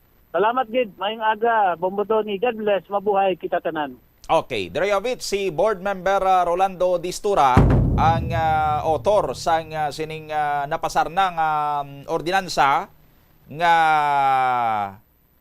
I Love WPS or Iloilo Legislative Ordinance for Values Formation through Education on the West Philippine Sea. Ang primary purpose sini is that matudlo sa mga eskwelahan, sa mga kabataan nga sa lamaharon bilang ibala nila sini nga mga edad mapahangop na sa ila or mapainsindi na sa ila ang aton sini nga posisyon, ang posisyon sa aton sini nga gobyerno sa West Philippine Sea para nga kung amo na iyang ma-inculcate naton sa aton sini nga mga kabataan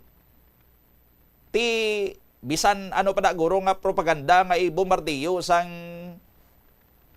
China, hindi na mapatihan kay ti una bes armado na kita sang kamaturan nga sandig ya sali kag hindi lang ya sang sandig sa imagination lang ya pareho sang imagination sang China nga naglabot na kuno sa 11 dash line kay sa pinakapunta pag idya kuno ti nakapangihi pag ito si Limahong ti kutob sang namarkahan sang ihi sang pirata nga si Limahong ila kuno teritoryo. Pero tiway man niya sila sang balasihan sina sa legalidad, no? Ilala na iyang imagination nga ginaduso nila kay ti padag-ala nila sang ila sini nga pwersa. Pero ti ano iya balang ginahambal sang international law, ano ang ginahambal sang ruling sang arbitral court kay ti ginpasaka yan naton ini sa international court. Ti invalid ya ang claim sang China. Pero bisan perdi sila to ti sige gyapon yang ila sini nga pagpalapta sang patalang. Ti kun pabayan ta lang nga magpalapta sila sang patalang dugay-dugay magagwa nga daw mapatihan na sila kay ti ila lang istorya mapatian ta mo, no? Ti mayo gid ini nga sa mga eskwelahan mismo and we hope as soon as possible come up ang DepEd diri abi sa Iloilo or kung sino man dang i-task nga maka-come up sang module, no, or sa mga pointers sinadra mga learning materials, libro, pamphlet nga dira ginasaysay ang mga dapat matun-an sa mga kabataan naton, sa mga estudyante naton sa issue sang West Philippine Sea. Di kon matun-an nila, maka-open sila sang ila sining Facebook account social media account kag maglabay sa ila sining wall abi dra ang post sang Chinese embassy nga ga pataka lang ti kundi mabali, no, sa ato niya sini nga mga estudyante kag mabasa nila mahangpa nila nga hindi ina sang husto ang kaputigan niya sang China or sang ila sini nga mga elemento diri sa Pilipinas karon nga amo ya ang mabakas mga mang para nga patalangon ang mga Pilipino, no, or i-divide ang mga Filipino kay tilan tawa bala subong may ginatawag na yang mga Chinatours mo. No? Hindi nga Chinese senators Hindi naman sila sa mga Chinese, mga Filipino man sila. Pero naobserbaran niya, abi nga daw ang ilaya sining pagdampig, araya siya sa China, imbis nga magbulig sa pagpanindugan, sang pagduso, pagpakigbato, sang ato niya sining kinamatarong, ilaya daw mapapirdi na lang sila. Dito na iya sila maupod sa pihak sa aton sining mga kabumbo. Although sila ni board member Oli Distura, ang iya sining prinsipyo is that tinitanan madalaya sa matawhay sining dialogo. No? May lain-lain man nung pamagi sa pagpakigaway ang mga Filipinos diri. Importante nga nagapakigaway kag way lang iya nga paayon lang permi sa China. No? Kay sa sige nato niya nga pinaayon lang permi sa China, sinulod na iya kita sa China sa ila sining nga bulsa. Oh. Lain man to iya sa may Kalayaan Island. No, ang Kalayaan Island sakop sang probinsya sang Palawan. Pero isa ini ka municipality, no? Banwa ini ang Kalayaan. Gamay lang ning munisipalidad. Kag ginabugusan ini sang lapta-laptaman sini nga mga isla dito. No? Sila dra ang isa sa pinakamalapit or pinakamalapit gidabi sa may West Philippine Sea. No? Nga teritoryo naton nga inhabited, no? May mga pumuluyo kita, may mga tawo kag may arasang lokal nga gobyerno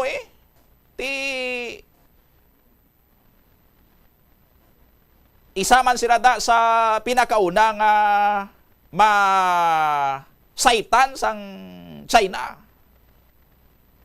ang municipality of Kalayaan.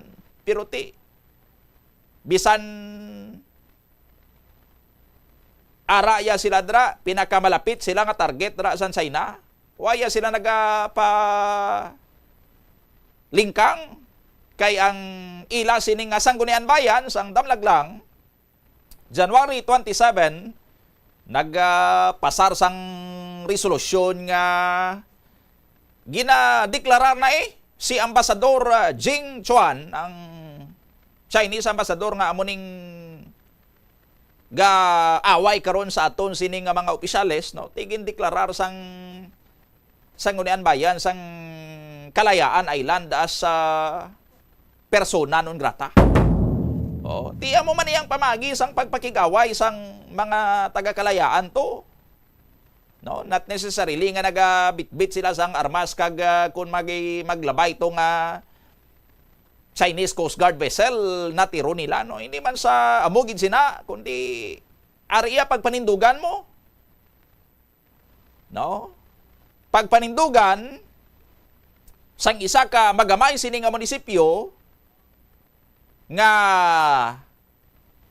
bisan sila pang pinakamalapit sini iya nga target, pero ginapakita nila nga sila ang kuan man pinakamalapit matoon sila nga target, but they are also the first line of defense sang aton sini nga pungsod dira iya sa may West Philippine Sea. Tiya mo niyang ila sini nga pamagi man sa pagigaway. No, ginapabatsyag man nila sa kay Ambassador Jing Chuan nga hindi mo ya kami sang probinsya, hindi mo ya kami sang sityo no, mabato kami ya sa imo, hindi kami ya magluhod sa imo, hindi kami ya magsaludo sa imo, no. Tiyan mo man tiyo ang ila sa may Kalayaan. Amo na ya ka dalagko kag kabugat ang balls ang mga taga-Kalayaan nga i-declare nila, no, sa Senate, sa House, oro istoryahan pa nila ni kung i-declare, kung hindi. And then may advice sa kay President Marcos nga hindi lang anay guro no? Hindi na kita maglabot sa mga punto nga i-declare naton nga persona non grata ang Chinese ambassador, no? Tiyang ato yang mga national officials Damo pa yasang weras, no? Ti ang Kalayaan Island yaho. Ang municipality of Kalayaan, why na weras-werasa? Persona non grata na. Kag ikadwa nagali ini ka beses sa sulod sang 3 ka tuig nga gindeklarar sang Kalayaan, no? Ang Chinese ambassador nga persona non grata o kun unwelcome person sa aton sini nga mga kabumbo. No? Ti lantawa bala ang municipality of Kalayaan ni may isa man lang ka barangay ni sa may Pag-asa Island nga based sa 2024 sini nga census ang ilang sini nga populasyon masolo-sobra lang 400 ang mga tawo nga naga-star dito. No? Pero ti under sa jurisdiction sa Kalayaan, ang 8 kaiban pa nga mga islets o kung magagmay sini nga mga isla, 3 ka mga reefs sa may Spratly Archipelago, ti tanan ina ang nag-aagaway hindi lang Pilipinas kag China kay ga-claiman sa nadra ang Vietnam, ang Malaysia, ang Taiwan. Amo na nakagamay kag amo na da ka init man sa area iya sang Kalayaan. No, ti nagligad gali nga August 2023 ang ilaman sini nga Sangguniang Bayan gindeclare man ang sadtuanay ambasador nga si Huang Xilian. Sadtong natabo bala nga gin water cannon sang mga Chinese vessels ang mga barko to sang Philippine Coast Guard nga nagapatigayon sang resupply mission dito sa may area ya karon sang Ayungin Shoal, no? Ti after sadtong natabo nga to nagpasar man sang resolusyon ang Sangguniang Bayan sadto anay si Huang Xilian pang ambasador gindeklara man siya nga persona non grata. No?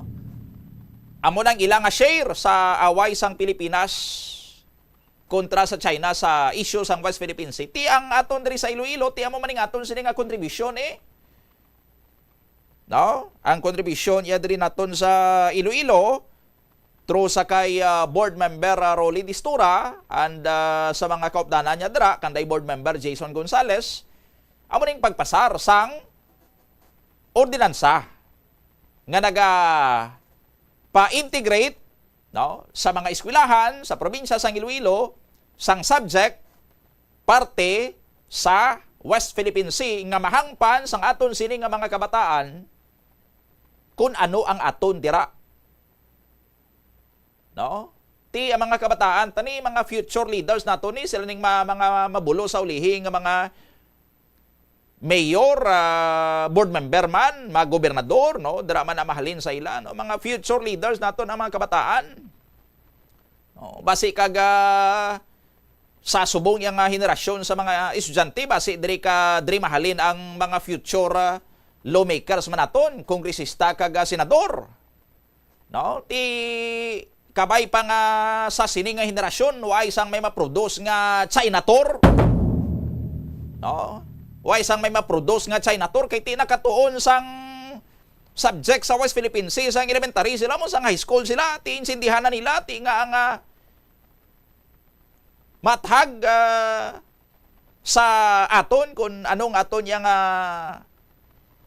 away dra sa West Philippine Sea nga ang mapaidot-idot ko tuy imo sa China ti nag-China tour kay imo, no, or later on man, no, basi kag kay ti ang iban niya itugyan na yan nila ang China sa ang Pilipinas sa China, no, ginahatag na ya gani nila ang yabi sang ila sini nga mga syudad mo sa China, nahatag na yan nilang mga yabi sang ila sini nga syudad, no, ti kabay pa nga sa subong yang henerasyon sa mga estudyante kung makatuon sila sang subject sa West Philippine Sea, no, diri mahalin ang mga opisyalis nga mabawi sang yabi nga ginpanghatag lang iya sang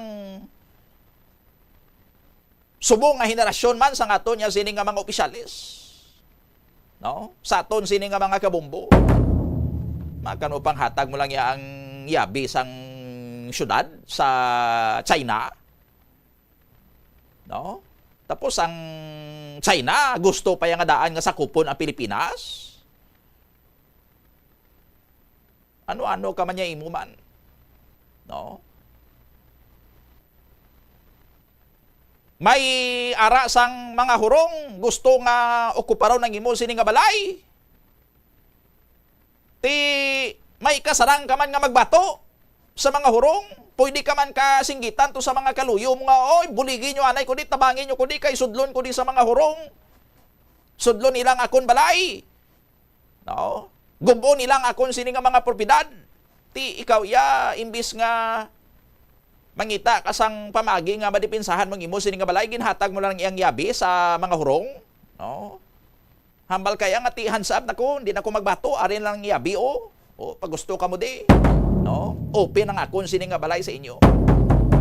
38 minutos na nakaligad sa tak na nga alas 8 sa aga diri sa aton sini nga pagapangalagad. Sanbay kay sa aton sini nga pagabalik dugang pa nga mga balita kag informasyon pagkatapos lang sa mga pahanumdom. Kung ikaw isa ka chess lover, yaring pila ka brain benefit sa paghampang sini, kag kung wala ka nagahampang sini, umpisahin na. Sunod sa pagtuon ng paghampang sang chess makabulig likaw sa Alzheimer's disease. Bangod ang utok nagatrabaho kaangay sang muscle, nagakinahanglan ini sang exercise agud mangin healthy kag malikawan ang injury. Magluwas diri ang paghampang sang chess ang nagapa-improve man sang concentration, memory, creativity, kag problem-solving skills kag napamatud. Paladi Iloilo, Bill Board of Activities for January 25 to 31, 2026. Rock and a wide variety of your favorite songs will once again be yours sa uling Sabado sang bulan, Enero 31. Kaupo ng Valhalla Band sa concert at the Plaza, blasting of alas 6 ang gabi. Sa tion sa musical show, napulo ka mga matahom nga Plazuela de Iloilo, special edition mugs kag madamo pangaiban ang igaparafol sa mga suki sang Plazuela de Iloilo. Sa Pebrero 1, Domingo, ginaagdang tanan nga mangin kabahin sa Eucharistic celebration nga pagkahiwaton sa El Puente or the Bridge sa among adlaw alas 11 sang aga. Sa tion sang Holy Mass, ipangamuyo naton sa Ginoo nga iyatandugo ng kasing-kasing sa mga tawo nga involved sa anomalous flood control projects nga pamatian ang panawagan angot sa restitution.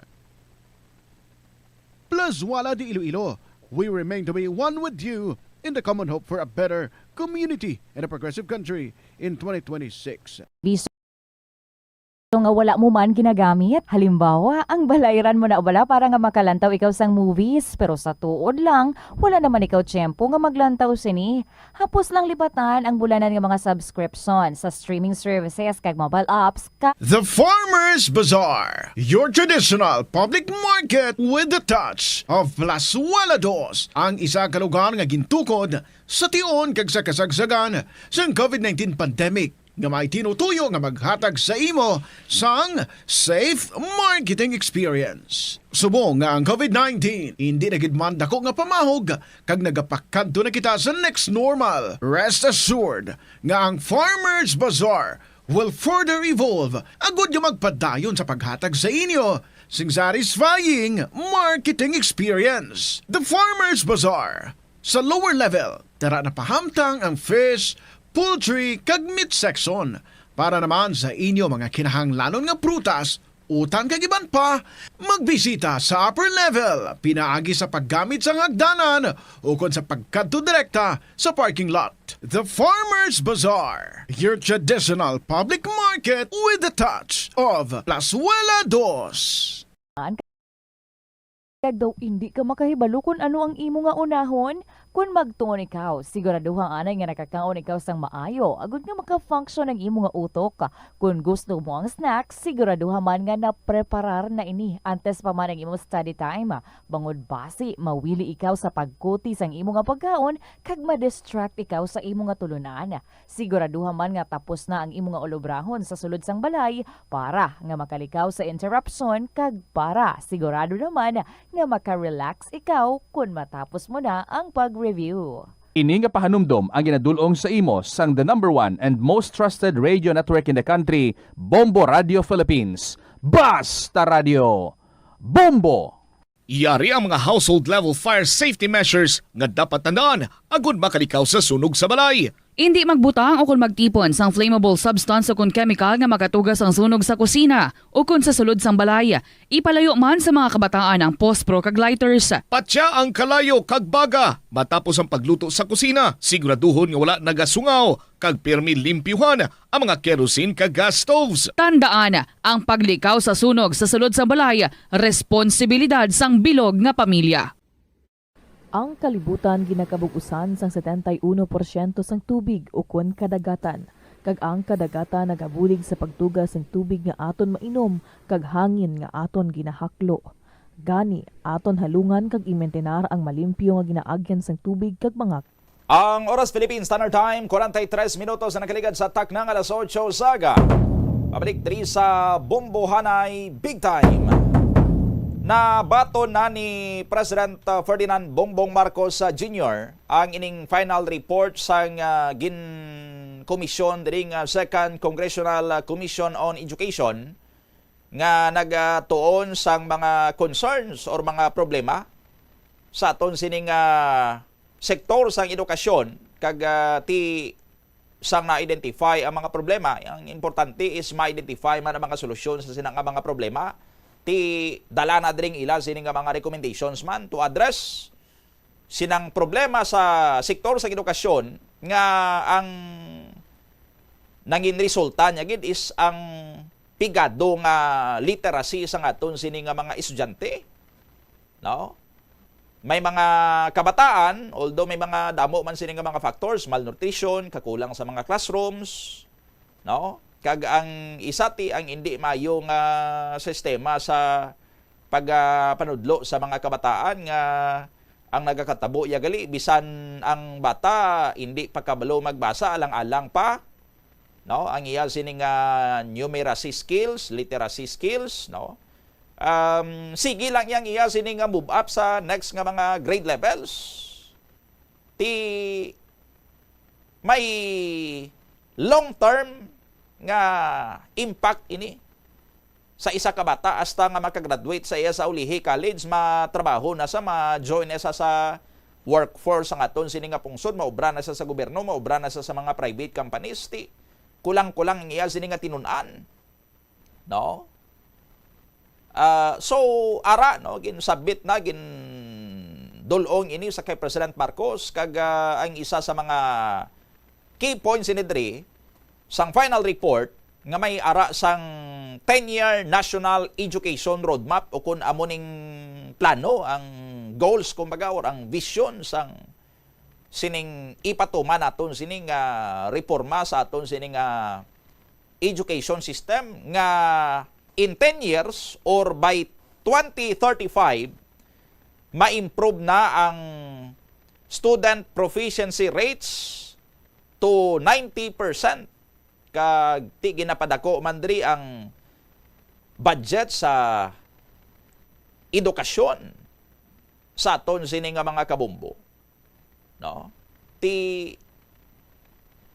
It's up to the national government na kung adoptaron ang mga recommendations sini iya karon sang EDCOM 2 sa ila sining final report. Kaya mo ni mga nakita gani nga mga solusyon para nga ma-improve ang edukasyon sa aton nya sining mga kabataan, no? Kay as we mentioned kaina, may ara sang long term and lifelong, no? But siningon sa bilog yan nila nga kabuhi kun hindi mayong ila sining pundasyon sa pagtuon ang mga kabataan magdalagko sa ulihi, magmature sa ulihi, magprofessional sa ulihi, no? Magkangkon sang pamilya sa ulihi, no? Mangin mga opisyales sang gobyerno sa ulihi, no? Ti may impact ang ila iya sining pigado nga foundation nga sa ulihi, ti pigado man sila no, hindi nga pigado sa kwarta kundi pigado sa pagtungod man or sabat sang mga responsibilidad nga ti ginahatag sini sa ila, no? So may ara sang eventually social nga impact ang ining problema sa edukasyon subong sa aton diri sa Pilipinas. Inline sini kaupon naton subong nga agad diri sa aton sini nga pangalagad ang founder sang Philippine Social Conservative Movement nasa ating linya. Makakapanayam natin ngayong umaga live via Zoom si Attorney J.M. Benavides Estoque. Attorney J.M., sir, good morning. Welcome po sa Bombo Radio Iloilo. Kasama ninyo si Bombo Donnie. Maayong buntag din po, Bombo Radio. And sa tanang mga taga-pakinig, first is pasaylo ko dahil gamay ko magbisaya. Okay. Oo, so Bisaya si Attorney JM. Ang mga Bisaya medyo maintindihanin ng mga Ilonggo, Attorney JM. Okay. Pasaylo rin din. Ayan, mayang buntag mga mahal na mga Ilonggong tagapakinig. Okay. Attorney JM, naging mainit rin na usapin ngayon dito sa ating bansa yung problema sa literacy ng ating mga mag-aaral, and ito nga nabuo na ng Second Congressional Education or Commission on Education ang kanilang final report at naisumiti na sa Congress, naisumiti na sa Malacanang, at included din doon yung kanilang mga recommendations para ma-address yung problema sa sektor ng edukasyon. Pero particular po na concern natin dito ngayon, kung makikita ninyo yung sinasabing long term or lifelong na impact sa ating mga mag-aaral later on pag lumaki na sila at magkatrabaho na sila, namumuhay na sila. Ano yung mga impact ng weak na foundation sa education, na yan yung nakikitang problema ngayon sa education system natin, Attorney JM?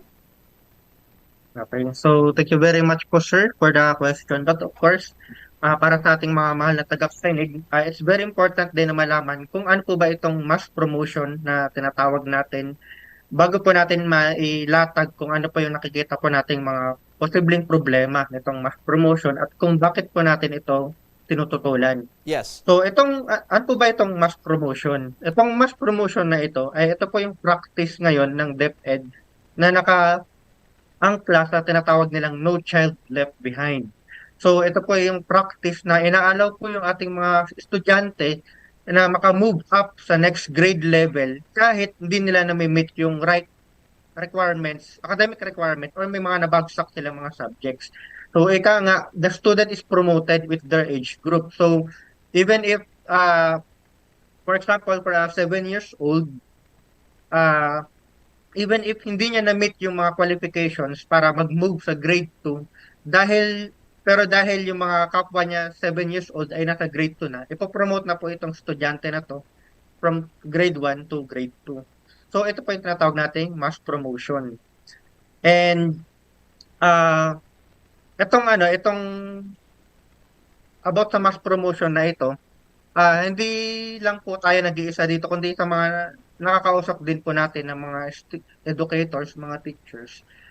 I would like to quote po yung nabanggit niya sa nasabi po niya sa amin na ayaw niya sanang ipasa yung student dahil minsan dahil kilala na nila yung bata, nagwo-worry sila na hindi siya handa itong bata po sa mga requirements ng next level.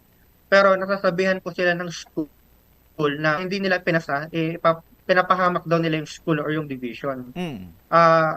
Ito po kasi ay nakabase po sa meron pong target na dapat i-meet itong mga schools, specifically yung mga public schools, na meron po silang rating na dapat i-target. Na part po ng rating na yun ay kung gaano kadami yung mga students na napapagraduate nila, gaano kadami yung mga students na ipopromote nila towards sa next na level, at yung literacy rate ng mga estudyante ng school na yon. Pero ito nga po yung katakataka po, sir, kasi sa Pilipinas is sinasabi natin na mataas yung literacy rate ng ating mga estudyante.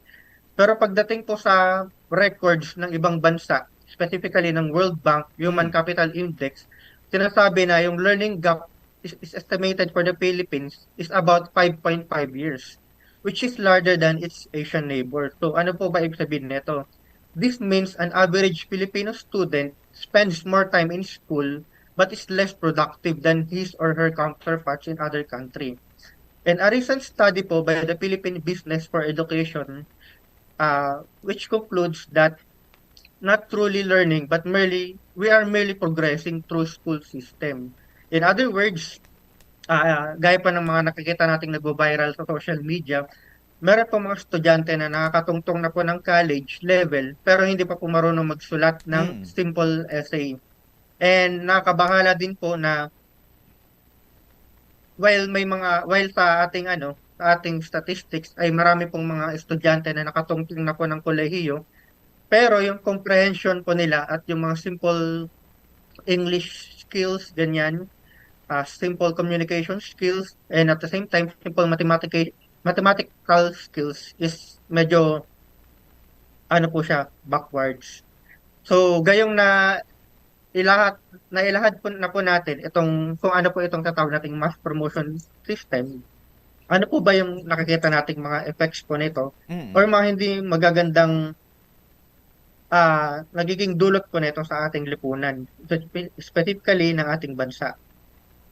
Meron po tayo nakikitang 5 di magandang effects. Number 1, yung academic deficiency na bata na sana ay minor lang is nagiging permanent.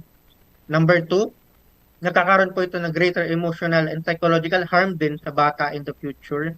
Number 3, pag-decline ng educational standards and national competence ng ating bansa. Number 4, pag-encourage sa laziness and lack of accountability sa ating mga kabataan. And of course, number 5, pagpapasa or pag-increase ng burden sa mga colleges, employers, at sa ating society as a whole. Oo.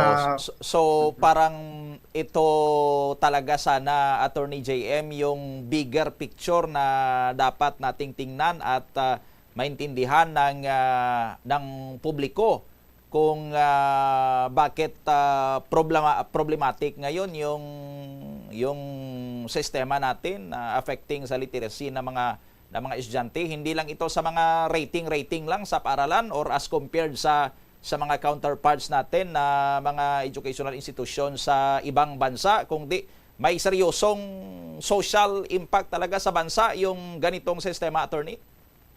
Inood, sir. True po. Okay. So, meron kayo ditong sinabi na kasi yung mga kabataan,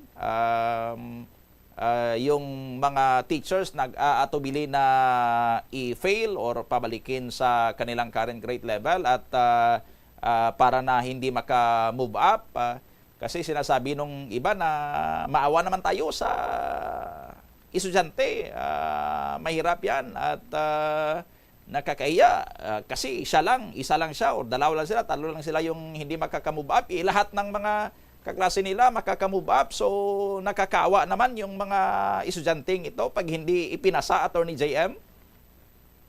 Yes po. And at the same time po, may rating po kasi na hinahabol itong mga schools na pagka once na hindi na-reach yung target, apektuhan ng rating ng buong school.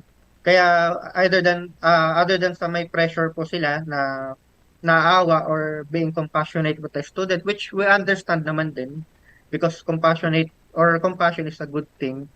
Ang mas lalong mahirap is napo-force sila na ipasa yung bata kahit nakita nilang hindi pa po prepared yung bata dahil sa pagka hindi po nila pinasa, babagsak yung rating ng school po nila. Which makaka-apekto din sa mga benefits na pwedeng ma-accept ng mga personnel po. Oo, pero pag sa ganyang sistema, yung estudyante na ipinasa kahit na hindi dapat pumasa, mas nagiging nakakaawa pagdating niya sa higher na mga grade levels sa Attorney JM? Yes po, sir. Though, nabanggit na po natin na yung importance ng compassion, kaso, mas lalong,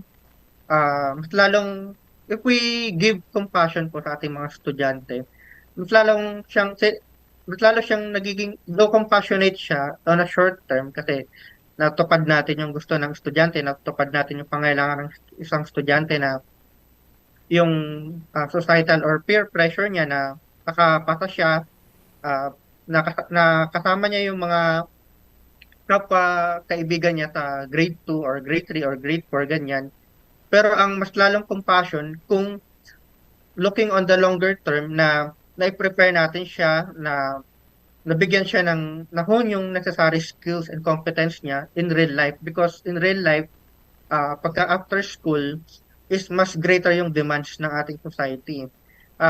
Possible na dahil may mga skills siya na hindi na-develop, even though may hawak-hawak siyang diploma, is mahirapan siya makahanap ng work, magkakaroon siya ng anxiety na kaya ko bang makipagsabayan sa mga peers ko na at this age level or at this rate na nakagraduate sila. Ito na yung mga skills na kaya nilang i-present sa mga employers para maging employable sila. But sa kanila, hawak-hawak sila yung diploma, but yung diploma is nagre-remain lang siyang superficial. Parang symbolic lang. Okay. And yung isa pa sa mga resulta niyan is doon sa mga employers, whether yung employer niya is yung government, pumasok sa mga government agencies or sa private sector, yung magso-shoulder ng burden din doon sa pag-hire ng mga employees na medyo kulang yung kanilang mga competencies is yung mga employers din, Attorney JM? Yes po, tama po kayo dyan, sir. Yung burden is nag-shift tuloy ngayon sa colleges, sa mga employers, and even sa society as a whole. Bakit na-increase yung burden sa college? Dahil pagkadating natin ng college, we are expected already to know the basic skills, the basic comprehension sa ating mga binabasa. Colleges and universities are supposed to specialize na yung learning ng isang bata towards sa field na kung saan niya gustong mag-specialize. For example, sa course ng BS Education, it is BS Education major in English or sabi natin major in Filipino or major in literature. It is expected na yung student na nag-enroll po doon is marunong nang magbasa kasi part ng mga requirements po sa colleges, of course, is yung dami ng mga readings. So how can we expect the college instructors or college professors to just hand out yung mga needed readings kung magiging part pa ng burden niya na tuturuan yung bata kung paano magbasa? And also, sa engineering, which we know na very demanding siya pagdating sa math, how can we expect na magagawa ng professor yung expertise niya kapag tuturo ng mga formulas and technicalities sa math kung merely pati yung simple mathematical formula or mathematical equation ay ituturo pa niya sa bata na dapat tinuro na noon nung elementary and senior high school. Okay. And eventually po siguro, Attorney JM, yung mas bigger or may mas bigger na implication ito sa quality ng mga botante natin na pumipili ng ating mga leaders, Attorney JM? Yes, true po yan. Of course, sa nabanggit po natin, aside sa increased burden sa colleges at sa employers, is nakaka-apekto din po ito sa nagiging quality ng ating mga future citizen because of course, gaya ng sabi nga ng ating pambansang bayani, ang kabataan ay pag-asa ng bayan. So, nakakalungkot po isipin na yung susunod na pag-asa ng ating bayan na mga susunod nating mga henerasyon ay hindi po sila magiging equipped ng right critical thinking skills, magiging equipped ng right aptitude, ng right character and right foundation tungo sa pagpili ng mga bagong magiging pinuno, tungo sa pagiging next generation ng ating mga citizens. So, ngayon pa lang is medyo nagiging broken o medyo nagkakaproblema na sa pag-build natin ng mga next citizen natin. Paano na lang po pagka sila na yung namuno or sila na yung nagpapatakbo sa ating bansa? So, mas lalo pong nakakabahala. That's true kasi hindi lang mga voters yung mga future voters natin, ito sila, mga future leaders din pala, Attorney JM. Yes po. Okay, sige. So sa inyo, sa inyong grupo sa Philippine Social Conservative Movement, ano yung panukala ninyo po sa ating pamahalaan in order na ma-address din itong mga concerns ngayon sa ating education system na sa ating pananaw may mas malaking implications sa ating society at sa ating bansa eventually, Attorney JM? Bilang head ng Philippine Social Conservative Movement and in behalf po sa Philippine Social Conservative Movement, naniniwala po kami na sa importance po ng kabataan natin sa pagbibuild ng ating bayan, sa pag-cultivate ng karakter na ito at ng kanyang mga skills. Tayo po ay mariing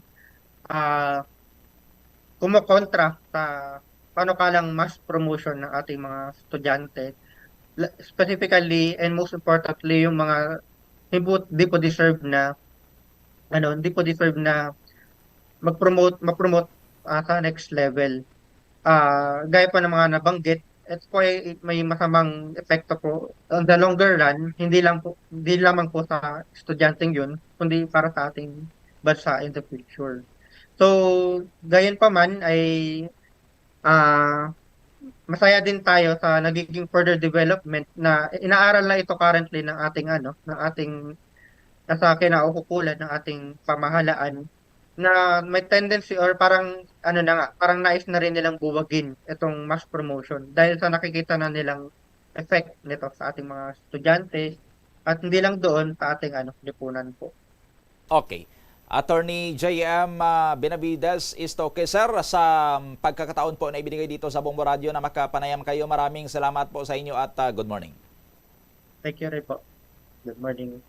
Okay, David, si Attorney J.M. Benavides Istoque, founder kag head sang Philippine Social Conservative Movement no sa panugdaon man karon sang ilaya sining grupo sa issue sang sining pigado nga sistema sang edukasyon no, damo sa mga nag-contribute as identified sang sining second educational commission or Congressional Commission for Education nga along sa pag-identify sa mga problems, nag-identify man sa mga possible nga mga solutions, no, may mga recommendation sila sa kung paano pa mapa-improve ang literacy sa aton sini nga mga estudyante nga ang isa sa mga ginalantaw nga dako gid nga culprit sang pigado nga proficiency or literacy sa mga kabataan nagasalaka lang yan sila sa grade level, sa year level, nagagraduate lang, no? Gagraduate pa with flying colors.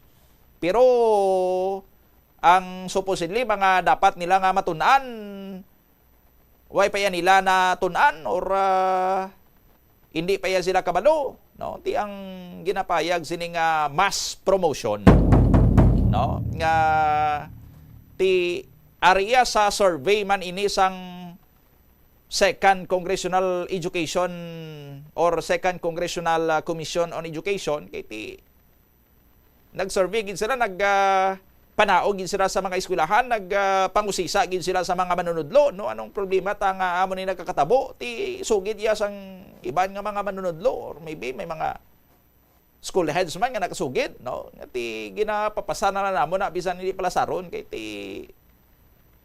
para nga tinlo record ni Madam Principal or para nga taas rating namon kay kung taas amon sila nga rating daw dasi kayo makapangayo sa Department of Education sang mga incentives da or mga projects, mga budget da, no? In short, sa papel na lang yan, no? Gusto lang yan mag come up sang matinlo nga papel ang mga eskwelahan. That's why nga ti bisan alang-alang ang ila sini nga mga kabataan ginapapasar na lang. Naga-move up sa next grade level. Ti pag tungtong sang bata sa next grade level, hindi siya preparado kay nga ti para nga maka-survive siya sa next grade level, no? Sa grade 4, sa grade 5, dapat ang mga dapat yang matun-an sang grade 3 na master niya na kay gamito niya ina. Mag grade 4 siya, mag grade 5 siya, ti nagkakatabo ya. Why niya pa na master or why siya sang bastanteng ihibalo sa kung anong dapat natun-an niya na sa lower nga grade level or lower nga year level, pinasaka lang siya sang higher nga level, no? Ti hindi lang sa grade 3, sa grade 4, sa grade 5 nagkakatabo ina. Even up to sa high school, kag hasta sa kolehiyo. No? Ti ang dako niyang impact eventually ti sino nagasalo sina nga mga estudyante, no? Eventually sino masalo sina sa ila, ti ang masalo sina sa ila eventually ang mga opisina, mga kompanya nga ila sini nga trabahoan. Ang aton sini nga pungsod nga ma-hire sina sa ila as leaders, no? Mga leaders, mga voters, no? Natugyanan sang aton sini nga pungsod sang katungdanan nga magpili sang mga leaders nga mamuno sa aton, no? Ti paano kita karon nya makasalig nga ini sila makapadalom sa pagpaminsar, no? Sa kung anong himuon nila sini nga desisyon nga may impact sa aton nya sini nga sosyudad. Kay hindi gani sila kabalo magbasa. Alang-alang magbasa, magsulat, no? Mag-compute, kag mag-insindi sa mga ginapanghimo nila. Kiti dala na sa ginabasihan man sang literacy ang komprehensyon. Hindi nga kabalo ka lang magbasa, kabalo ka lang magsulat, kabalo ka lang mag-count da ang pamangkot, na insindihan mo na. No, nainsindihan mong ginabasa mo, nainsindihan mong ginasulat mo, nainsindihan mong gina-recite mo, nainsindihan mo ang ginaisip-isip mo da. No, critical thinking skills. Kag especially subong yang nga tiyempo nga bahaya kita sang mga lain-lain sini nga mga information. No? Amo ning ginahambal sa mga eksperto nga sa advancement sang teknolohiya nga may internet, no? May sharing sa mga information, kag mahapos na ang mag-access na nga mga information, no? Ang mga gakatabo to sa iban nga pungsod mabalaan tadi, no? Ang mga ideya to sa iban nga mga pungsod mabalaan taman di, no? Ti may aras ang ginatawag nga democratization of information, o democratization of information. Sa aton sini nga mga kabumbo, ti may maayo man nga dulot nga may democratization of information nga hindi na lang niya isa lang ka grupo, isa lang ka sektor ang nakabalo sang amo sina nga mga informasyon kay ti bangod sa internet na-access naman na sang iban nga mga grupo, no? Amo nang hambal bala nga Google University. No? Why na iya sang actual gid nga eskwelahan nga may mga buildings, nga may mga professors, kag may mga estudyante nga may pangalan nga Google University. No? Ang nagahambal o ang ginahambal sini nga Google University nagatumod sa search engine or sa internet, no? Sa Google nga kung mag-open ka sang website nga na, no? Mag-open ka sang Google, ang gusto mo dira nga i-search, i-type mo lang, and then pakitaan ka na sa mga resulta. No? So kung gusto mo abi nga magbasa-basa, magtuntuon sa mga topiko legal topics, ti presentaran ka na sang Google, no? Sang internet. Kung gusto mo man magbasa-basa sa mga medical nga topics, ti presentaran naman kada makabasa ka man, maka-access ka man da. No? Nga hindi lang ya ang mga nagakuha sang kurso nga medicine ang makabasa sina sa ilang eskwelahan, sa ilang library, kay bisan sino na lang gani. No? Tiyan mo man na, gusto mo magbasa-basa parte sa international relations, sa foreign relations, no? Ti basa ka man da, no? Makabasa ka man da sa mga analysis sa inaway sang Russia kag Ukraine, analysis sa sining issue sa paghandom sang Amerika nga masakop ang Greenland, no? Kag ti ang issue sa West Philippine Sea, ti makabasa ka man da, galing ang pamangkot kung ang ginabasa mo dra maintindihan mo. No, kung maintindihan mo kung diin dra ang grounded ya sa realidad, sa actual, factual, may legal nga basis, kag ano yang propaganda lang, patalang lang. No? Ti amo na nga damo ya sa mga nag-expert na. Kay nakatuon sa Google University, ang ila da nga nabasan, ang ila sinadra nga nabalan, ti amo na iyang ila sini nga prinsipyo na dayon. Sa aton sini nga mga kabumbuti, makabasa sila sang mga ideya to sa luwasang pungsod sa Estados Unidos ang Amerikano, makabasa to sila nga uy, legal gali ang abortion to sa US, no? Nami to ya kay kung gabusong kay kag hindi ka gusto nga magbusong dati kwanda, no? Or gusto mo ya nga magpa-sex change, ti nami to ya sa US kay may freedom kato ya nga kung lalaki ka gusto mo mangin babayi, ti pwede ka to ya makasulod sa CR dayon sa mga babayi, paagi-agi ka lang to. No? Ti nami guro kung man adri sa Pilipinas, no, ti ma-forman ta di sa aton sini nga grupo kag himuon taman ang kausa, no? Ti why na nakwan, why na sang control, no? Amo nang isa sa mga downside sang democratization of information nga nadala sang technology, nadala sang internet, no? Kay may ara daya sa mga tuso karon nga mga grupo, may ara man niya sila sang interest nga ang ideolohiya yang nga nabasa nila to kag daw matsyag nila daw nami niya nga ideya haw, no?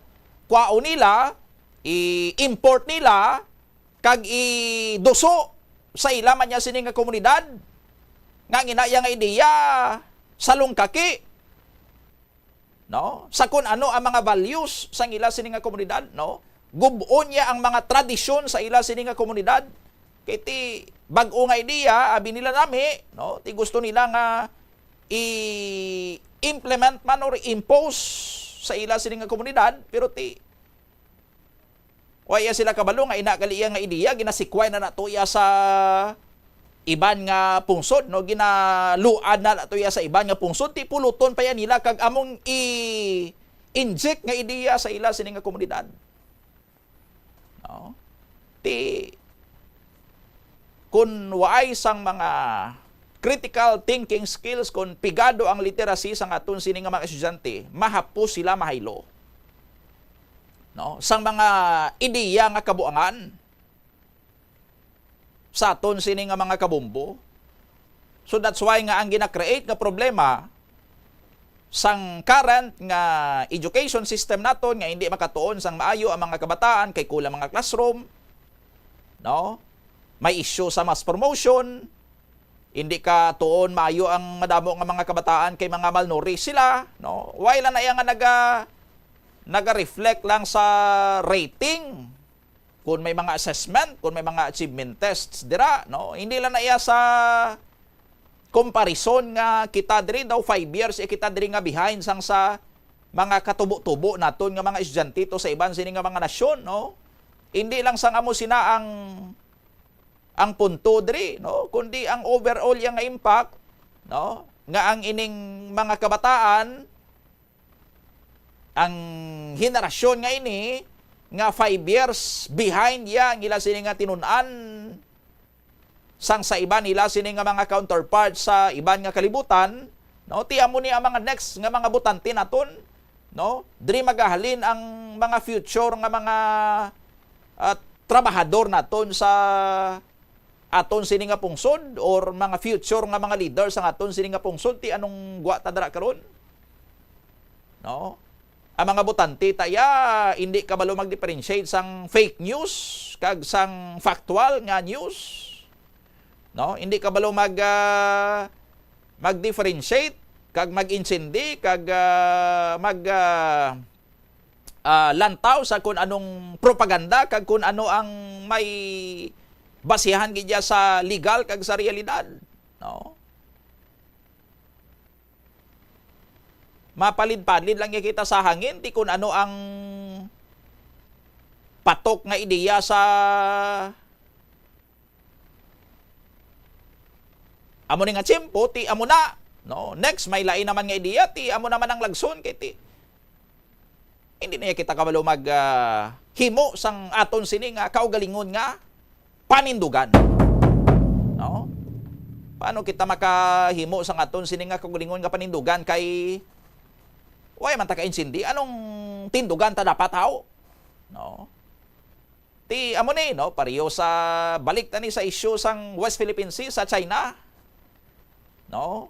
Paano kita dari makahimo sang aton sini nga panindugan kun why kita kabalo kun ano ang aton nga ginatindugan da sa West Philippine Sea haw, no? Kay hambal to ya sang Chinese embassy official so gapang garit-garit ya ang Pilipinas, no? Ti hindi niya pwede nga manggarit-garit ka, so insakto nang hambal sa China nga hindi ka dapat kita ya manggarit-garit, no? Ti kun amo lang na ya kanabaw nga aton sini paghangop ti basi amo na nga aton sini nga panindugan, no? Pero ti kon padalman ta kag usuyon tagidya nga ti hambalan na ya sa China nga Pilipinas ang nagapanggarit-garit. In the first place sinong gapang water cannon to ya sa West Philippine Sea haw? In the first place sino tiyang nagtrespassing to sa West Philippine Sea, no?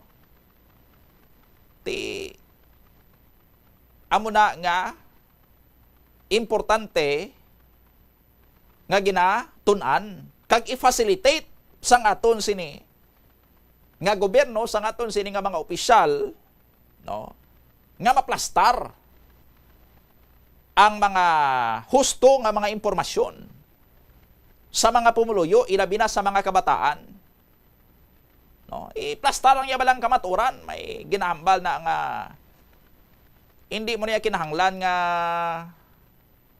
ipilit gid ang truth, no? Just tell the truth because the truth has a power of its own, no? Hindi lang ya bala pagpunggi, no? Hindi mo kinahanglan nga ipilit nga amo gid ang matuod, no? Kundi hindi lang ya bala pagpunggi ang kamatuoran, no? Pabay ilang ya balang kamatuoran nga maglapta nga mawaragwag, no? Kay ang kamatuoran niya, siya na ang bahala kung paano siya maghampang da. That's why sa propaganda sa China, amo nang ila ginahimo, no? Ginaim nila nga hindi makagwa ang kamatuoran. No? Amo na nga grabing ila sining bombardiyo sa kay Coast Guard Commodore J. Tariela. No? Kay si Tariela, among pinakamagahod karon nga nagawaragwag sang kamatuoran sa West Philippine Sea. And then since may mga suporta na halin sa aton sini nga mga national officials at side sa kay Tariela, ang iba naton nga mga opisyal ginatira naman sang China. Kay ti purpose sila para nga ma-intimidate or i-discredit, no, ang mga opisyal naton nga nagapanindugan para sa West Philippine Sea. Kay ti kung hindi nila mahimo, kung hindi nila ma-discredit, hindi nila mapahipo si Tariela, kag ang iban padara, no? Ti malapta lang, sige lang ginuwa sang kamatuoran, no? Bala lang kamo diya China ka propaganda nyo, basta ariyo ga pagwa man kami diriya sang kamatuoran. No? Kay eventually ang kamatuoran niya perdihon niya gid sina ang propaganda. No? So amo na nga sa mga nasyon nga may represyon, may ara sang censorship, no? Inang ginapunggan ang tawo nga makahambal sang ilasin nga gusto nga ihambal.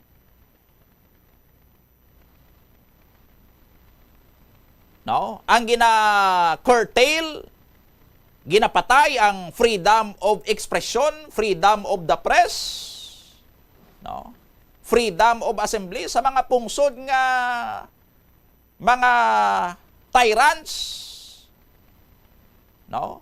Mga totalitarian, mga diktador ang ila sini nga mga leader. Gusto na nila nga sila lang ang mabatian da. Ila lang nga ideya ang mabatian kag patihan kay once may mag-counter sa ila sini nga ideya, threat ina sa ila binakon. Kabutigan ang ila sini nga ginapatulon permi sa ila sini nga mga pumuluyo. Tiya mo na asman sa possible tanan nga mga media, no, mga radio, no, kontrol nila na para nga ang naratibo halin lang sa ila. Kay kon may ara dra karon sang pagkinatuhay sa mga nagagwa nga mga opinion, no? May pagkinatuhay sa mga nagwa sini nga mga impormasyon nga hindi lang puro kabutigan nila kundi kung nagagwa man ng kamatuoran, eventually ang truth, no, ang managaning ambal, no, just tell the truth, no. That truth has a power of its own, no. Amo na nga ang truth gina-silence sang mga gusto nga palaptas ang kabutigan. Kay kung hindi nila mapahipos ang truth, as long as may nagahambal sang truth, may nagahambal sang kamatuoran, no, ang kamatuoran niya eventually masaler gid na, no? Kung hambal nila in the end China will win, hindi, no? In the end truth will win. 25 minutos ang nakaligad sa atak na ang alas 9 sa aga. Balikan nato na dugang sini nga mga balita kag informasyon pagkatapos lang sa mga pahanumdom.